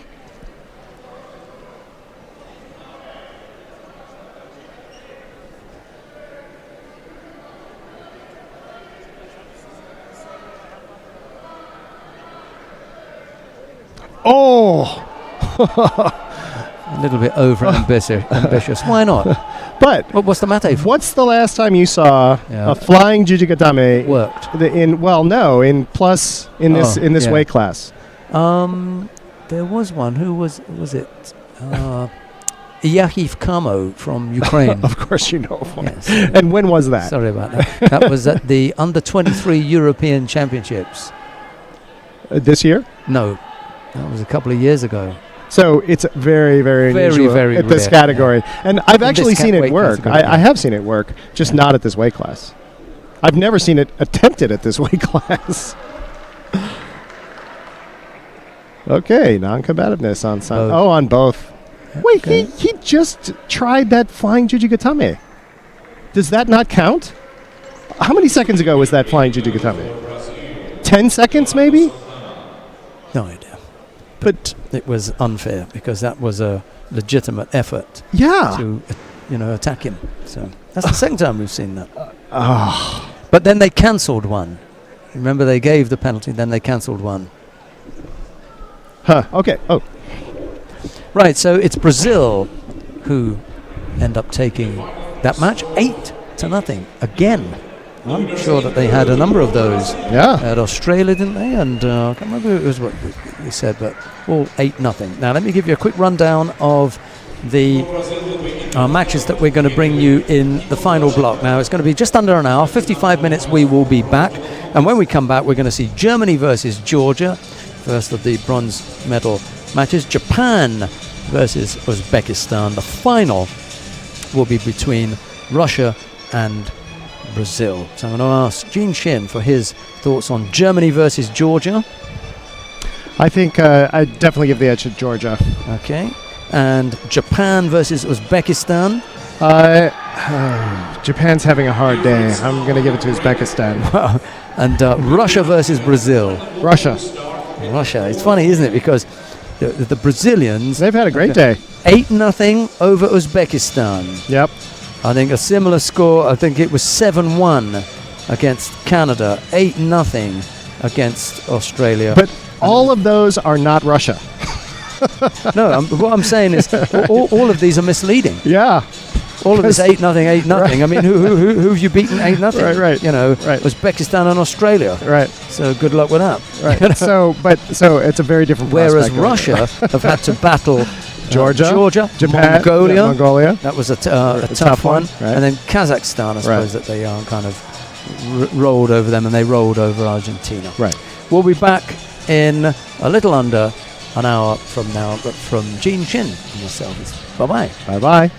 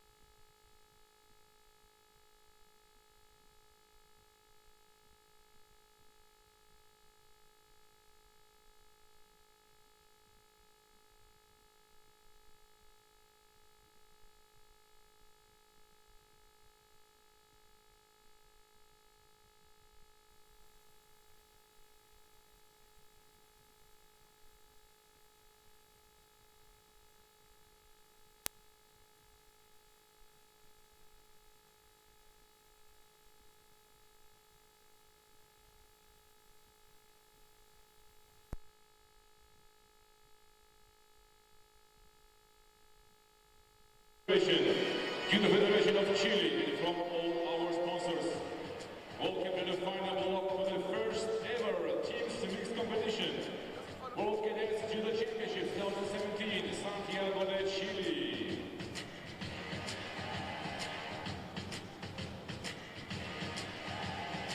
First bronze medal contest. In blue, team of Uzbekistan. Well, a very warm welcome back to Santiago, Chile for the final block, all the medal matches at the Cadet World Championships.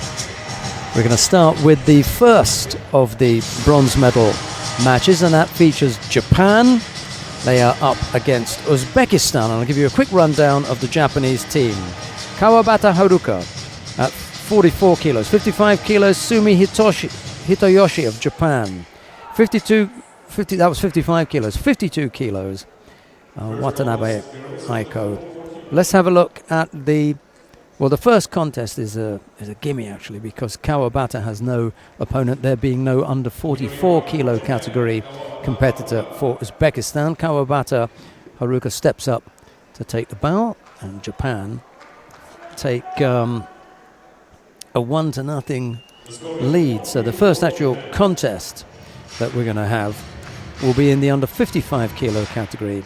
Sumi Hitoyoshi will face Khurshidbek Abdusaidov.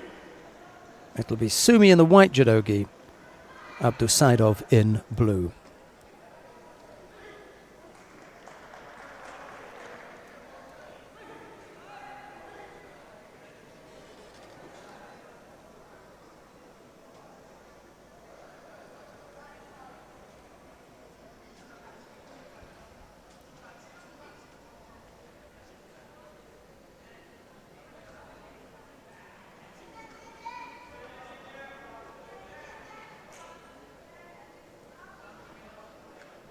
I think the referee just wanted to make sure that the clock is set properly, and now that it is, we're underway.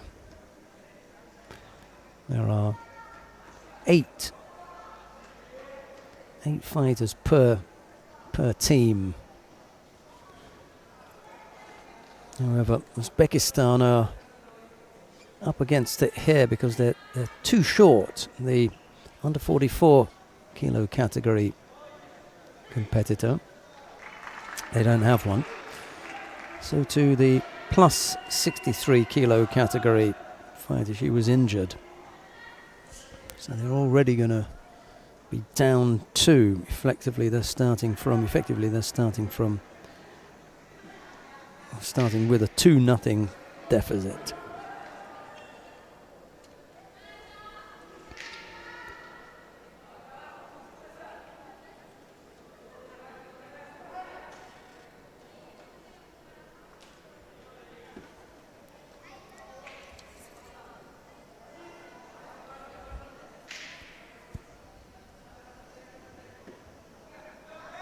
Sumi looking to go over on the left side there.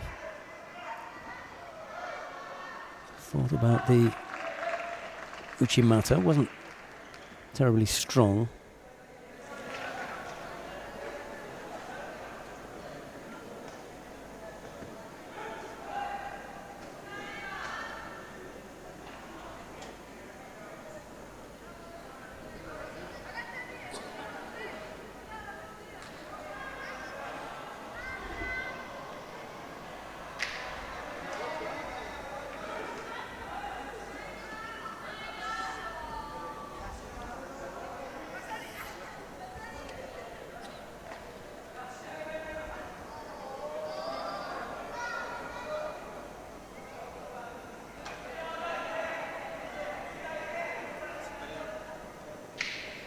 Well, Japan's appearance in the bronze medal contest may surprise a few people. They came unstuck earlier on in the quarter-final against Georgia. Georgia coming out the winners there, and then Japan had to battle through the repechage past Mongolia before they got to the bronze medal position.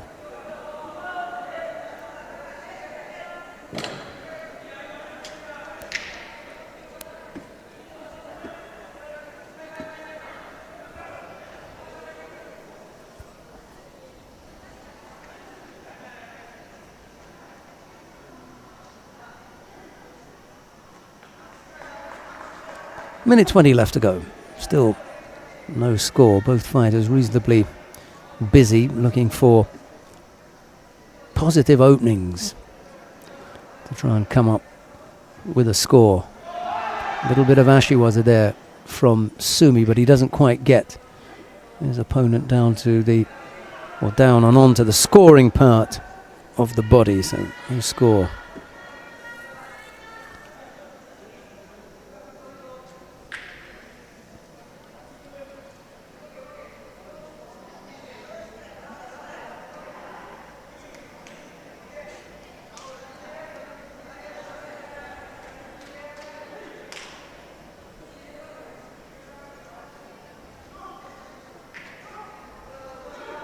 Both fighters penalised for just avoiding to take a proper grip and just guarding one side.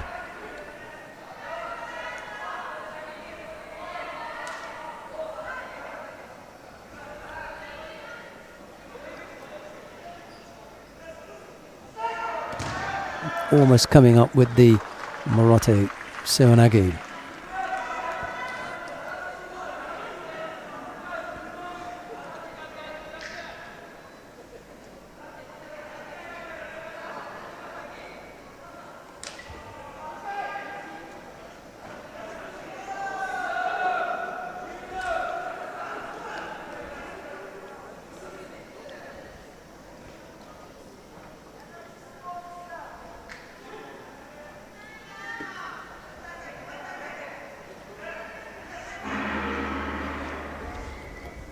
Side of trying to make something happen there, a little bit speculative.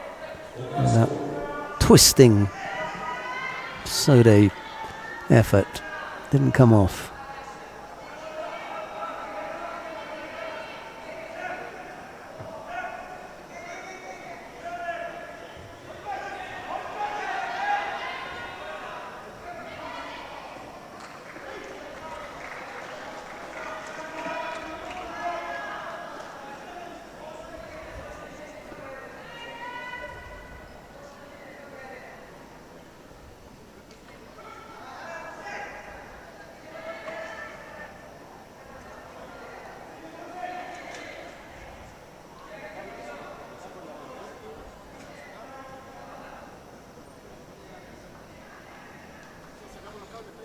Tempted Tomoe from Sumi. It's not necessarily a miss there, but as soon as the Tomoe effort was ineffective, he looked to come up with the Kansetsu Waza, but he doesn't really need it because he comes back with the Yoko Tomoe for Wazari, and the single score in golden score is enough for Sumi Hitoyoshi to take the contest for Japan and give Japan a 2-0 lead. There was a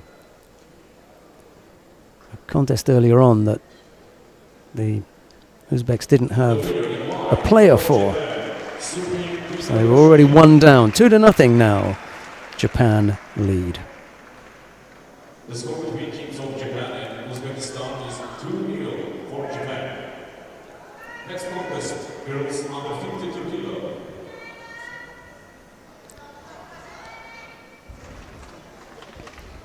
Right, on the mat now, Watanabe Aiko in the under 52 kilo category for Japan. She faces Nilufer Ermaganbetova of Uzbekistan. It's Watanabe in the white judogi, Ermaganbetova in blue.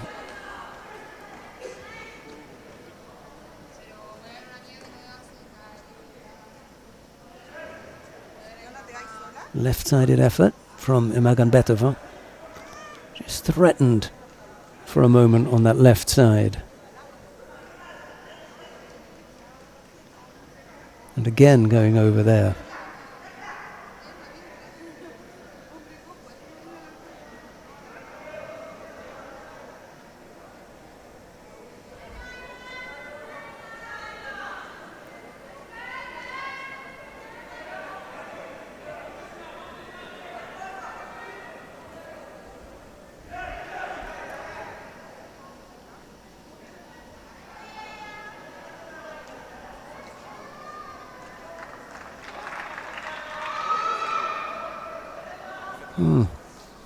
Just getting caught with both hands on one side for a little bit too long as she went over the back there. Both hands ended up on one side, and for that little bit too long. And for that reason she was penalized. Ichimata effort from Watanabe, but it's blocked by Magambetova.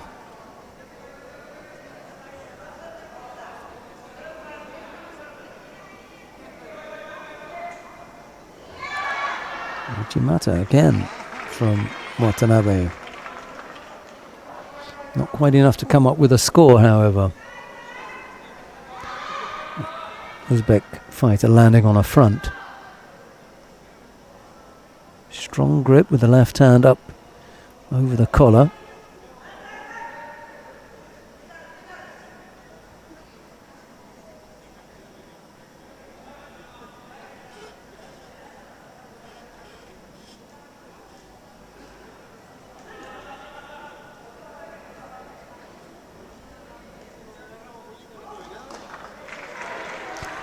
Now, Magambetova picks up a second penalty, this time for passivity.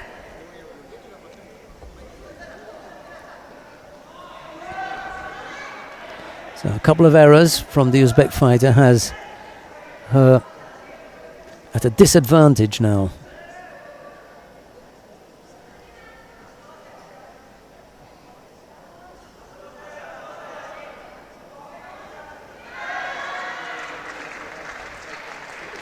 Little Kosodagari effort from Watanabe, but Magambetova defends by turning onto her front as she goes to the tatami.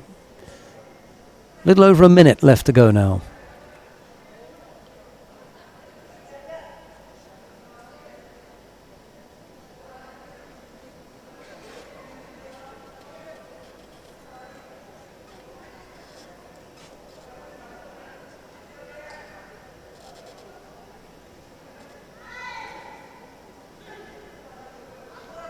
Couldn't get the feet going and couldn't get them planted in the position that would have given us strength to launch that attack properly. And that looked like a poor one, I'm afraid. Well, got away with it. Just going to give a third penalty, maybe in the last... Well, it wouldn't matter what time it was. If it was a penalty, it was a penalty. So... we have just under half a minute left to go.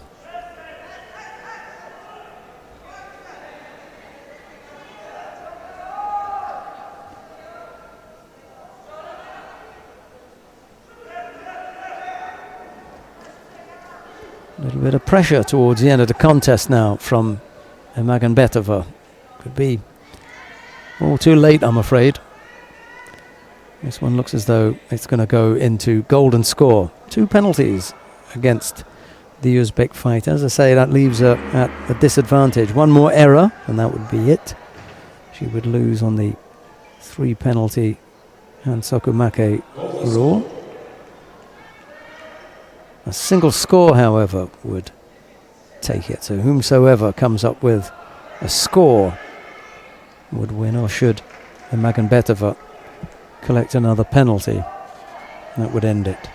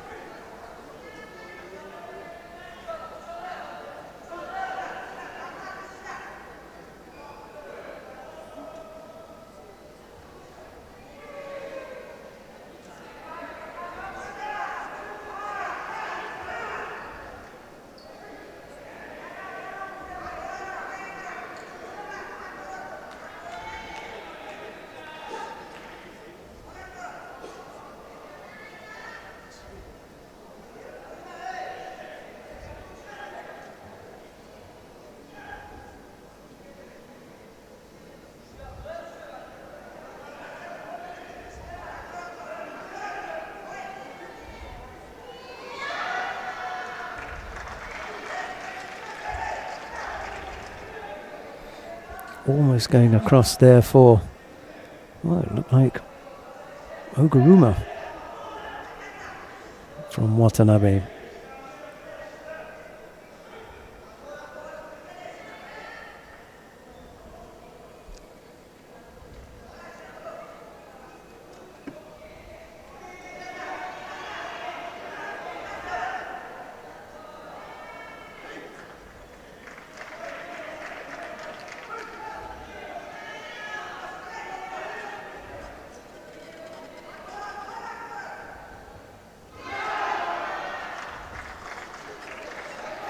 Well, she's managed to avoid Watanabe's efforts up to this point, and we're a minute 40 odd into golden score. She's done well, has Magambetova. But what she hasn't been able to do is to come up with a score of her own. That would have ended things. Tough battle for both fighters here.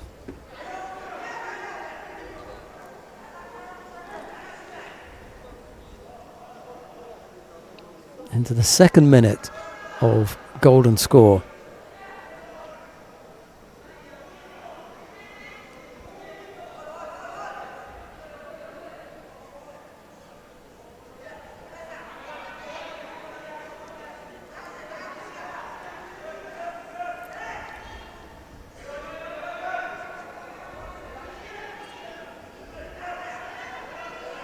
There's the Uchimata, and just down on the side. That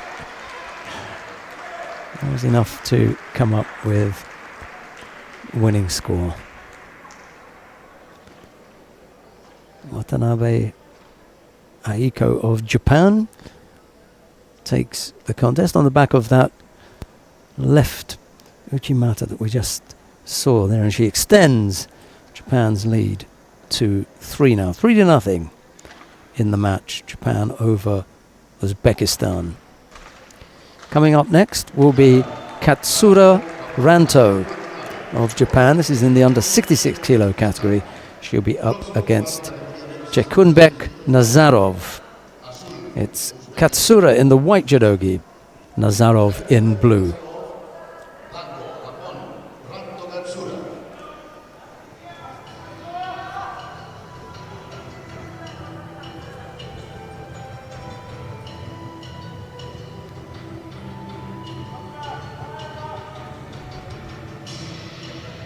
So the Japanese perfectly happy with the start, 3-0.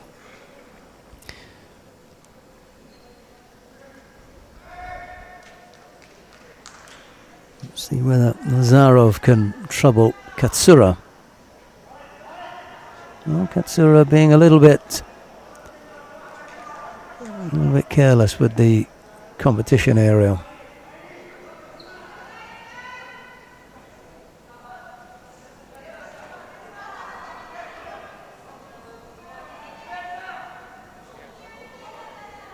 And again, yes, throws with Uchimata, but Nazarov onto his front. Don't think there was anything in there. Yeah, well, unfortunately, he has been careless with the area.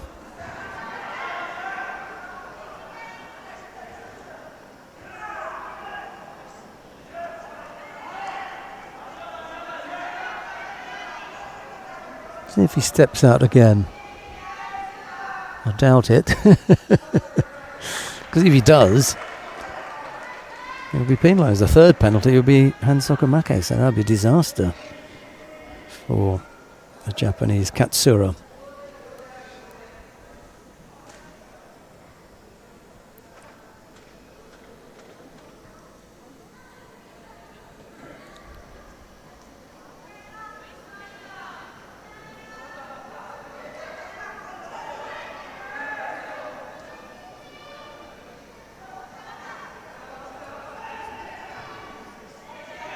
Good right-sided effort from Nazarov.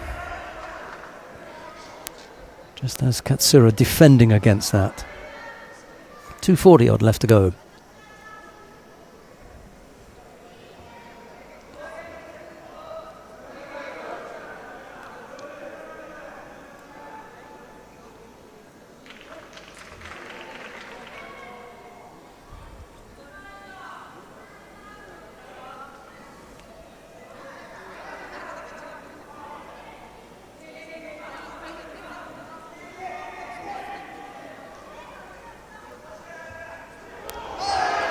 And again, putting Nazarov onto his front. Spectacular stuff, but no score. 2 penalties still on the board against Katsura. Nazarov has picked up one as well. Oddly enough, Katsura has thrown spectacularly twice already, but on both occasions he hasn't been able to keep control. There's a third, and this time he comes up with the score. He can go straight into the Tate Shogatami if he just traps him properly. He doesn't wrap the legs up at all. So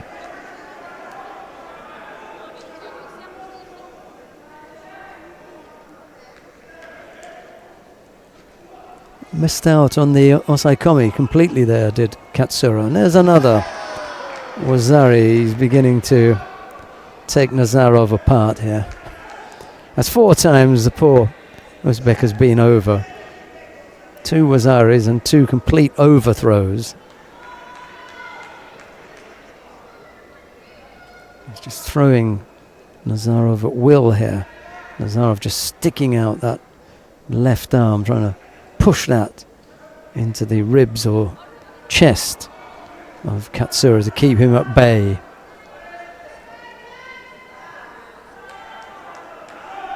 Didn't quite land his opponent flat on his back, and that's the reason that that wasn't given a pawn. 2 occasions when he's put him down on his side and then rolled him onto his back.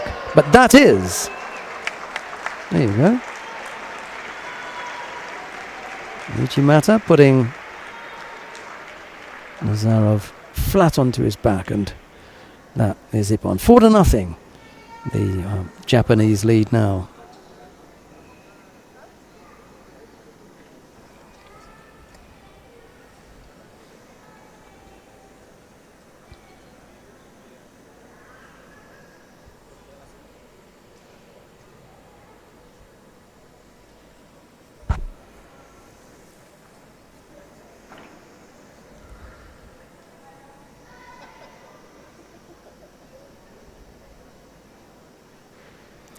Yeah, I think Nazarov went over about 5, maybe 6 times.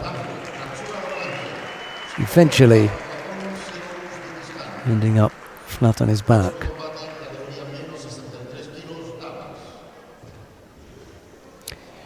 Right, coming up next, Kobayashi Mina of Japan faces Sita Kadamboyeva of Uzbekistan. It'll be Kobayashi in the white judogi, Kadamboyeva in blue.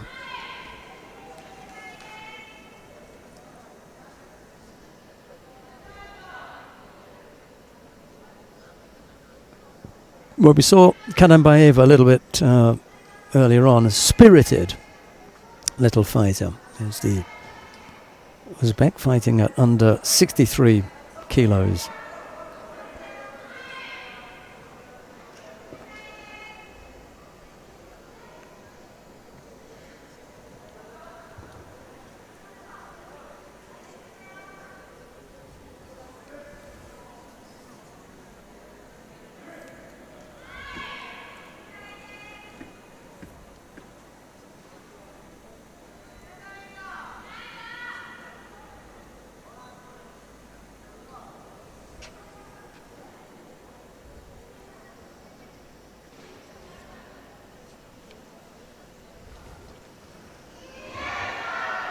Yeah, just not quite settled when she came in for that effort.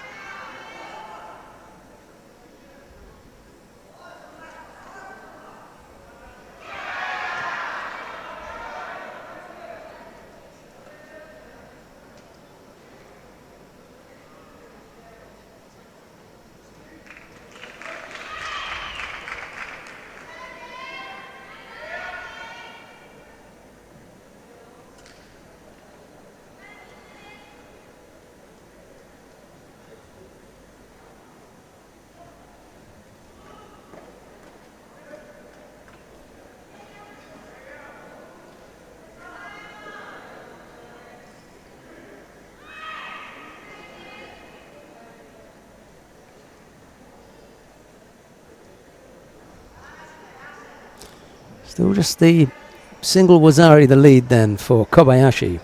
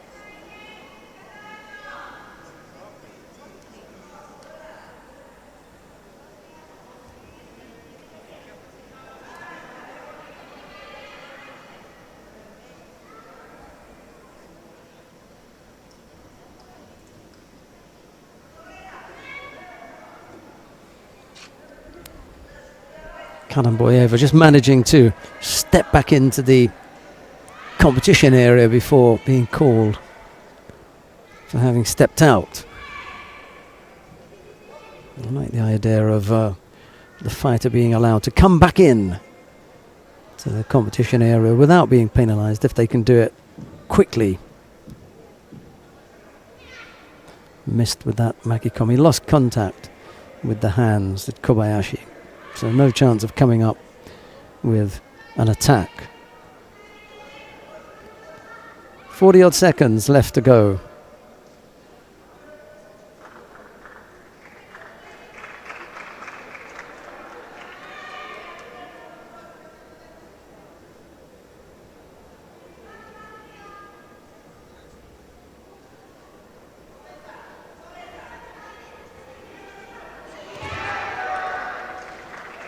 Good, strong left-sided effort there.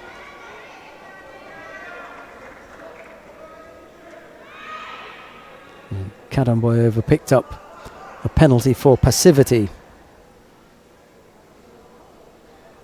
20 seconds left to go. This one looks like the wrap it up contest. That is to say, there will be no chance for Uzbekistan to come back after this. In fact, they had already given up the plus 63 kilo category, so really it wasn't going to happen. Penalty collected by Kobayashi with just a couple of seconds left to go. Kadamboyeva was giving it one last try there, maybe searching for an uranagi, but it's Kobayashi Mina of Japan who wins that one. And that brings the score to 5-0 for Japan, dishing out. They're going to inflict a very heavy defeat on the Uzbek team because only Turaboyev really has shown anything. He may give Bando Toranosuke a little bit of a run out. We have to see. Looks like giantesque, doesn't he? Turaboyev, so tall. Bando may, however, have some skills about him. Let's have a look and see how he deals with Turaboyev, much taller.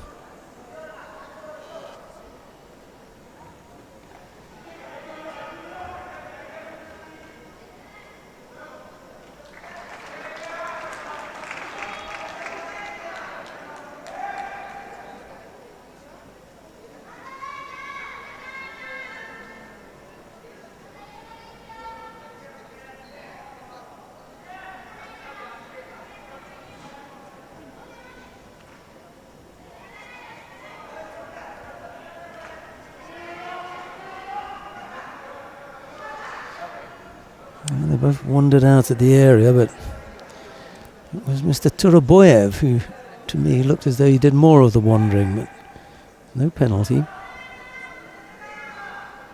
It was all a little bit untidy over in that far right corner as they wandered off.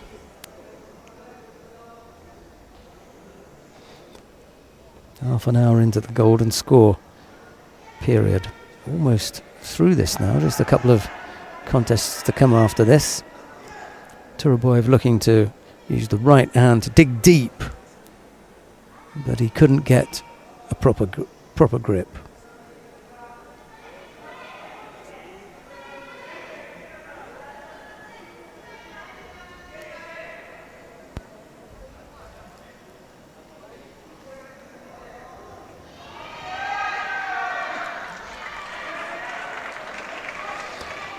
Well, it brought a cheer from the crowd, but never really looked like catching Turaboyev that.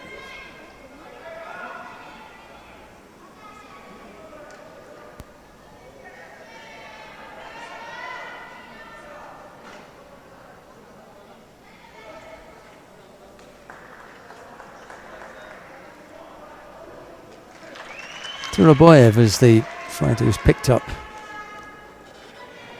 the penalty for passivity.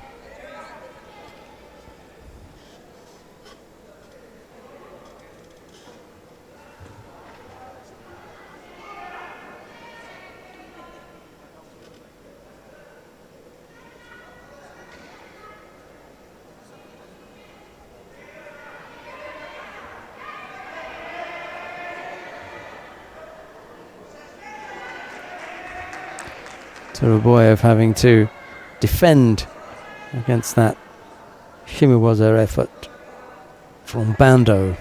Just threatened him for a moment and the Uzbek managed to stand up.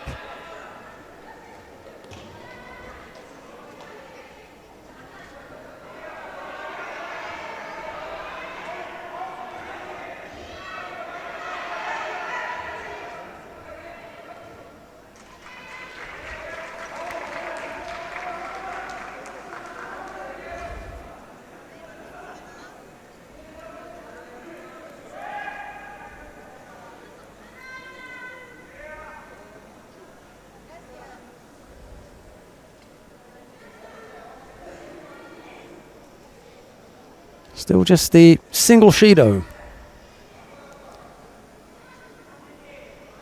Picked up by Turaboyev.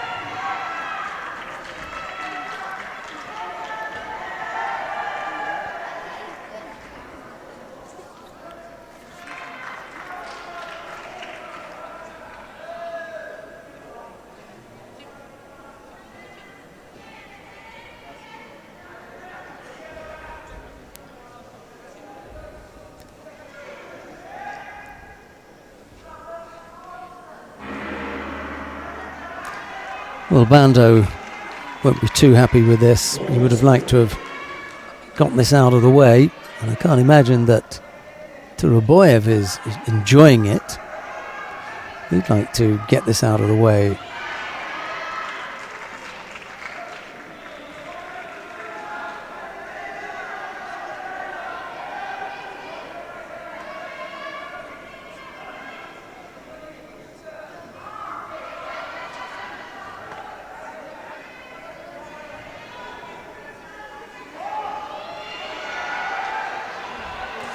No, won't score now.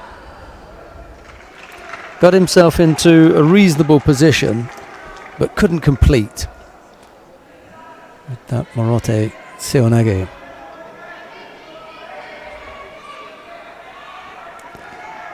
And now Turaboyev has got to step up the attacks.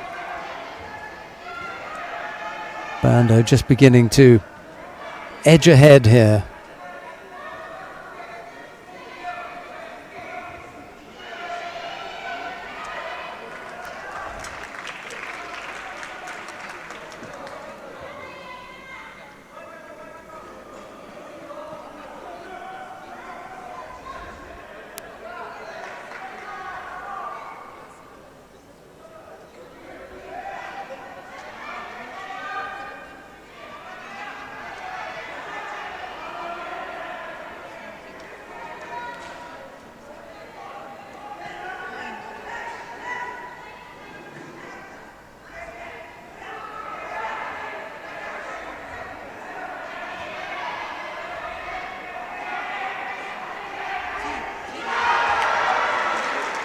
Oh, just managing to squeeze that out, got himself into a good position. And after Turaboyev was left flat-footed, it was a Kojigari that brought Turaboyev down. He just rocked back on his heels a little bit. And the little Kojigari from Bando of Japan, Bando Toranosuke, brought his man down for Wazari. And a 6th win in the match for Japan. Well, there is no opponent for Yonakawa Akio, so that will be a 7th win.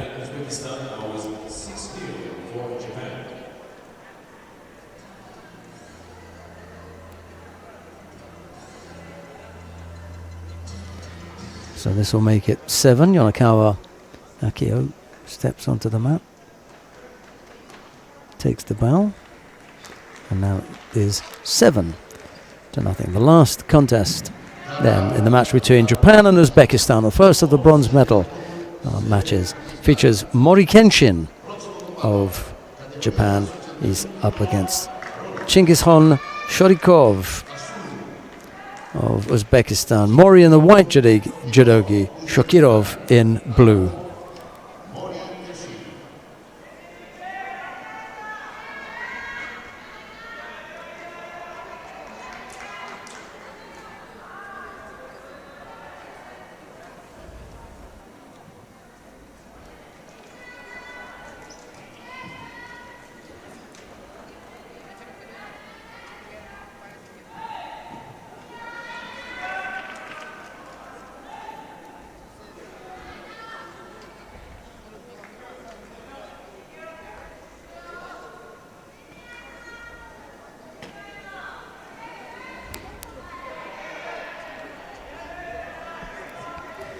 Seven to nothing. Japan over Uzbekistan, and it's beginning to look as though they'll do the clean sweep.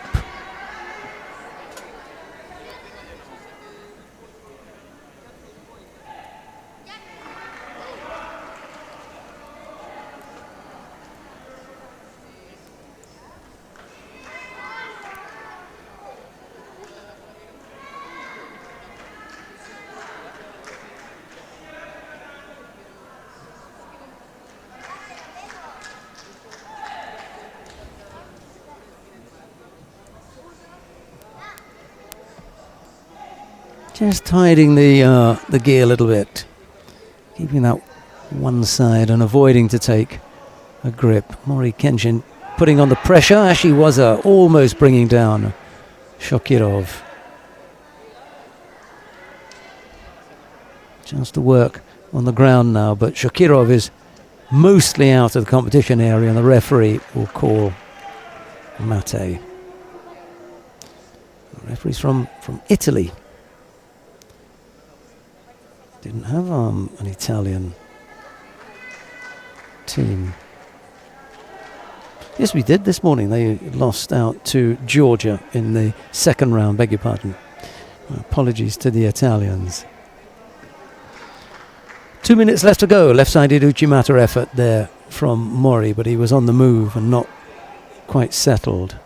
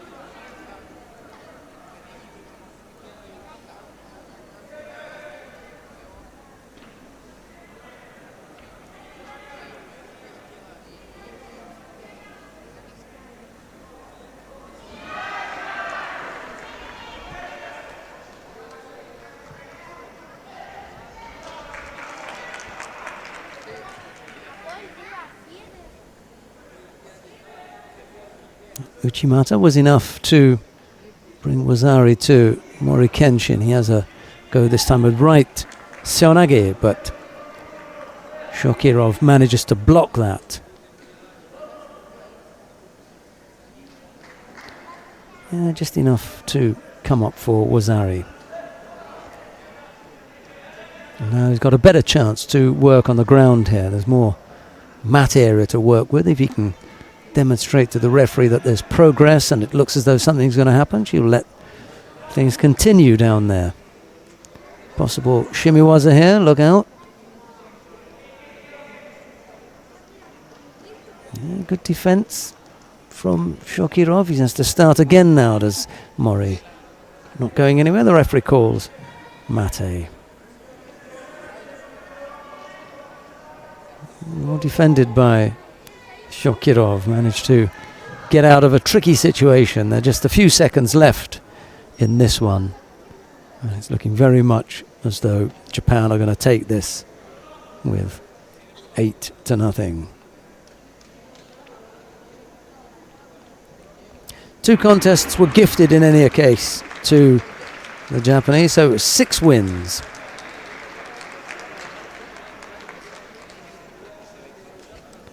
That was the last of the contests, 8-0.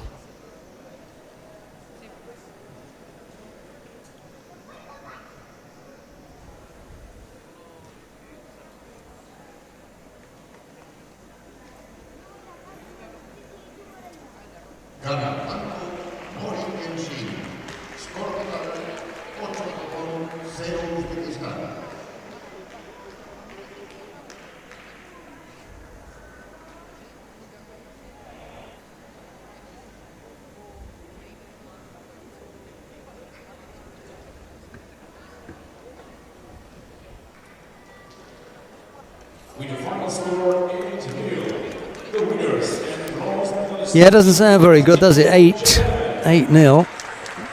Comes across as a complete thumping, but take into consideration that you had 2 contests that were already gifted to the Japanese by Uzbekistan not having a 44 or a plus 63 kilo competitor, and then a couple were, reasonably good. But Japan just too strong. They come away with the first of the bronze medals. There are 2 bronze medals to be contested in the judo event. First of those has gone to Japan. We'll have the next of the bronze medal matches. Now that features Germany. They're up against Georgia. This will just be a 7 player match, because neither team, Germany or Georgia, have a player at under 44 kilos. So we move straight to the under 55. The lineup for Germany is Severin Edmeyer, Annika Würfel, Matteo Chuk, Annabella Winzig, Johann Lenz, Hanna Rollwager and Jonas Schreiber. And the Georgian team, Luka Kapanadze, Ekaterina Tatunashvili, Michael Bakbachashvili, Mariam Chanturia, Vladimir Akhalkatsi, Sofio Somkishvili and Alexei Zvianidze. That's the Georgian team. There's the lineup. The first of the contests will feature Severin Edmeyer in the under 55 kilo category. He's up against Luka Kapanadze. It's Edmeyer in the white judogi, Kapanadze in blue.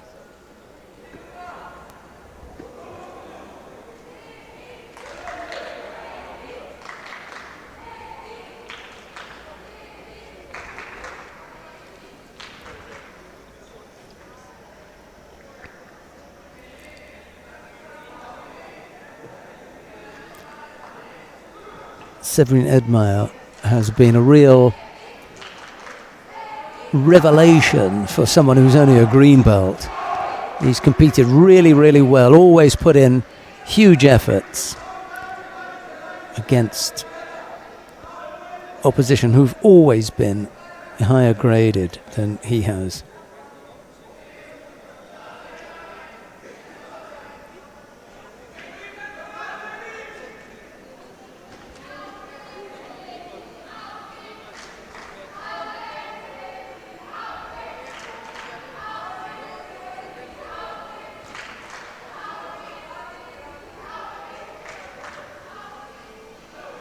Just the one Wazaru, just breaking Edmire's concentration there a little bit. Nice little effort there, right-sided low Morote Seoinage. Just has Capanadze moving off to his right to avoid that and stepping over.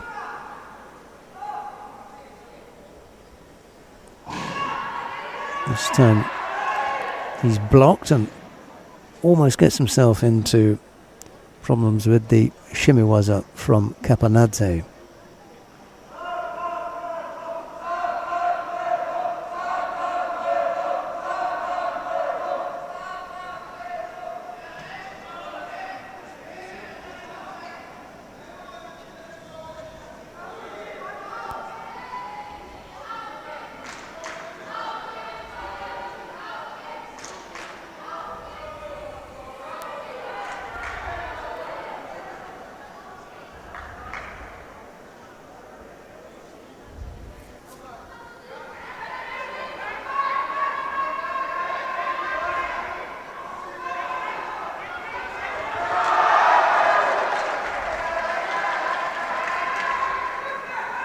Well, told you Edmire has got something about him. Manages to come back there with that Kojigari as he got very, very close in. They were wrapped up tightly together. Edmire stayed in nice and close and managed to hook the right leg in, push back, and come up with the Wazaru score. But he's picked up a bit of a bruise. I think it's to the nose, and he's just going to have that little bit of blood wiped off. So there'll be a short delay.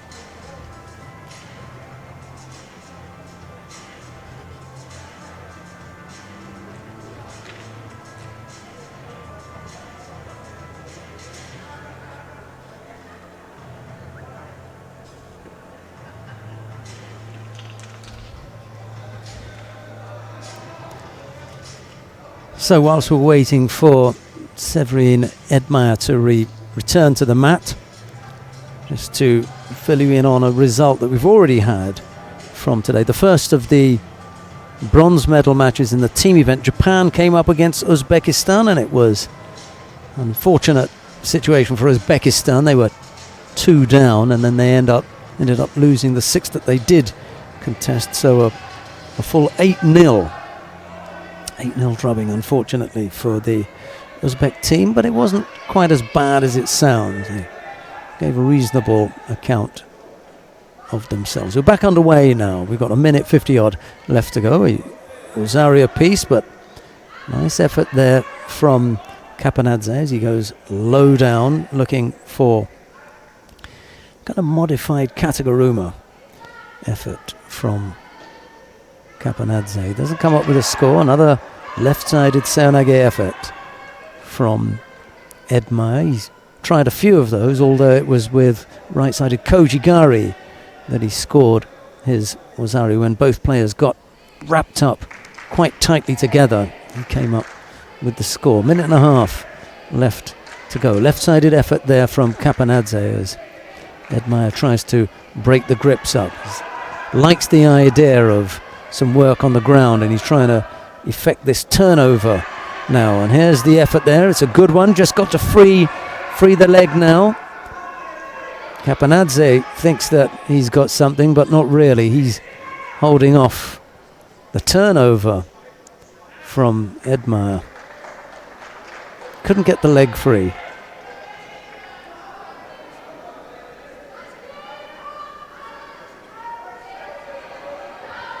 Interesting to see if they get back down there again.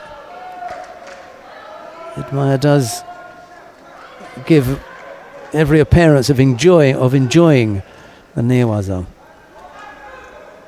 50-odd seconds left to go. Rosario piece. Nice battle between Edmire and Capanadze. A little ashiwaza effort from the Georgian, just unsettling Edmire. Needs to drop the hips here a little bit. He can't, and he gets flattened there. Couldn't drop the hips to get away from Capanadze. And the typical Georgian effort ends up burying Severin Edmire. Okay. Strong finish from Capanadze. The score is 1-0 for Georgia. Yeah, it's a trademark finish from the Georgians. We've seen that throughout the competition, and in particular today. In blue for Georgia, Both from the men and the women.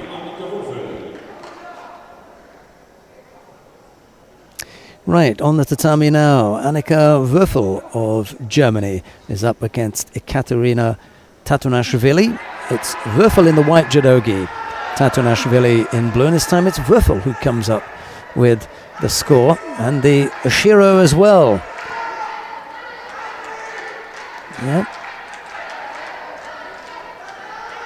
This will do nicely for the Germans. Score on the board. And Tatunashvili unable to escape from this. The leg is trapped as well as the top half. And there it is.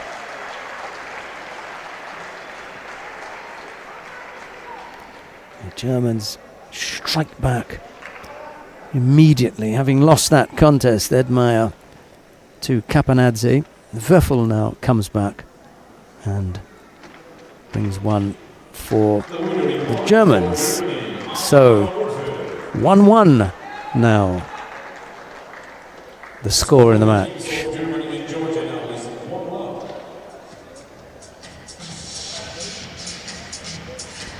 Next up, Matteo Chuk of Germany faces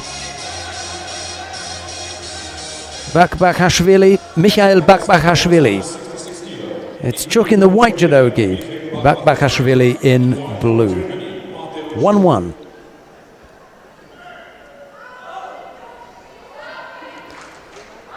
Chuk has got his right hand quite heavily strapped.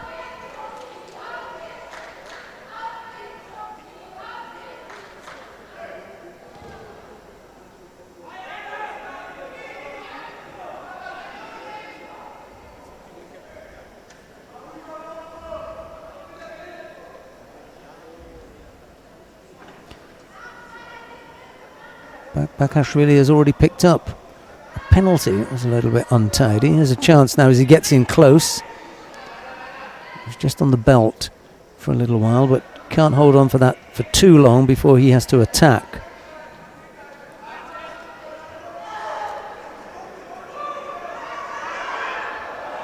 Yes, he does bring Chuk over and come up with the score. Just want to see if well, he's got one hand on him anyway, so it can't be any question of anything like a direct bear hug, because he just wraps. He's got one hand on his opponent already, and then the other hand goes on, so that's okay. And he comes up with the Wazari score.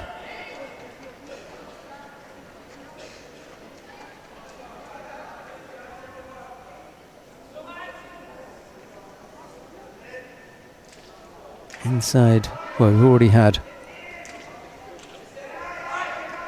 a minute and a half nearly. A good strong effort from Chuk there, going outside. Really threatened Bakashvili there.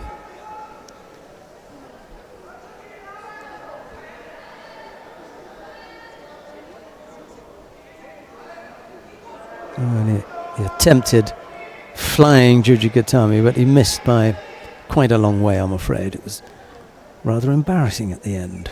Yeah. The distance that he left between himself and his opponent. He might want to work on that in the dojo a little bit more before he attempts it at high level world championship level. Yeah, Chuk not happy with the grip that Bakashvili was holding on to there.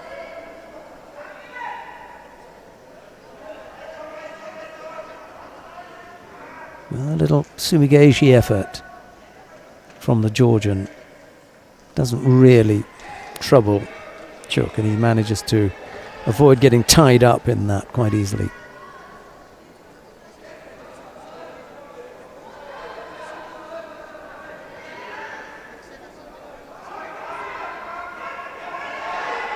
Uchigari countered and then turned. Well, I don't know. I thought there was a moment when Chuk looked as though he had control. But he came off that fairly quickly. And no score came. What did there? Yeah, I thought that Chuk had control for a moment.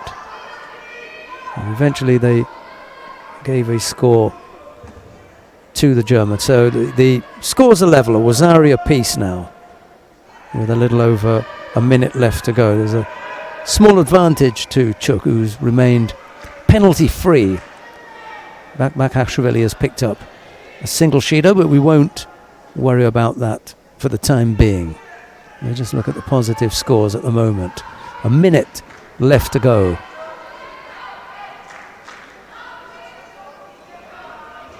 Low on the right side, a Morote Sionage effort from Bakashvili. Chuk thought about some type of Yoko Sotemi was it, but didn't follow it through. And now going over on the left side, they're off the tatami. The referee will call mate. 40 odd seconds left to go. Nicely balanced now, with both fighters looking aggressive and looking for scores.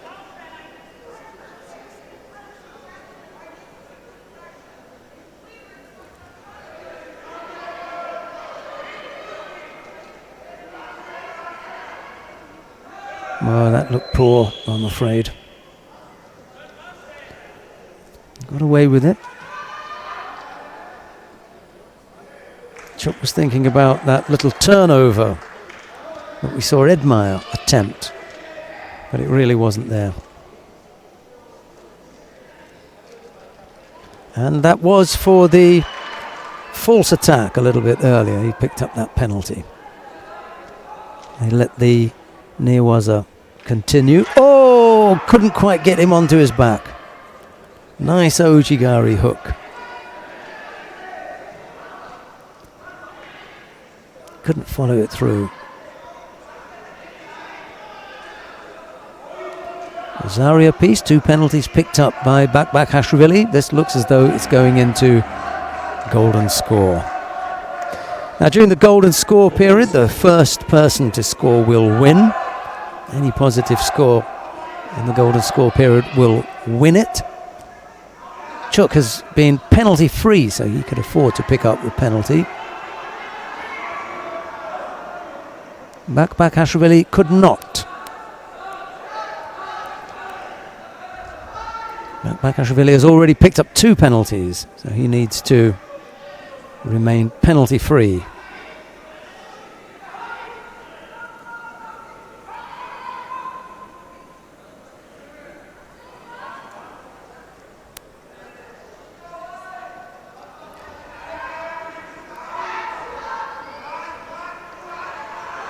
But he does catch him there. Well, it's difficult to avoid that when the Georgians get in close. Absolutely expert at that kind of close kind of fighting. Oh, they decided against it. Look reasonably good to me. We're going to have another look here. Ko Soto. I wonder what about that is not Wazari then?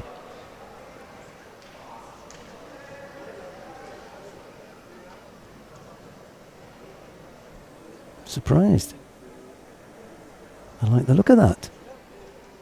Oh, and it's back on now. Originally no, but then yes, because there was no reason for no. So, 2 Wazaris to 1. Wazari and the second Wazari in the golden score took it for Georgia. Georgia moved back into the lead now. They lead 2-1. Coming up next, Annabella Winzig of Germany faces Mariam Chanturia of Georgia. Winzig in the white judogi, Chanturia in blue.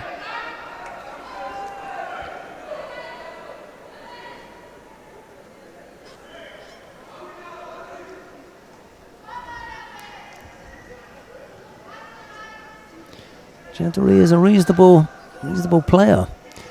The Georgians haven't quite got to the stage where their girls or women are really threatening yet. They simply don't have that kind of background, whereas Germany, as far as women's judo is concerned, have been around for years. But quite clearly the Georgians realise the importance of developing their women's program now, and here they are with their cadet team in a medal winning position.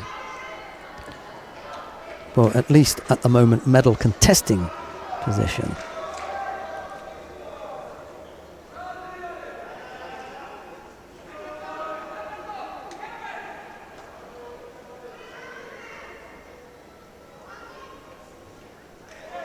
Winzig with not the strongest of attacks on the left side.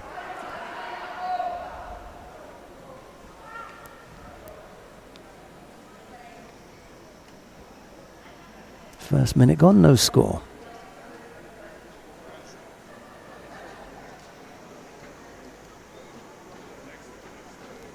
Two to 1. Georgia lead in the match. Annika Würfel picked up the single win for Germany so far. It was Kapanadze and Bakbashvili for Georgia.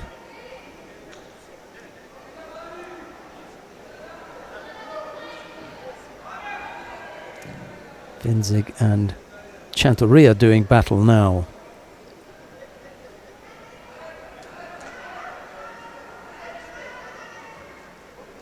Just missed with the right leg there.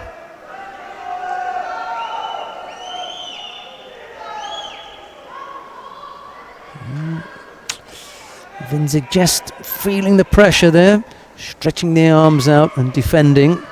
An overly defensive posture, and now again Chanturia, strong grip, she's on the belt, needs to work from there. She throws in the attack and then attempts the combination, and really 3 different efforts there from Chanturia, and Winzig just coming off second best in that last exchange there. A laboured looking left-sided effort that has Chanturia defending now. Trouble on the ground here. Oh, real difficulty if she stretches that arm out. And if she can't stand up, the roll is also going to put her in trouble. She turns in towards her opponent and gets the leg there, and that may be the saving grace. It's not going to go anywhere now, and the referee will call mate. Once she got that left leg up and around to protect her, that was it. So the shortcoming for Chanturia may be in Niwaza, and Winzig may want to take take note of that, take advantage of any opportunity that she may have in the 1 minute 48 left to try and grab hold of something on the ground. Single penalty against Winzig at the moment. Minute 48, we're back underway. Centaurea looking strong, standing up, threatening all the time. Little Ashiwaza there, looking to go over on the right side now with the hip, and then tried to come back with a Kosoto on the right side in the other direction. That didn't come off. Good effort there from Winzig, and she comes up with the score. That was a great last stretch there. Big left leg went out for the Makikomi, and it caught Centaurea. Really, it was Taetoshi, to be honest. She rolled her over on that side and came up with Wazari. So that's the lead now. Winzig is backpedaling here.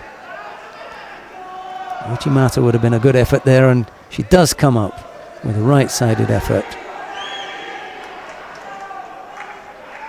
And the score as well. That's the tying score, and that's going to be physically draining. Having taken the lead, Annabella Winzig, she now gives up a score.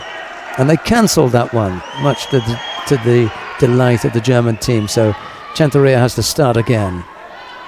I thought it was slightly generous. Let's work once, going over on the other side. Oh, now it's well, she's got the leg on the wrong side, and it's underneath the body. It's not where you want it. 40 seconds left to go. Centaurea really digging deep here. Must come up with a score now.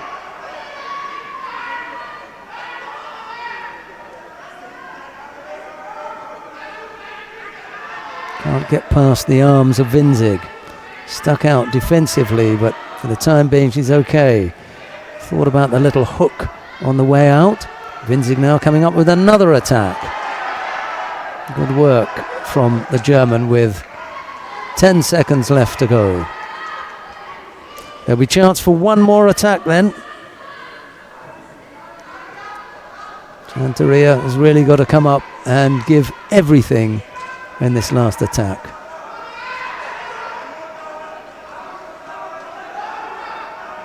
Got to go now. And that's not going to be enough. Winzig comes up with the turn anyway. But a single Wazari scored by Annabella Winzig is enough to give Germany their second contest in the match. And that levels things up at 2-2. Weffel and Winzig coming up with the wins for the Germans. Kapanadze and Bakashvili coming up with the wins for the Georgians.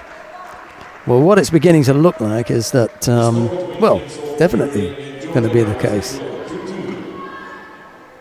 One of the fellas is going to have to come up with a win for the Germans, or one of the girls is going to have to come up with a win for the Georgians to break this tie. Johann Lenz of Germany faces Vladimir Akalkatasi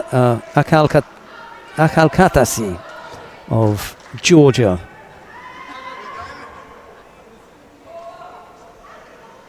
It's Lenz in the white judogi, Akalkatsi in blue. Nice off the sleeves there. Lenz just trying to use the leg to trap him, but he can't do it, and that's a score. Akalkatsi bringing Lenz down. So Wazari the lead for, referee's got that right, Wazari the lead for Georgia and Akalkatsi. Lenz is going to have his hands full here. Akalkatsi is a real strong thrower. Down onto his side, but not enough for a score. Akalkatsi is not going to be worried about that. He feels as though he's got plenty in the tank. And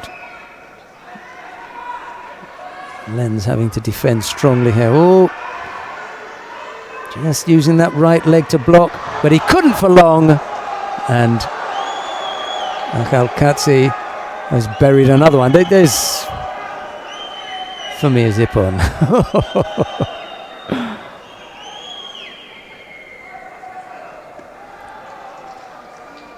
Yeah, and it is zip on. Yeah. Johan Lenz going over.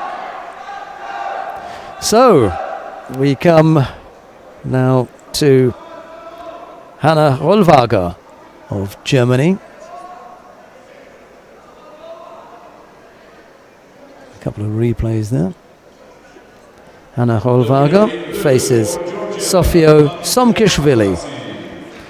It's Rollwager of Germany in the white judogi, Somkishvili of Georgia in blue. 3-2 to Georgia.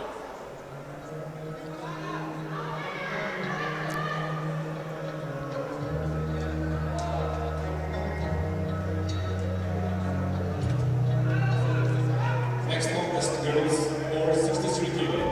In blue for Georgia, Sofia Somkishvili. In white for Germany, Hanna Rollwager.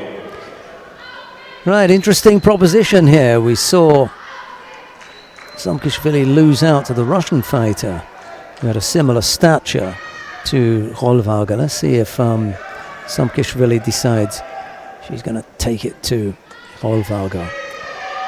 Reasonable effort on the left-hand side there from the German, just not able to finish off the technique.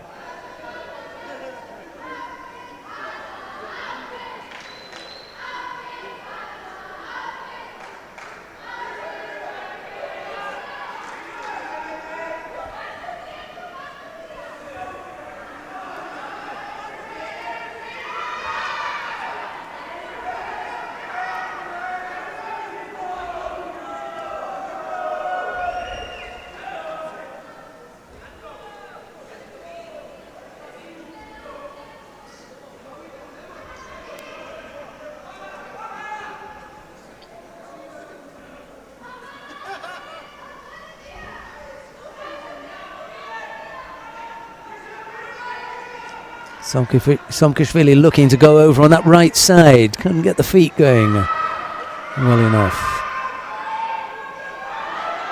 Rollwager looking for the shimiwaza.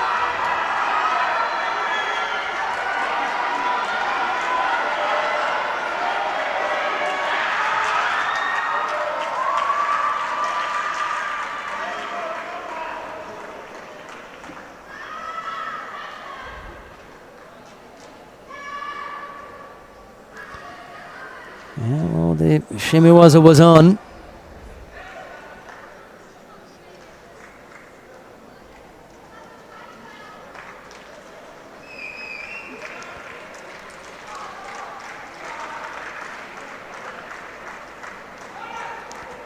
No harm done. Somkishvili just hanging on that little bit too long before tapping out.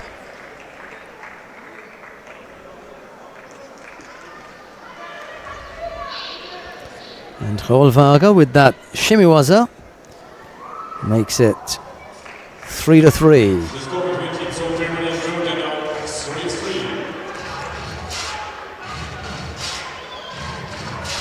Well, that's it then. We've got everything down to the last contest. Jonas Schreiber of Germany faces Alexei Svianidze of Georgia. Schreiber in the white judogi, Svianidze in blue. Winner takes all.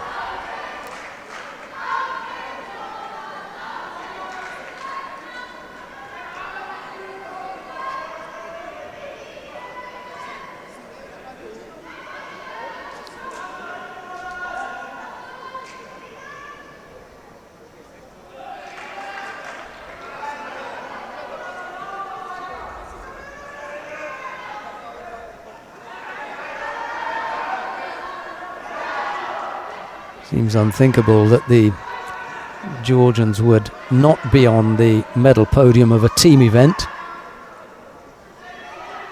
But there's this distinct possibility of that happening here.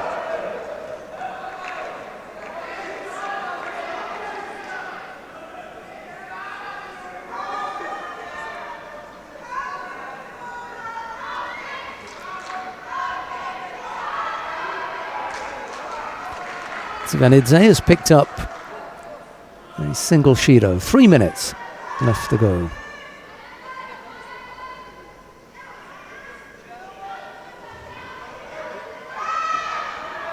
Schreiber looking to go over on the left side there. Tsivanidze flirting with danger, allowing Schreiber, or maybe not allowing, but failing to block Schreiber from getting close in. Scores level, 3-3. Winner will take it all. You don't have to worry about points here.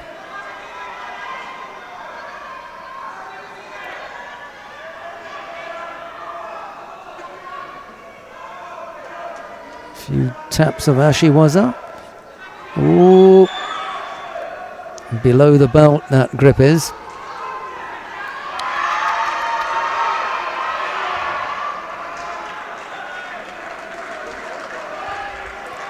Well,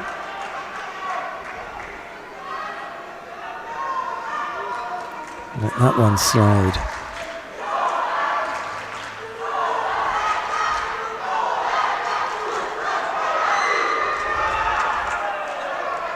Well, there are better ways of defending this.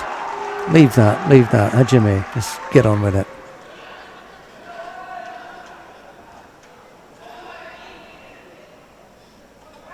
Yeah, well, how long did it take for them to do that? No one can remember when he did it, because it was so long ago.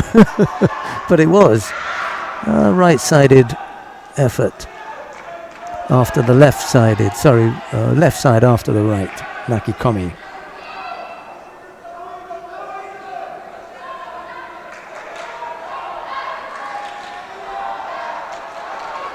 Stronger grip now, and it's an uncomfortable grip with the jacket up around the head.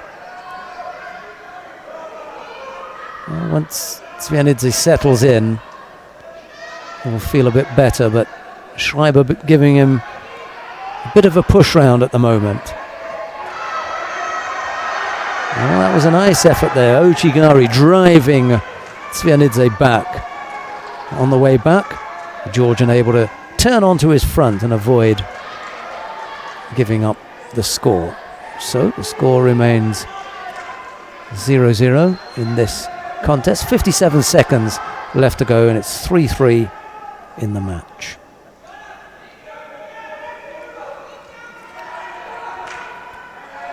Into the last minute. Schreiber looking strong. Tsivanidze blowing heavily. Little foot tap there. Too far through, and Tsivanidze is able to push his man away.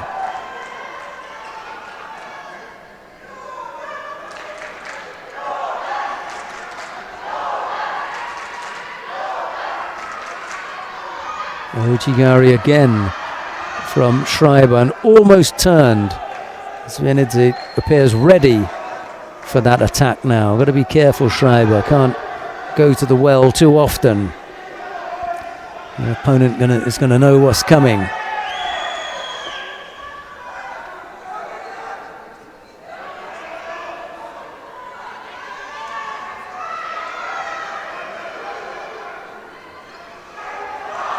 Oh, and it's the Georgian who comes up with the score. Can you believe it? It's the most unlucky of efforts for Schreiber. It was Schreiber who was in there trying to make something happen, and it was all legs tied up. Tsivanidze managed to get a leg in a position that helped to bring Schreiber down. The German went onto his side and then onto his back. Wazari was the score, and it's the Georgian Alexei Tsivanidze who takes the contest. And with that contest, he brings the score in the match to 4-3 in favor of Georgia. It's Georgia who take the second of the bronze medals.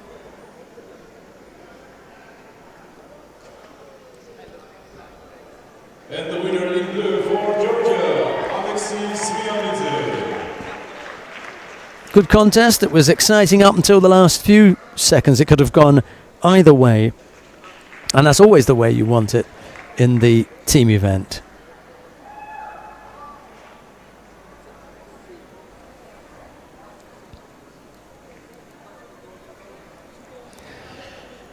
So the teams will come back out to bow off. Germany end up in 5th place, and it was a good effort from the German team. But in the end, the match went to Georgia 4-3, which was a little bit closer than the Uzbekistan-Japan match, which unfortunately ended up 8-0.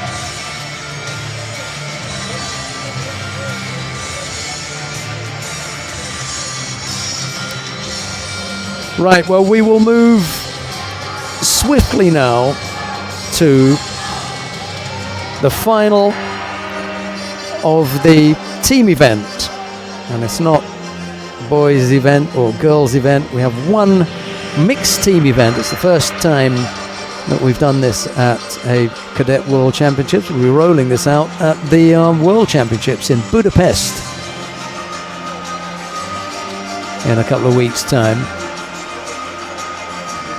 But we come now to the final of the team event. Russia versus Brazil. And let's just run through the Russian team for you. At 44 kilos, Lilia Nugaeva. 55 kilos, Arman Gambariani. 52 kilos, Natalia Elkina. 66 kilos, Karen Galstian. 63 kilos, Daria Vasilieva. Under 81 kilos, Mansur Losanov. Under 63 kilo category, no, plus 63 kilo category, Daria Vladimirova. And plus 81 kilos, David Babanian. For Brazil, it'll be Laura Ferreira, Aristides Jr., Nicole Franzoy, Pedro Medeiros, Gabriela Moraes, Marcelo Gomez, Luisa Cruz, and bringing up the rear, Leonardo Santana. Just to tell you quickly, it will be 2 weeks from now exactly when we'll be having the Senior World Championship team event. We've got the individuals before that, and all of that takes place in Budapest, Hungary, beginning on the 28th of August. We look forward to your company then, but before that, we've got the final of the team event here at the Cadet World Championships in Santiago, Chile. Lilia Nugaeva of Russia in the white judogi faces Laura Ferreira of Brazil in blue. We're underway.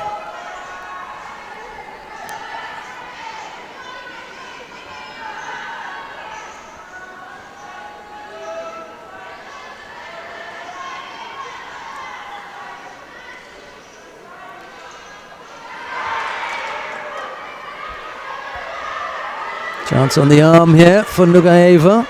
Strongly defended by Ferreira. No room to work there.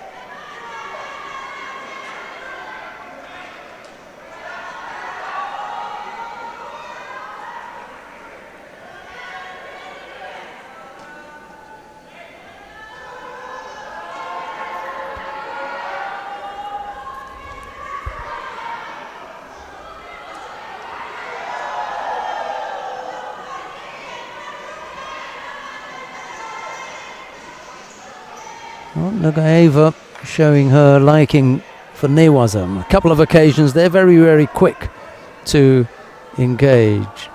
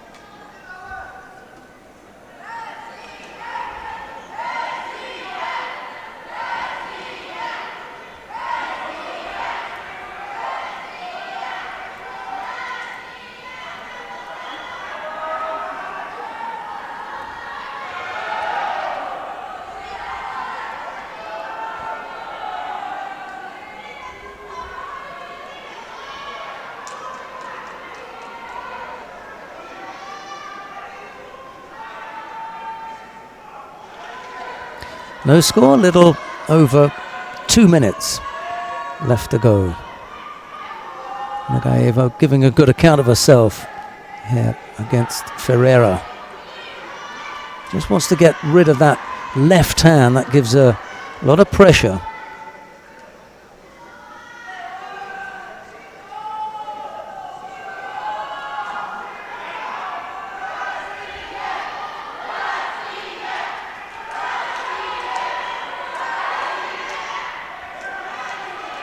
And now Nagaeva picks up a penalty for passivity.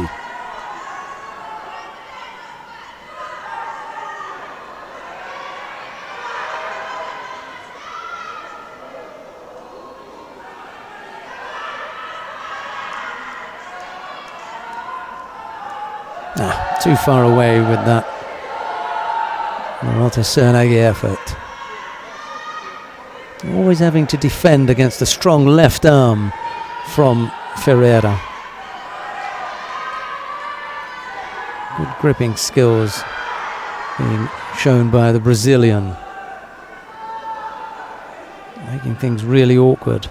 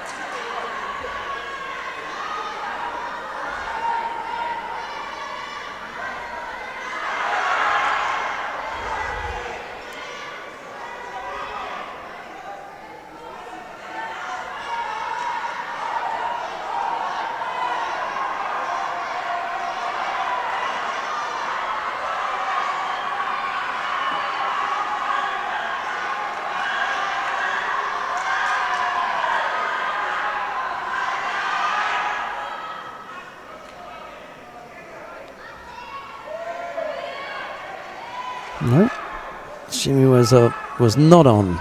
Defended well by Nagaeva. Nagaeva doesn't want to take a break. Wants to get on with it.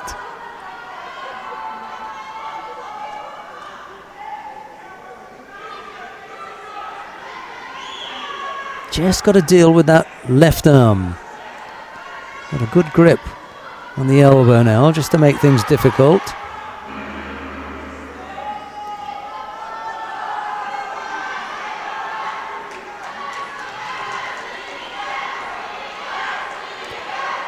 No score, we're into the golden score period. Nagaeva has picked up a single Shido.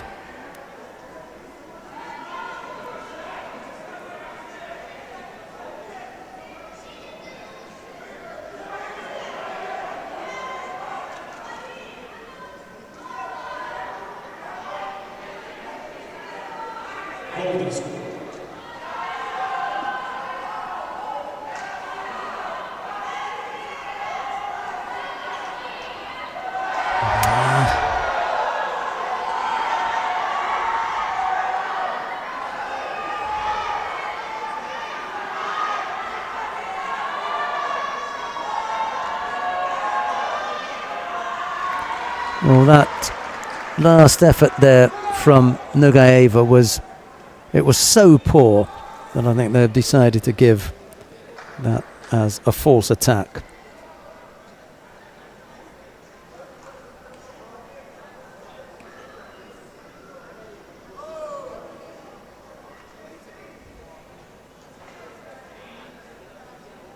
Yep, they do. Nagaeva is penalised in the golden score period, and the contest goes to Laura Ferreira. So 1-0. Russia fall behind as Ferreira takes that contest.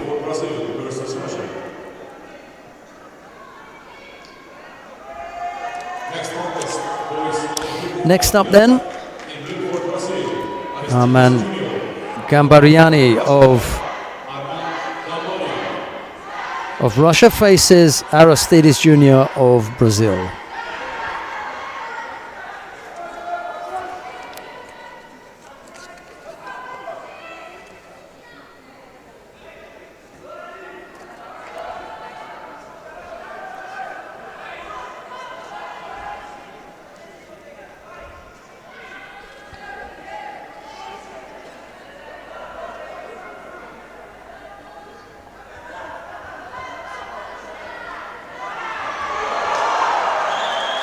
Well, there's no arguments with that one.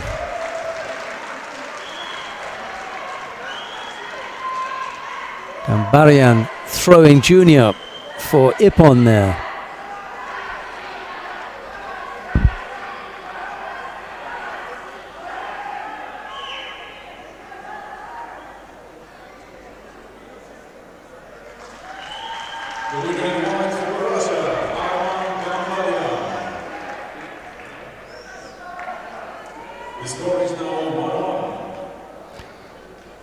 That brings the scores level now, 1-1.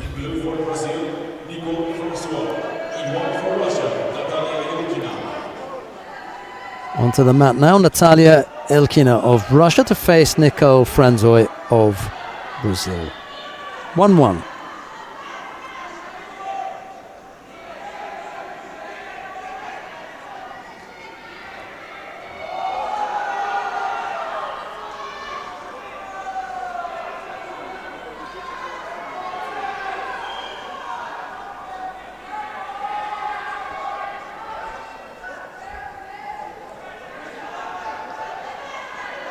Elkina has fought well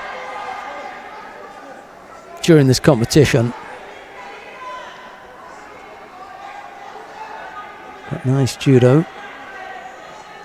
Not caught by that attempted flying Jujigatami. Maintaining her poise after that attack.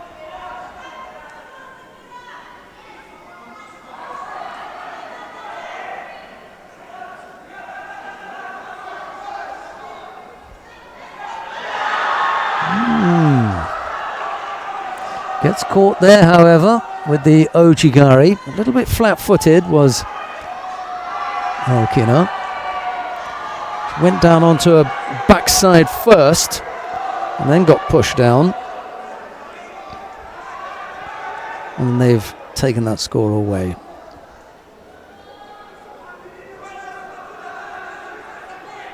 And she had both hands down as well. Yeah, there. Yeah. And then onto her front.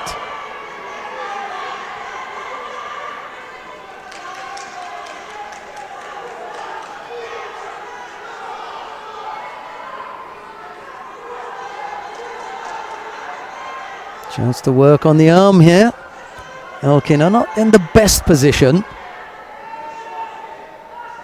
She's going to lose it now. Reworked it for the Sangaku. There's a chance for a turnover here if she can move quickly enough.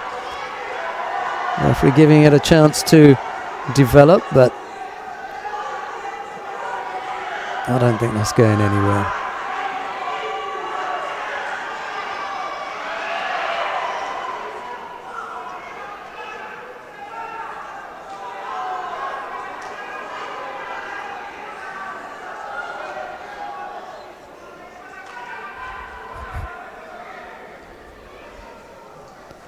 Minute 45 left to go. The match is finally balanced at 1-1. The contest is finally poised with no score, and Franzo just picks up a penalty for that false attack. No real harm done.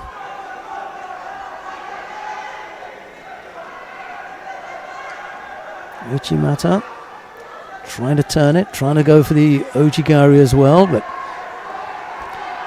Brazilian unmoved, or at least immovable. Ochigari again, and then into the Uchimata.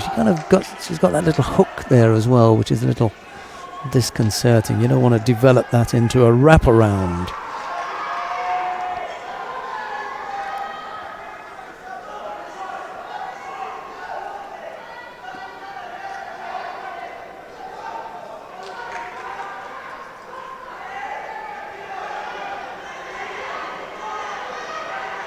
Inside the last minute now.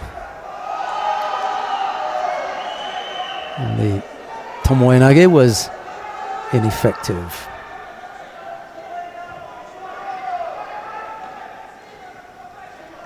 And a second drop now. False attack. 40 odd seconds left to go, and that one could hurt.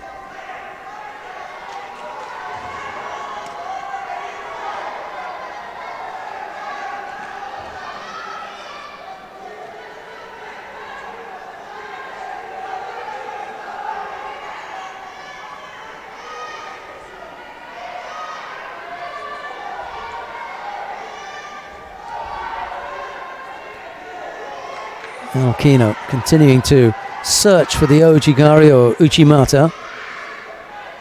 Right-sided effort from Franzoy. Puts her in some trouble here. The arm is out now and she has to tap. Alkino quickly onto the arm.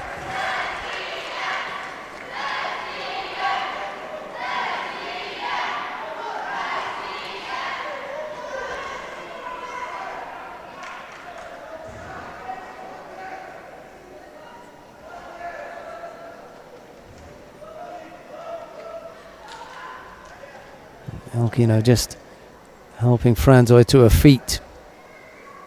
No, nothing malicious there. It's a hard sport. Very tough at times.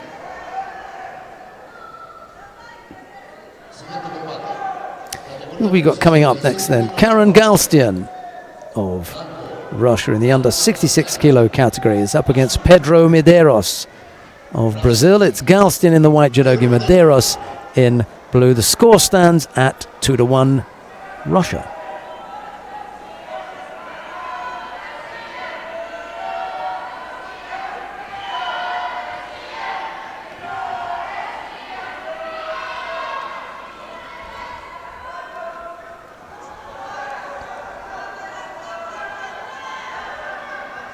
Galstian not hanging around, is he? Yes, Ippon from the Sumigaishi. That would be special. I just want to see the landing there, but it was super quick. Oh yeah, oh yes. That is done. Super quick from Karen Galstian. 3-1 now. On the mat now, Daria Vasileva of Russia to face Gabriela Moraes. It's Vasileva in the white judogi, Moraes in blue. And Moraes was suffering badly from stomach cramps earlier on. I wonder if she's had a chance to recover.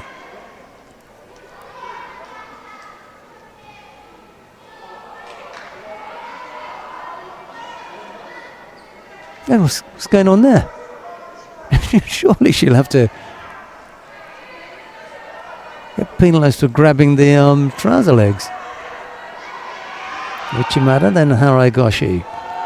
A little roll onto a left-sided effort. That didn't account for anything.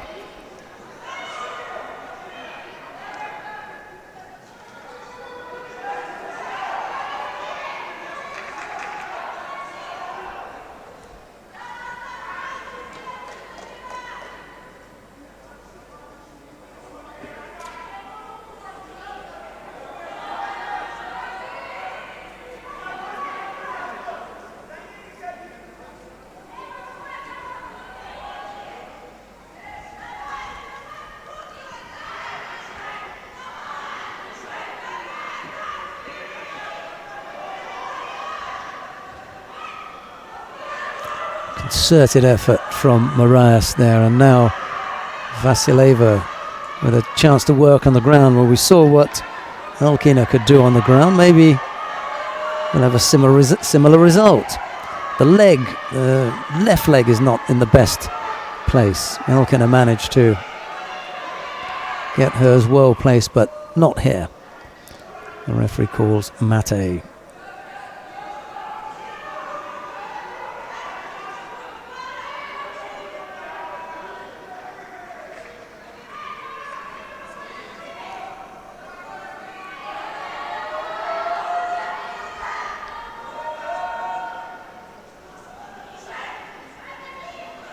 Oh, almost off the sleeves from Vasileva.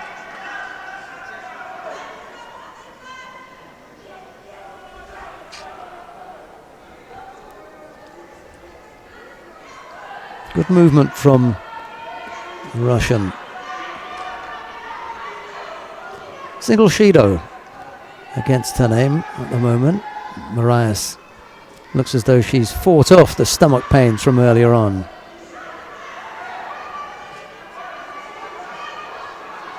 Putting the pressure on now. Both directions there.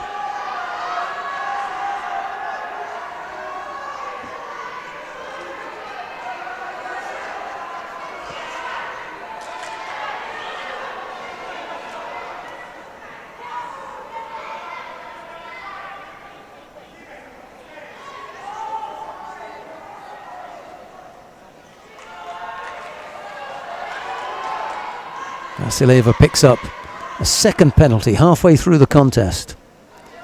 Really, oh, came off the other side there.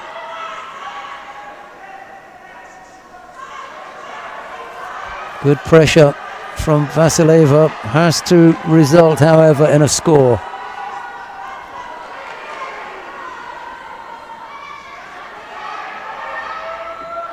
Marias just getting a chance to catch her breath.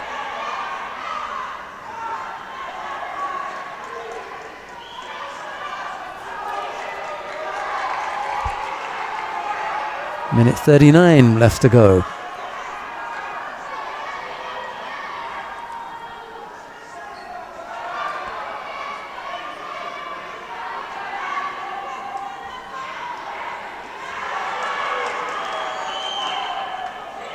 Yeah, leave that. Clock running out. Yes, you can get the arm trapped. You pull your opponent into you.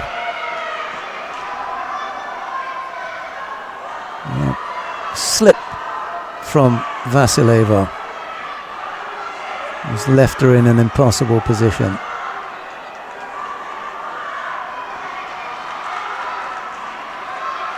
It was all about rushing things and getting into a poor position. Vasileva falling into that Osai Komi.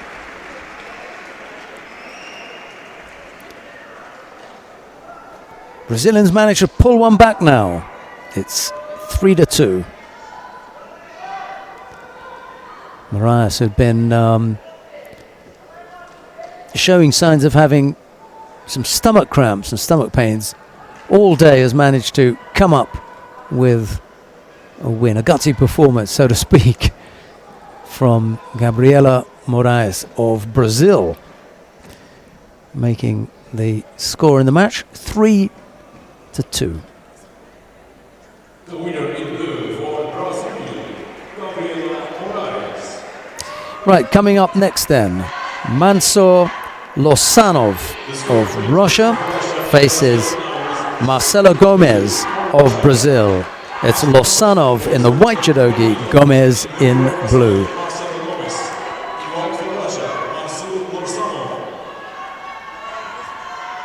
Losanov has looked pretty good throughout the day. Gomez may have his hands full here.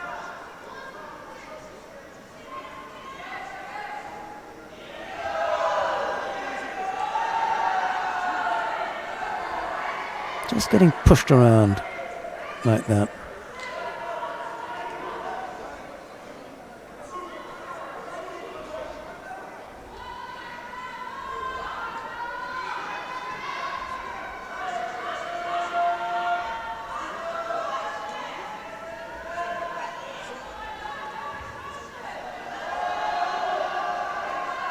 Losanov just being watchful there as he looks to get the grip that he wants to work from. Quick look at the clock, there's plenty of time, no need to worry about that. 3 minutes and 4 seconds left to go.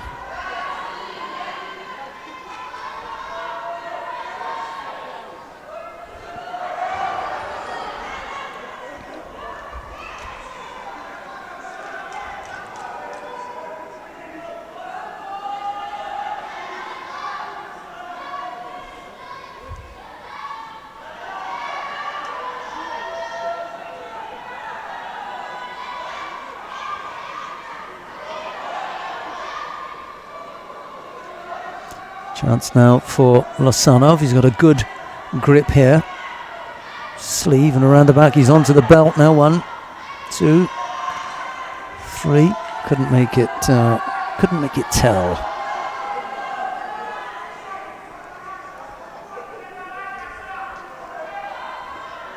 Slightly speculative from Gomez, just throwing one leg at Losanov. Not going to catch him like that, I'm afraid. And it was that bad. Well, it was that bad. And he picked up a penalty for a false attack. Okay, they've just waved that off, but it was pretty close because he hadn't really done anything.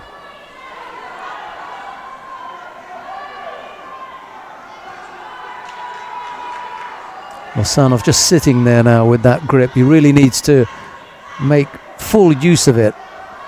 Once he gets the sleeve, oh, what's happening with the leg? He's wrapped his arm around the leg.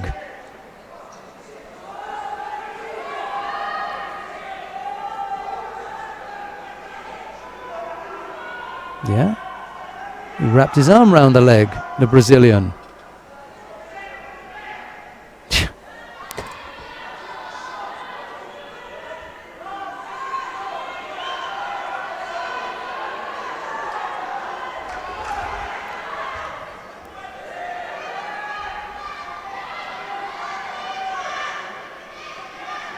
Minute 20 odd to go. No score as yet. Well, at least you can say that Gomez is trying to make some effort. Losanov needs to step things up here, or else he'll be called for passivity. There you go. That's the grip that you were looking for. Now need to use it.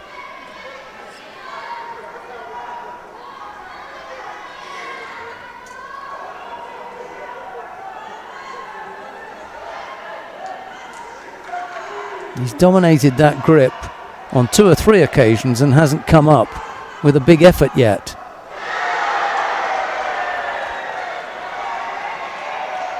And he's paid the price for hanging around for too long and eventually getting caught.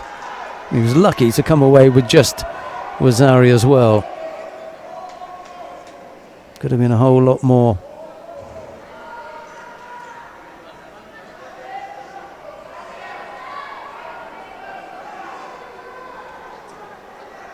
"36 seconds left to go." And an error from Losanov. Having the strong grip, not being able to use it to his advantage and then getting caught.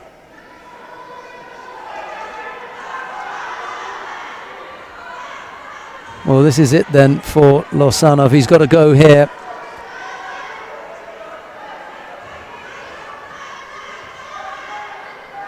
He's managed to block Gomez, but it's not a block that he needs.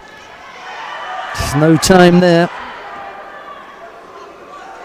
There's a score from standing up, and Losanov really hasn't produced anything in this contest to threaten Gomez.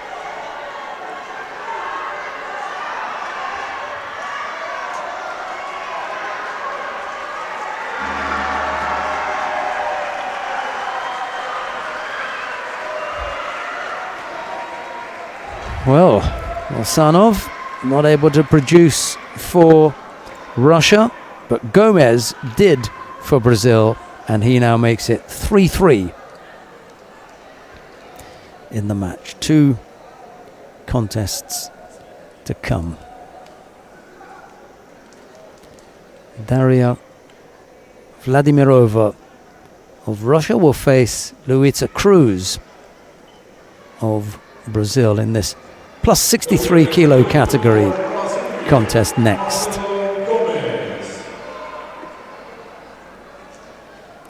Cruz was a bronze medalist in the individual competition.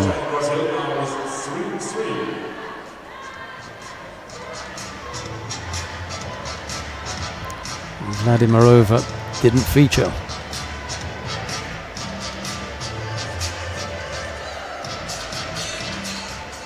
Next contest, girls over 63 kg. Oh, Blue for Brazil, Luisa Cruz. In white for this is a Russia, big ask now for Vladimirova. She's got to come back with a save here.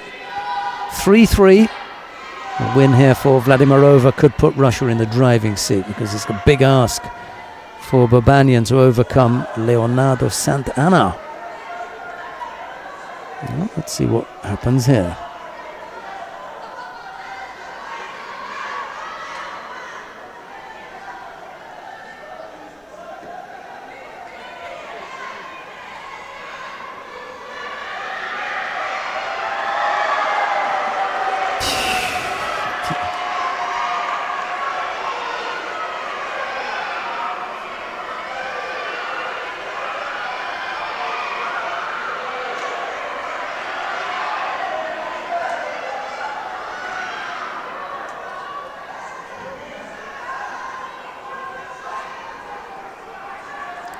Cruz takes the lead with that Wazari. A minute gone, 3 minutes left on the clock. Vladimirova with a bit of work to do now. Dancing around and pulling but not coming up with anything. A really big effort is what's needed here. We're not really getting it. There she was, attempted by Cruz.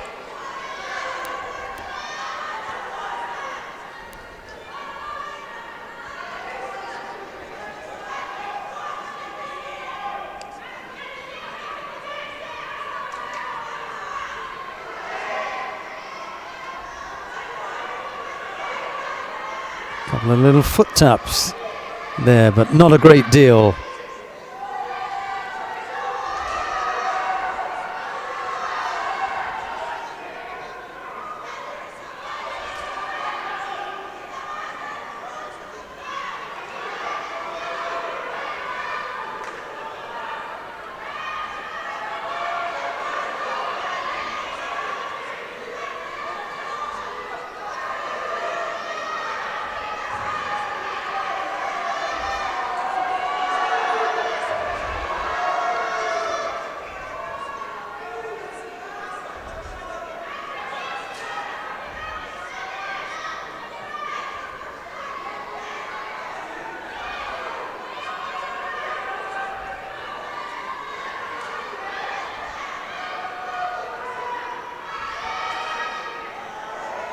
And now Cruz just bails out of that. There was no attack there.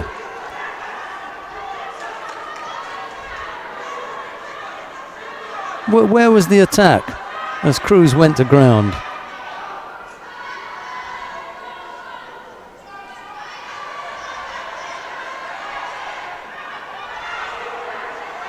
Good strong grip there from Cruz. Can she use it now?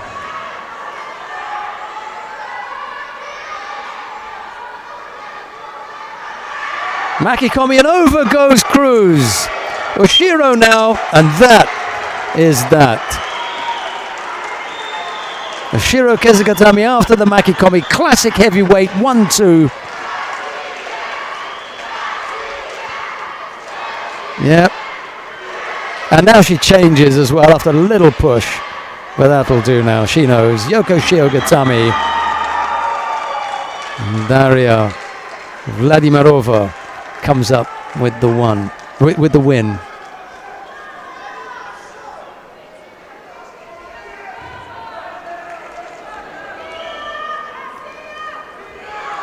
Vladimirova gives Russia the lead going into the final contest.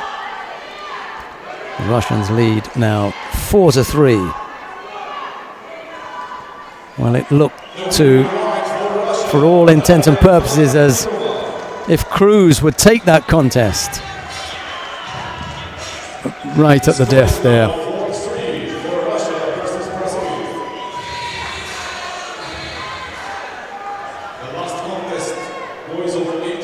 Up came the Russian.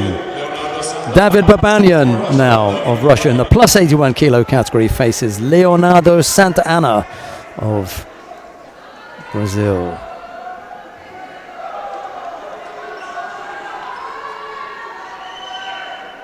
Babanian in the white judogi, Sant'Anna in blue.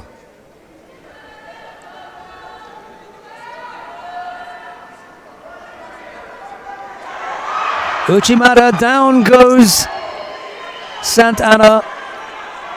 He can't come up with the Ushiro, however, but he leads by Wazari.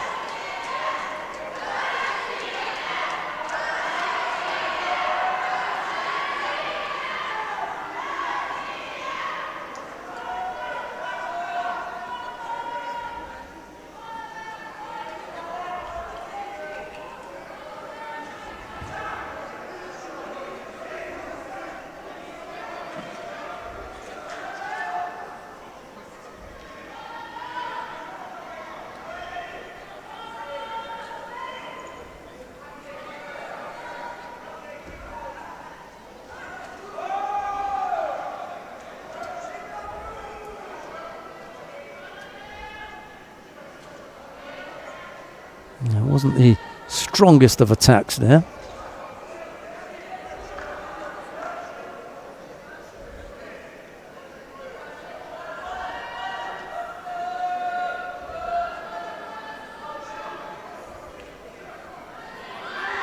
Well, that was good from Sant'Anna. Nice movement from the big fella from Brazil as he threw himself quite nimbly for a big man on the left side and thought about that Seotoshi.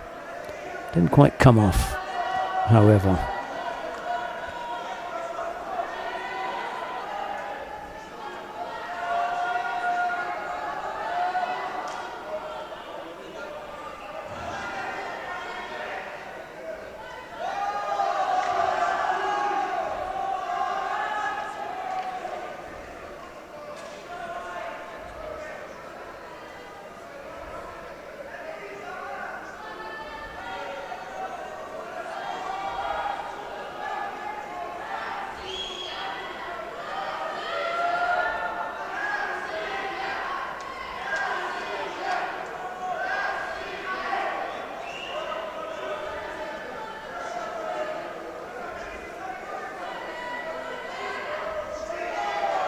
Well, Sant'Anna looks as though he's just walked off the area there.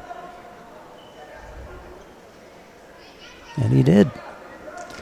Gets penalised for stepping out. 2 minutes left to go. Babanian still leads from that Wazari that he scored early on.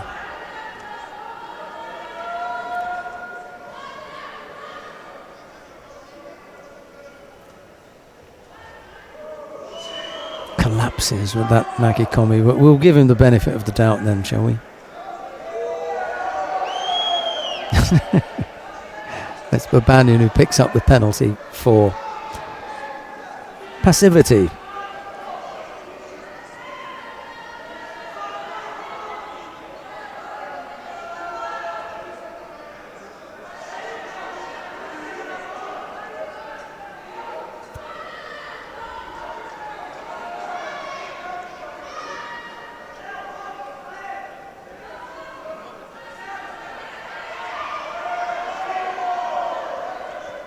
And again, Sant'Anna just giving every impression as though he's just walked out the area.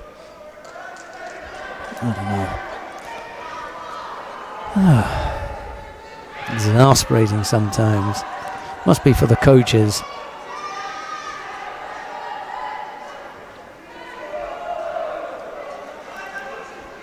Quick look at the clock from Babanian. Time to burn some of the clock up.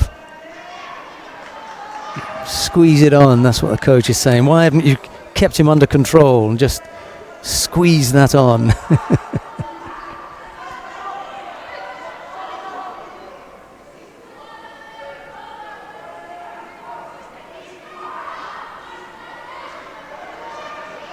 Time ticking away here.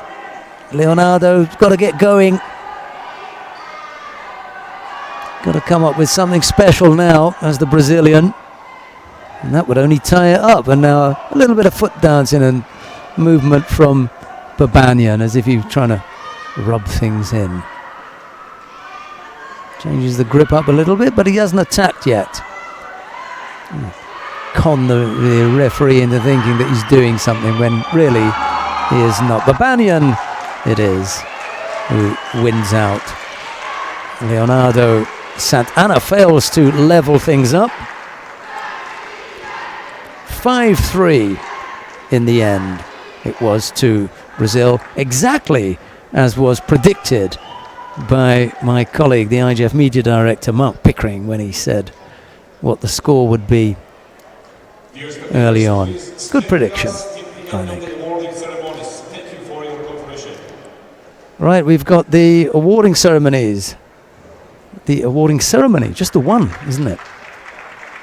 To come now. Babanian bows, shakes hands with Leonardo Sant'Anna. It's David Babanian who wins the final contest in the final match on the final day of competition here at the World Cadet Championships in Santiago, Chile. We hope you're going to stay with us for the awarding ceremony now. That is coming up now. The teams will bow off from this particular match, and then we'll see the teams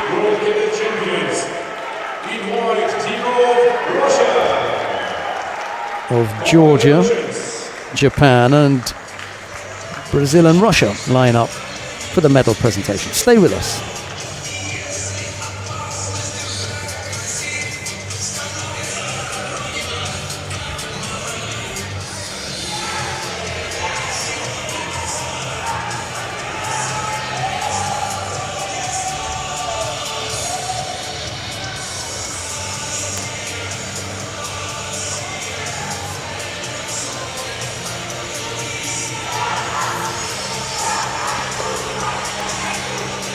Time for celebrations from the Russian team. They overcame Georgia, a very strong Georgian team, in the semi-final. Mongolia in the quarter-final. Round two, it was Kazakhstan who were down by Russia. And in the first round, Russia had a big win over Argentina. That was their route to the final.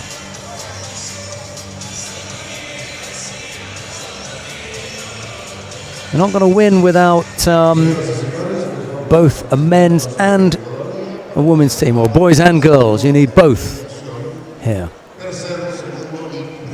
And the Russians managed to put together a strong enough pairing of girls and boys to come away with the win. Now, just to tell you quickly then, it's the 13th of August now, but in a week or so's time we'll be getting underway with, well, 2 weeks time we'll be getting underway with the World Championships for seniors, the Senior World Championships, to be held in Budapest in Hungary.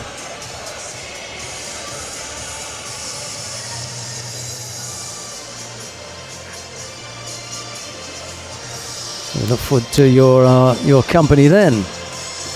Starts on Monday the 28th of August, and we'll bring you all that action. So in addition to all of the action that you've seen here, we'll have those 7 senior weight categories for men, 7 senior weight categories for women, and then the same format that we've just seen today, the mixed team event, and I think that's going to be really exciting. We'll see all the top names from the International Judo Federation Judo World Tour. They'll all be taking part, including the world famous Teddy Riner, the current world champion and double Olympic champion at plus 100 kilos. We look forward to seeing him there. He's been out for a while, and I think he's going to be seriously challenged because there's a big group of fighters in that weight category. I think that it's a total of 42 fighters in that weight category. I think that's going to be one of the most interesting heavyweight, super heavyweight competitions for a long time. But the real talking point, I think, there is going to be the first time that we're going to see the seniors rolling out the mixed team competition. I just checked with my chief because we had 4 girls and 4 boys in a competition, but I think it's 3 men and 3 women. It'll be 3 men and 3 women with some slightly different weight configurations. But that will be well worth watching, and we look forward to that. Now, the lineup for the teams, the bronze medalists here in Santiago, Chile. Georgia and Japan. Georgia overcame Germany in their bronze medal contest. Japan downed Uzbekistan. It was 8-0. And then you've just seen the Russians defeating Brazil 5-3 in that gold medal match. I think all the teams are ready to go now. Our organization staff have got them all lined up. Let's see who it is that we've got there.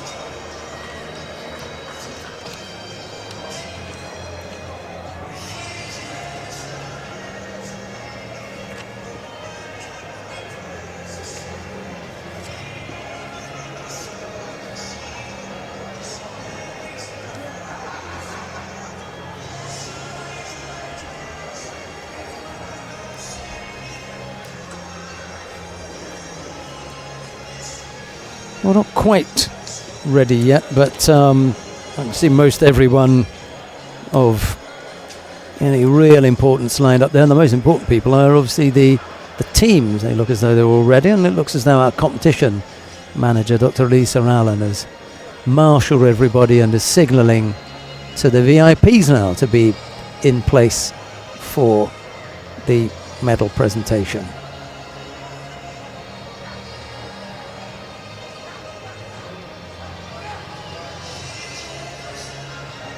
Four teams we're looking for, and I'll give you the lineup of all the teams and as many of those fighters that I can pick up as I see them. And some of you may want to know about the fighter who competed for Japan in the under 63 kilo category. She was the under 57 kilo category player, Nakaya Haruka. She had a bit of a bump to the head, but she's recovered, and hopefully we're going to see her up in the stands for the medal presentations. Right, there they are. Well, the first of the teams to come out will be Brazil. They're the silver medalists. Squeezed up alongside them will be the Russian team. And then down at the other end, we've got the 2 bronze medal winners, Georgia and Japan. I think the medal podium was big enough for the individuals, but definitely not big enough for the teams. Big teams there. Only double that size, I'm afraid.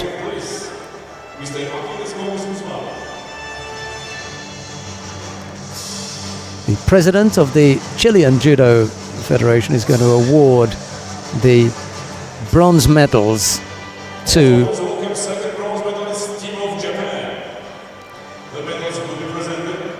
Georgia first, and then Mr. Mohamed Marija is going to present the bronze medals to the team of Japan.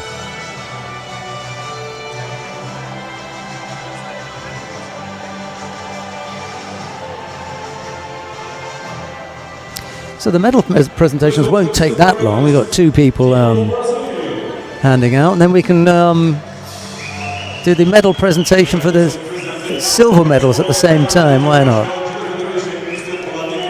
Vladimir Barta is going to be handing out the silver medals to the Brazilian team. And finally, gold medalists and 2017 World Cadet Judo Champions, Team of Russia. And then the Russian team step up onto the podium to receive their medals, and it's sport director, the IGF sport director, Armen Bagdasarov, Olympic silver medalist, making the presentations to the Russian team.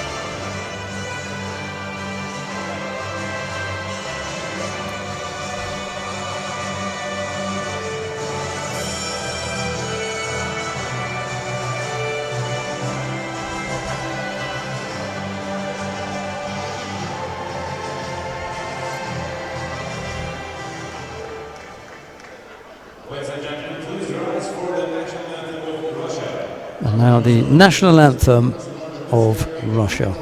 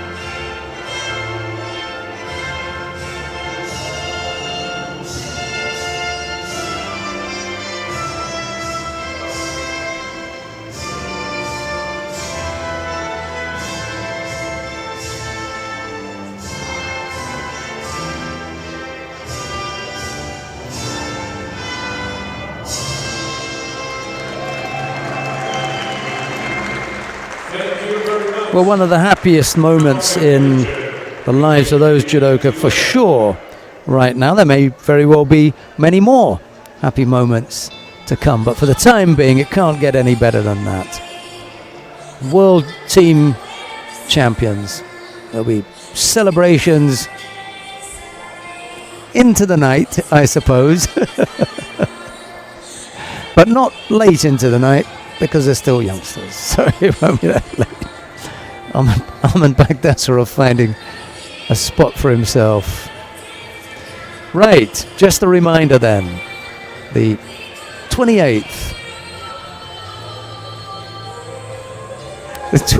to the 3rd, 28th of August to the 3rd of September, we'll bring you live action from the Senior World Championships. And just to let you know, Japan and Georgia took bronze medals. Brazil, the silver, but it was Russia who ended up as the gold medal winners. And Arsen Galstyan, the former Olympic champion, is making his way down onto the floor. He'll come and congratulate the Russian team. He's been part of their setup. It's the first time we've seen him here. I didn't realize that Galstyan was here. Tir Dongazashvili is waiting to give them congratulations as well, former world heavyweight champion, or open weight champion at one time.